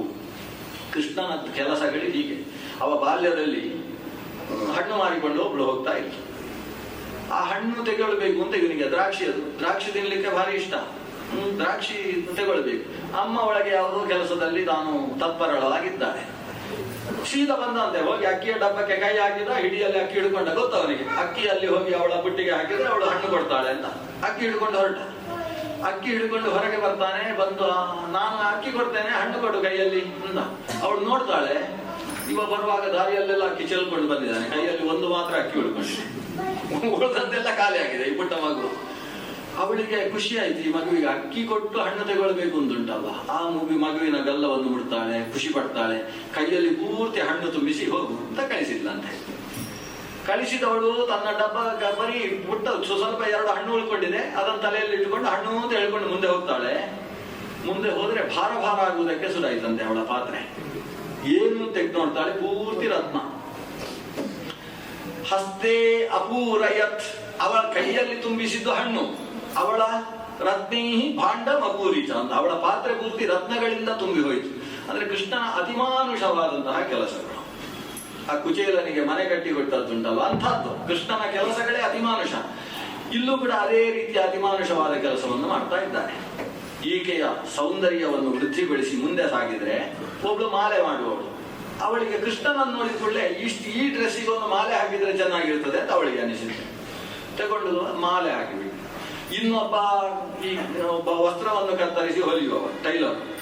ಅವನಿಗೆ ಈ ಕಂಸನ ವಸ್ತ್ರ ಹಾಕೊಂಡಿದ್ದಾನಲ್ಲ ಕೃಷ್ಣ, ಸ್ವಲ್ಪ ದೋಮ್ಲಾಸ್ ಇದ್ದ ಹಾಗೆ ಅನಿಸಿತು. ಸೀದಾ ಅವನೇ ಬಂದು ಅದನ್ನೆಲ್ಲ ಕತ್ತರಿಸಿ ಸರಿಯಾಗಿ ಅದನ್ನು ಸರಿ ಮಾಡಿ ಬಿಟ್ಟಂತೆ. ಇದೆಲ್ಲ ಕಥೆ. ಕೆಲವರಿಗೆ ಕೃಷ್ಣನನ್ನು ನೋಡಿದ್ರೆ ಅಷ್ಟು ಇಷ್ಟ, ಕೆಲವರಿಗೆ ಕಂಡ ಕೂಡಲೇ ಸಿಟ್ಟು. ಈಗ ದೇವರನ್ನು ಕಂಡ್ರೆ ಸಿಟ್ಟುಗೊಳ್ಳತಕ್ಕಂತಹ ತಾಮಸ ವ್ಯಕ್ತಿತ್ವವೂ ಇದೆ. ಅದು ಯಾಕೆ ಬಂತು ಅಂತ ಕೇಳಲಿಕ್ಕಿಲ್ಲ, ಸ್ವಭಾವ ಹಾಗೆ. ದೇವರನ್ನು ಕಂಡ ಕೂಡಲೇ ಅಷ್ಟು ಪ್ರೀತಿ ಮಾಡತಕ್ಕಂತಹ ಸ್ವಭಾವವೂ ಇದೆ. ನಮ್ಗೆ ಯಾಕೆ ಬೇಕು ಅದರದ್ದು ಅಂತ ಹೇಳುವವರು ಇದ್ದಾರೆ. ತಟಸ್ಥ ವ್ಯಕ್ತಿತ್ವದವರು ಇದ್ದಾರೆ ಕೃಷ್ಣನ ಬಗ್ಗೆ. ಈ ಎಲ್ಲಾ ಸ್ವರೂಪವನ್ನು ಕೃಷ್ಣ ನೋಡಿಕೊಂಡು ಸಾಗಿ ರಾತ್ರಿಯಾದ ಹೊತ್ತಿಗೆ ಅಲ್ಲಿದ್ದಂತಹ ಸರೋವರದ ತಟದಲ್ಲಿ ತನ್ನ ಗೆಳೆಯರ ಜೊತೆಗೆ ವಿಶ್ರಾಂತಿ ತಗೊಳ್ತಾನೆ. ಯಾವ ಮನೆಗೂ ಹೋಗುವುದಿಲ್ಲ ಕೃಷ್ಣ. ಹಾಗೆ ಅಂತೇಳಿ ಕಂಸನೂ ಕೂಡ ಮನೆಗೆ ಕರೆಸಿಕೊಳ್ಳುವ ಯೋಚನೆ ಮಾಡಲಿಲ್ಲ. ನಾಳೆ ಅಲ್ವಾ, ನಾಳೆ ಬರ್ಲಿಕ್ಕೆ ಹೇಳಿದ್ದವರಿಗೆ ಅಂತ ಬಿಟ್ಬಿಟ್ಟಿದ್ದಾನೆ. ಮರು ದಿವಸ ಬೆಳಗ್ಗೆ ಧನುರ್ಮಖ ನಡೆಯುವ ಕಾಲವನ್ನು ತಿಳಿದಂತಹ ಬಲರಾಮ ಕೃಷ್ಣರು ಅಲ್ಲಿಗೆ ಬರುವಾಗ ಕಂಸ ಇವರನ್ನು ಸಂಹರಿಸುವುದಕ್ಕೆ ಬೇಕಾದ ವ್ಯವಸ್ಥೆಗಳನ್ನು ಕುವಲಯಾಪೀಠದಿಂದ ಹಿಡಿದು ಚಾಣೂರ ಮುಷ್ಟಿಕರ ತನಕ ಅನೇಕ ರೀತಿಯಿಂದ ಸಂಹಾರದ ವ್ಯವಸ್ಥೆ ಮಾಡಿದ್ದಾನೆ. ಕೃಷ್ಣ ಬಂದವ ಮೊದಲು ಆನೆಯನ್ನು ನೋಡಿ ಖುಷಿ ಆಯ್ತಂತೆ ಬಲರಾಮಕೃಷ್ಣರಿಗೆ. ಎಷ್ಟು ದೊಡ್ಡ ಆನೆ! ಅದು ಒಂದು ಹೆಜ್ಜೆ ನೆಲಕ್ಕಿಟ್ಟಿತು ಅಂದ್ರೆ ಅಷ್ಟು ದೂರ ತನಕ ನೆಲವೇ ಆ ಕಡೆ ಈ ಕಡೆ ಅಲುಗುತ್ತೆ. ಕುಂಜರ ಅಂತ, ಭೂಮಿಯನ್ನು ಜರಯತಿ. ಅದಕ್ಕೆ ಕುವಲಯಾಪೀಠ ಅಂತಲೇ ಹೆಸರು. ಭೂವಲಯವನ್ನು ಚೆನ್ನಾಗಿ ಪೀಡನೆ ಮಾಡುವುದರಲ್ಲೇನೆ ಕುವಲಯಾಪೀಠ ಅಂತ ಅನಿಸಿದಂತ ಆನೆಯನ್ನು ನೋಡಿದ ಬಲರಾಮಕೃಷ್ಣರು. ಹತ್ತಿರ ಬರ್ತಾ ಇದ್ದ ಹಾಗೆ ಆನೆ ಮುದ್ದುಕ್ಕಿ ಬಂದು ಇವರನ್ನು ಬೀಳಿಸುವುದಕ್ಕೆ ಪ್ರಯತ್ನಿಸಿ. ಬಲರಾಮನ ಕೈ ಹಿಡ್ಕೊಂಡಿದ್ದಾನೆ ಕೃಷ್ಣ. ಜಾಗ್ರತೆ ಅಣ್ಣ ಅಂತ ಹೇಳಿ ಅದು ಮುಂದೆ ಬರ್ತಾ ಇದ್ರೆ 2 ಕಾಲಿನ ಮಧ್ಯದಲ್ಲಿ ತೂರಿಕೊಂಡಂತೆ. ತೂರಿಕೊಂಡು ಹೋಗಿ ಅದರ ಹೊಟ್ಟೆ ಹತ್ರ ತಲೆಯನ್ನು ಗಟ್ಟಿಸಿದ. ಅದಕ್ಕೆ ಒಂದು ರೀತಿ ಕಚಗುಳಿ ಇಟ್ಟ ಹಾಗೆ ಅದು ಜಾರಿ ಬಿತ್ತಂತೆ. ಆಯ ತಪ್ಪಿ ಬಿತ್ತು. ಬಿದ್ದಂತಹ ಆನೆಯ ಮೇಲಕ್ಕೆ ಇವರಿಬ್ಬರು ಏರಿದ್ರು. ಅಂಬಷ್ಟನನ್ನು ನೆಲಕ್ಕೆ ಬೀಳಿಸಿ ಸಾಯಿಸಿ ಹಾಕಿದ್ರು. ಅದರ ಮಾವುತ ಸತ್ತ. ಈಗ ಆನೆಯೇ ಸಿಟ್ಟು ಮಾಡಿಕೊಂಡು ಇವರ ಮೇಲೇರಿ ಬಂದ್ರೆ ಇವರು ಎದ್ದು ನಿಂತಹ ಆನೆಯ ತಲೆಯ ಮೇಲೆ ಹತ್ತಿ ಗಂಡ ಸ್ಥಳಕ್ಕೆ ಇವ ಗುದ್ದಿದ್ದಾನೆ. ಅದು ಸತ್ತು ಬಿದ್ದಿದೆ. ಆದರೆ 2 ದಂತಗಳನ್ನು ಎಳೆದಿದ್ದಾರೆ. ದಂತವನ್ನು ತಮ್ಮ ಭುಜದ ಮೇಲೆ ಇಟ್ಟುಕೊಂಡು ಸಭಾ ಪ್ರವೇಶ ಮಾಡಿದ್ದಾರೆ ಬಲರಾಮಕೃಷ್ಣರು. ಭಾರಿ ದೊಡ್ಡ ದಂತಗಳು. ಒಂದು ವೀರಪ್ಪನಿದ್ದ ಹಾಗಿಲ್ಲ, ಲೋಕಕ್ಕೆಲ್ಲ ಅಪ್ಪ ಇವರು ಹಿಡ್ಕೊಂಡು ಒಳಗೆ ಪ್ರವೇಶಿಸಿದ್ದಾರೆ. 2 ಮಂಚಗಳಲ್ಲಿ ಚಾಣೂರ ಮುಷ್ಟಿಕರಿದ್ದಾರೆ. ಅವರು ಹೇಳ್ತಾರೆ, ನೋಡಿ ನಮ್ಮ ರಾಜರು ಹೇಳಿದ್ದಾರೆ ನೀವು ಭಾರಿ ಜಟ್ಟಿಗಳಂತೆ, ಆದ್ರಿಂದ ನಮ್ಮ ಜೊತೆಗೆ ಯುದ್ಧ ಮಾಡುವುದನ್ನು ರಾಜ ನೋಡ್ಬೇಕಂತೆ, ಬನ್ನಿ ಅಂತ ಕೂಗಿ ಕರೆದ್ರೆ ಕೃಷ್ಣ ಕೇಳ್ತಾನೆ, ನೀನು ಅಲ್ಲಿ ಹೋಗ್ತೀಯೋ ಇಲ್ಲಿ ಹೋಗ್ತೀಯೋ ಬಲರಾಮ ಹತ್ರ. ನನಗೆ ಇದಾದೀತು ಅಂತ ಮುಷ್ಟಿಕನ ಕಡೆಗೆ ಬಲರಾಮ, ಚಾಣೂರನ ಕಡೆಗೆ ಕೃಷ್ಣ, ಅದರ ಪಕ್ಕದಲ್ಲಿ 6 ಜನ ಮಹಾಜಟ್ಟಿಗಳಿದ್ದಾರೆ. ಇವರು ಮಂಚಕ್ಕೆ ಏರಿ ಹೋರಾಟ ಪ್ರಾರಂಭ ಆಯಿತು. ಅವರದ್ದೆಲ್ಲ ಕ್ರಮ ಪ್ರಕಾರ ಇಷ್ಟು ಬಾರಿ ತೊಡೆ ತಟ್ಟಬೇಕು, ಇಷ್ಟು ಬಾರಿ ಎದೆ ತಟ್ಟಬೇಕು ಅಂತ ಒಂದು ಕ್ರಮ ಉಂಟು. ಇವ್ರದ್ದು ಅದೆಲ್ಲ ಇಲ್ಲ. ಇವ್ರದೇ ಆದ ಜಟ್ಟಿ ಯುದ್ಧ. ಯಾಕಂದ್ರೆ ಇವರು ಊರಿನಲ್ಲಿ ಕಲಿಸಿದ ಜಟ್ಟಿ ಯುದ್ಧ. ಅವರಿಗೆ ಹೇಗೆ ಹೊಡಿಬೇಕು ಅಂತ ಗೊತ್ತಾಗ್ತಾ ಇಲ್ಲ ಅಂದ್ರೆ ಅವರದ್ದೊಂದು ಕ್ರಮ. ಅವ ಹೀಗೆ ಹೊಡೆದ್ರೆ ನಾವು ಹೀಗೆ ಹೊಡಿಬೇಕು ಅಂತ ಒಂದು ಕ್ರಮ ಉಂಟು ಜಟ್ಟಿ ಯುದ್ಧದಲ್ಲಿ. ಇವರಲ್ಲಿ ಅದೇನೂ ಇಲ್ಲ. ಯಾವ ಹೊತ್ತಿಗೆ ಹೇಗಾಗ್ತದೆ ಹಾಗೆ ಒಂದು ಸಲ ಕಾಲು ಹಿಡಿದ್ರು ಸರಿ, ಜುಟ್ಟು ಹಿಡಿದ್ರು ಸರಿ, ಇಬ್ಬರು ಹೋರಾಡಿದ್ರು. ಆ ಚಾಣೂರ ಮುಷ್ಟಕರಿಗೆ ಏನು ಮಾಡ್ಲಿಕ್ಕೆ ಗೊತ್ತಾಗದೆ 2 ಕೂಡ ಪ್ರಾಣ ಕಳೆದುಕೊಂಡು ಬಿದ್ದು ಸತ್ತು. ಇನ್ನು ಉಳಿದ 6 ಜನ ಇದ್ರಲ್ಲ, ಅವರು ಎಲ್ಲಿ ಹೋದ್ರು ಅಂತ ಇವತ್ತಿನ ತನಕ ಈ ಟಿವಿ ನ್ಯೂಸಿಗೂ ಕೂಡ ಸಿಗಲಿಲ್ಲ. ಮಹಾಮಲ್ಲ ಭಂಗ ನ್ಯಾಯ ಅಂತ ಹೆಸರು. ಮಹಾಗಟ್ಟಿಗರೇ ಸತ್ತ ಮೇಲೆ ನಾವಿನ್ನು ಹೆಂಗೆ ಬದುಕುವುದು ಅಂತ ಅವರು ಓಡಿ ಹೋಗಿದ್ದಾರಂತೆ. ಕಂಸನಿಗೆ ಚಾಣೂರ ಮುಷ್ಟಿಗರು ಸತ್ತದ್ದನ್ನು ನೋಡಿ ಭಾರಿ ಸಿಟ್ಟು ಬಂತು. ಇನ್ನೂ ಇವರನ್ನು ಬಿಟ್ಟರೆ ಆಗುದಿಲ್ಲ ಅಂತ ಅಲ್ಲಿ ಆದೇಶ ಕೊಡ್ತಾನೆ. ಮೊದಲು ಆ ವಸುದೇವ ದೇವಕಿಯರನ್ನು ಸಾಯಿಸಿ ಬಿಡಿ ಅಂತ ಆದೇಶ ಕೊಟ್ಟ. ಆ ಆದೇಶ ಮುಗಿಯುವುದರ ಒಳಗೆ ಬಲರಾಮಕೃಷ್ಣರು ಅವನ ಸಿಂಹಾಸನದ ಹತ್ತಿರಕ್ಕೆ ನೆಗೆದು ಬಂದಿದ್ದಾರೆ. ಅಷ್ಟೊತ್ತಿಗೆ ಸೇನಾಧಿಪತಿ ಯೋಚನೆ ಮಾಡಿದ, ಯಾವುದಕ್ಕೂ ಕಂಸ ಉಳಿದ್ರೆ ಆಮೇಲೆ ನಮ್ಮ ಆದೇಶ ನಿರ್ವಹಿಸುವುದು. ಯಾಕಂದ್ರೆ ನಾವು ಈಗ ಅವ ಹೇಳಿದ ಹಾಗೆ ವಸುದೇವ ದೇವಕಿಯರನ್ನು ಸಾಯಿಸುವುದು, ಆಮೇಲೆ ನಮ್ಮನ್ನು ಇನ್ನೊಬ್ಬರು ಸಾಯಿಸುವ ಹಾಗಾಗಬಾರ್ದು ಅಂತ ಅವರು ಕಾಯ್ತಾ ಇದ್ದಾರೆ. ಕಂಸನನ್ನು ಸೋದರ ಮಾವನ ಮಧುರೆಯಲ್ಲಿ ಮಡುಹಿದ ಯಶೋದೆ ನಂದನ ನೀಬಾರು ಅಂತ ಕರೆದದ್ದು ಇದಕ್ಕೋಸ್ಕರ. ಕೃಷ್ಣನಿಗೆ ಸೋದರ ಮಾವ, ಅಣ್ಣ, ಅತ್ತಿಗೆ ಯಾವುದು ಸಂಬಂಧ ಮುಖ್ಯ ಅಲ್ಲ ಅವನಿಗೆ. ಯಾರು ಒಳ್ಳೆಯವರು, ಯಾರು ಕೆಟ್ಟವರು. ಕೆಟ್ಟವರನ್ನು ಸಂಹರಿಸುವುದು. ಪರಿತ್ರಾಣಾಯ ಸಾಧೂನ ವಿನಾಶಾಯ ಚ ದುಷ್ಕೃತ ಅಂತ. ದುಷ್ಟರನ್ನು ವಿನಾಶಗೊಳಿಸುವುದಕ್ಕೆ, ಸಾಧುಗಳ ಪರಿತ್ರಾಣಕ್ಕೋಸ್ಕರ ಇಳಿದು ಬಂದಂತಹ ದೇವಿ ಶಕ್ತಿ ಅದು. ಅಲ್ಲಿ ಸಿಂಹಾಸನದಲ್ಲಿ ಆತ ಉಗ್ರಸೇನನನ್ನು ಮತ್ತೆ ಪ್ರತಿಷ್ಠಾಪನೆ ಮಾಡ್ತಾನೆ. ಕಾರಾಗಾರಕ್ಕೆ ಹೋಗಿ ತಂದೆ ತಾಯಿಯರನ್ನು ಬಿಡಿಸ್ತಾನೆ. ತಂದೆ ತಾಯಿಯರು ಕಣ್ಣಲ್ಲಿ ನೀರು ಹಾಕಿಕೊಂಡು ಈ ಮಗುವಿನ ಸ್ಪರ್ಶದ ಸುಖವನ್ನು ಅನುಭವಿಸ್ತಾರೆ. ಕೃಷ್ಣ ತಂದೆ ತಾಯಿಯರ ಹತ್ರ ಹೇಳುವುದೇನು, ಯಾರನ್ನು ಮಕ್ಕಳಾಗಿ ಪಡೆದ್ರು ನಮ್ಮಂತ ಮಕ್ಕಳನ್ನು ಪಡಿಬಾರ್ದಮ್ಮ. ನೀವು ಈ ಶಕ್ತಿಶಾಲಿಗಳಾದ ಮಕ್ಕಳಿಗೆ ಜನ್ಮ ಕೊಟ್ರಿ, ಆದ್ರೆ ಇದಕ್ಕೋಸ್ಕರ ಎಷ್ಟು ಕಷ್ಟಪಟ್ರಿ, ಎಷ್ಟು ಮಕ್ಕಳನ್ನು ಕಳ್ಕೊಂಡ್ರಿ. ಆಮೇಲೆ ನಾವಾದ್ರೂ ನಿಮ್ಮ ಸೇವೆಗೆ ಜೊತೆಗಿದ್ದೇವಾ, ನಾವೆಲ್ಲೋ ಸುಖವಾಗಿ ಬದುಕಿದ್ದೀವಿ, ನೀವಿಲ್ಲಿ ಕಷ್ಟಪಡ್ತಾ ಇದ್ದೀರಿ. ಇಂಥ ಮಕ್ಕಳು ಇದ್ದೇನು ಪ್ರಯೋಜನ ಅಂತ ಅವನ ಆ ಮಾತಿನ ಧಾಟಿ ಕೇಳಿ ಆ ತಾಯಿ ಕಣ್ಣೀರು ಹಾಕಿಕೊಂಡು ಅವನನ್ನು ಅಪ್ಪಿಕೊಂಡು ಎದೆಯಲ್ಲಿ ಹಾಲು ಸುರಿಸಿಕೊಂಡು ಅವನ ತಲೆಯ ಮೇಲೆ ನಾಘ್ರಾಣನ ಮಾಡಿಕೊಂಡು ಸುಖ ಅನುಭವಿಸ್ತಾಳೆ. ಬೇಗ ಉಪನಯನ ಮಾಡಬೇಕು ಅಂತ ವಸುದೇವ ದೇವಕಿಯರು ತೀರ್ಮಾನ ಮಾಡಿದರು. ಯಾಕಂದ್ರೆ ವಯಸ್ಸಾಗಿದೆ, 11 ಬಂದಿದೆ. ಉಪನಯನಕ್ಕೆ ಗರ್ಗಾಚಾರ್ಯರು ಮುಹೂರ್ತವನ್ನು ಹೇಳಿ ಆಯಿತು. ನಾಳೆ ಅಲ್ಲ ನಾಡಿದ್ದಿನ ಕರ್ಕಟಕ ಲಗ್ನದಲ್ಲಿ ಮುಹೂರ್ತ ಅಂತ ತೀರ್ಮಾನ ಆಯಿತು. ಬಲರಾಮಕೃಷ್ಣರಿಗೆ ಉಪನಯನ ಆಯಿತು. ಗುರುಕುಲಕ್ಕೆ ಕಳಿಸಿದ್ರು. ಎಲ್ಲಿ? ಪ್ರಭಾಸ ಕ್ಷೇತ್ರದ ಪಕ್ಕದಲ್ಲಿರ್ತಕ್ಕಂತಹ ಸಾಂದೀಪಿನಿ ಗುರುಗಳಿಗೆ ಸಂಬಂಧಪಟ್ಟ ಗುರುಕುಲ. ಅಲ್ಲಿ ಹೋಗಿ 64 ದಿವಸ ಇರ್ತಾರೆ ಈ ಮಕ್ಕಳು. 64 ದಿವಸ ಇವರು ಅವರಿಗೆ ಪಾಠ ಹೇಳಿದ್ದೋ ಅವರು ಇವರಿಗೆ ಪಾಠ ಹೇಳಿದ್ದೋ ಗೊತ್ತಿಲ್ಲ. ನಂದು 64 ವಿದ್ಯೆಗಳು, ಚತುಷ್ಷಷ್ಟಿ ಕಲೆಗಳು ಅಂತ ಕರೀತಾರೆ. ಅಷ್ಟೂ ಕಲೆಗಳಲ್ಲಿ ಪ್ರವೀಣರಾಗಿದ್ದಾರೆ ಇವರು. ಗುರುಕುಲ ಮುಗೀತು, ಇನ್ನು ಹೊರಡಬೇಕು. ಗುರುಗಳಿಗೆ ನಮಸ್ಕಾರ ಮಾಡಿದ್ರು. ಏನು ಬೇಕು ಗುರುಗಳೇ? ನಾವು ಗುರು ದಕ್ಷಿಣೆ ಕೊಟ್ಟು ಬರಬೇಕು ಅಂತ ನಮಗೆ ವಸುದೇವ ಆದೇಶಿಸಿದ್ದಾನೆ. ಏನು ಕೊಡಬೇಕು? ಇವನಿಗೆ ಈ ಮಕ್ಕಳನ್ನು, ಇಂಥ ಮುತ್ತು ಮಕ್ಕಳನ್ನು ಕಳಿಸಿಕೊಡಬೇಕಲ್ವ ಅಂತ ಮನಸ್ಸಿನಲ್ಲಿ ಭಾರ. ನಮಗೇನು ಬೇಡ ಮಕ್ಕಳೇ, ನಮ್ಮಲ್ಲಿ ಒಂದು ಓದಿದ್ದೀರಲ್ವ, ಅದೇ ದೊಡ್ಡ ಅನುಗ್ರಹ. ಏನಾದ್ರೂ ಕೇಳಬೇಕು ಅಂತ ಕೃಷ್ಣ. ಇಲ್ಲ, ನಿಮ್ಗೆ ಅದನ್ನ ಹಾಕಿದ ಅಮ್ಮನ ಹತ್ರ ಹೋಗಿ ಕೇಳಿ. ಇವರು ಒಳಗೆ ಹೋಗಿ ಗುರುಪತ್ನಿಯ ಮುಂದೆ ಬಂದರು. ಗುರುಪತ್ನಿ ನಗನಗುತ್ತಾ ಕೂತಿರ್ತಾಳೆ ಅಂತ ನೋಡಿದ್ರೆ ಆಕೆ ಸೆರಗು ತಲೆಯ ಮೇಲೆ ಹಾಕಿಕೊಂಡು ಅಳ್ತಾ ಕೂತಿದ್ದಾಳೆ. ಇವರಿಗೆ ಆಶ್ಚರ್ಯ. ನಾವು 64 ದಿವಸ ಈಗ ಹಾಕಿದ ಅನ್ನ ಉಂಡದ್ದು, ಒಂದು ದಿವಸ ಇವಳ ಮುಖದಲ್ಲಿ ದುಃಖ ಕಾಣಿಸಲಿಲ್ಲ. ಇವತ್ತು ಯಾಕೆ ಅಳ್ತಾ ಇದ್ದಾಳೆ? ಸೀದಾ ಕೃಷ್ಣ ಓಡಿ ಹೋದ, ಸೆರಗು ತೆಗೆದು ಕಣ್ಣೀರನ್ನು ತನ್ನದೇ ಆದ ಉತ್ತರೀಯದಿಂದ ಒರೆಸ್ತಾನೆ. ಒರೆಸಿ ಅಮ್ಮನ ಪಕ್ಕದಲ್ಲೇ ಕೂತು ಮುಖವನ್ನೆತ್ತಿ, ಏನು ಕಷ್ಟ ಅಮ್ಮ, ಯಾಕೆ ಅಳ್ತಾ ಇದ್ದಿ, ಏನು ಸಮಸ್ಯೆ ಆಯ್ತು? ಅದಕ್ಕೆ ಆಕೆ ಹೇಳ್ತಾಳೆ, ನನ್ನ ಮಕ್ಕಳು ದೂರ ಹೋಗ್ತಾ ಇದ್ದಾರಲ್ಲ, ನನಗೂ ಒಬ್ಬ ಮಗ ಇದ್ದ ಮಕ್ಕಳೇ. ನಿಮ್ಮದೇ ವಯಸ್ಸು, ಒಂದು ದಿವಸ ಸೂರ್ಯಗ್ರಹಣ. ಈ ಪ್ರಭಾಸ ಕ್ಷೇತ್ರದಲ್ಲಿ ಸಮುದ್ರ ಸ್ನಾನ ಮಾಡಬೇಕು ಅಂತ ಆ ಮಗುವನ್ನು, ಆಗ ತಾನೇ ಉಪನಯನವಾಗಿದ್ದ ಮಗು, ಅವನನ್ನು ಕರ್ಕೊಂಡು ಸ್ನಾನಕ್ಕೆ ಅಂತ ನಾವು ಹೋಗಿದ್ದೇವೆ. ಸಮುದ್ರದಲ್ಲಿ ಸ್ನಾನ ಮಾಡಿ ಪಿತೃಗಳಿಗೆಲ್ಲ ತರ್ಪಣ ಕೊಡಬೇಕು ಅಂತ ನಮ್ಮ ಪತಿದೇವ ನಮ್ಮನ್ನು ಕರ್ಕೊಂಡು ಹೋಗಿದ್ದಾನೆ. ನಾವು ಸ್ನಾನ ಮುಗಿಸಿದ್ದೇವೆ. ಅವ ಸ್ವಲ್ಪ ಅಲ್ಲಿ ಮುಳುಗ್ತೇನೆ ಅಂತ ತುಂಟ ಮುಂದಕ್ಕೆ ಹೋದ. ಸಮುದ್ರದಲ್ಲಿ ಮುಳುಗಿದ. ಇದ್ದಕ್ಕಿದ್ದಾಗೆ ಅಮ್ಮ ಅಂತ ಕಿವಿಚಿಕೊಂಡ. ಯಾವುದೋ ವಿಚಿತ್ರವಾದ ಪ್ರಾಣಿ ಅವನನ್ನು ಸೆಳೆದೆಳಿತಾ ಇತ್ತು.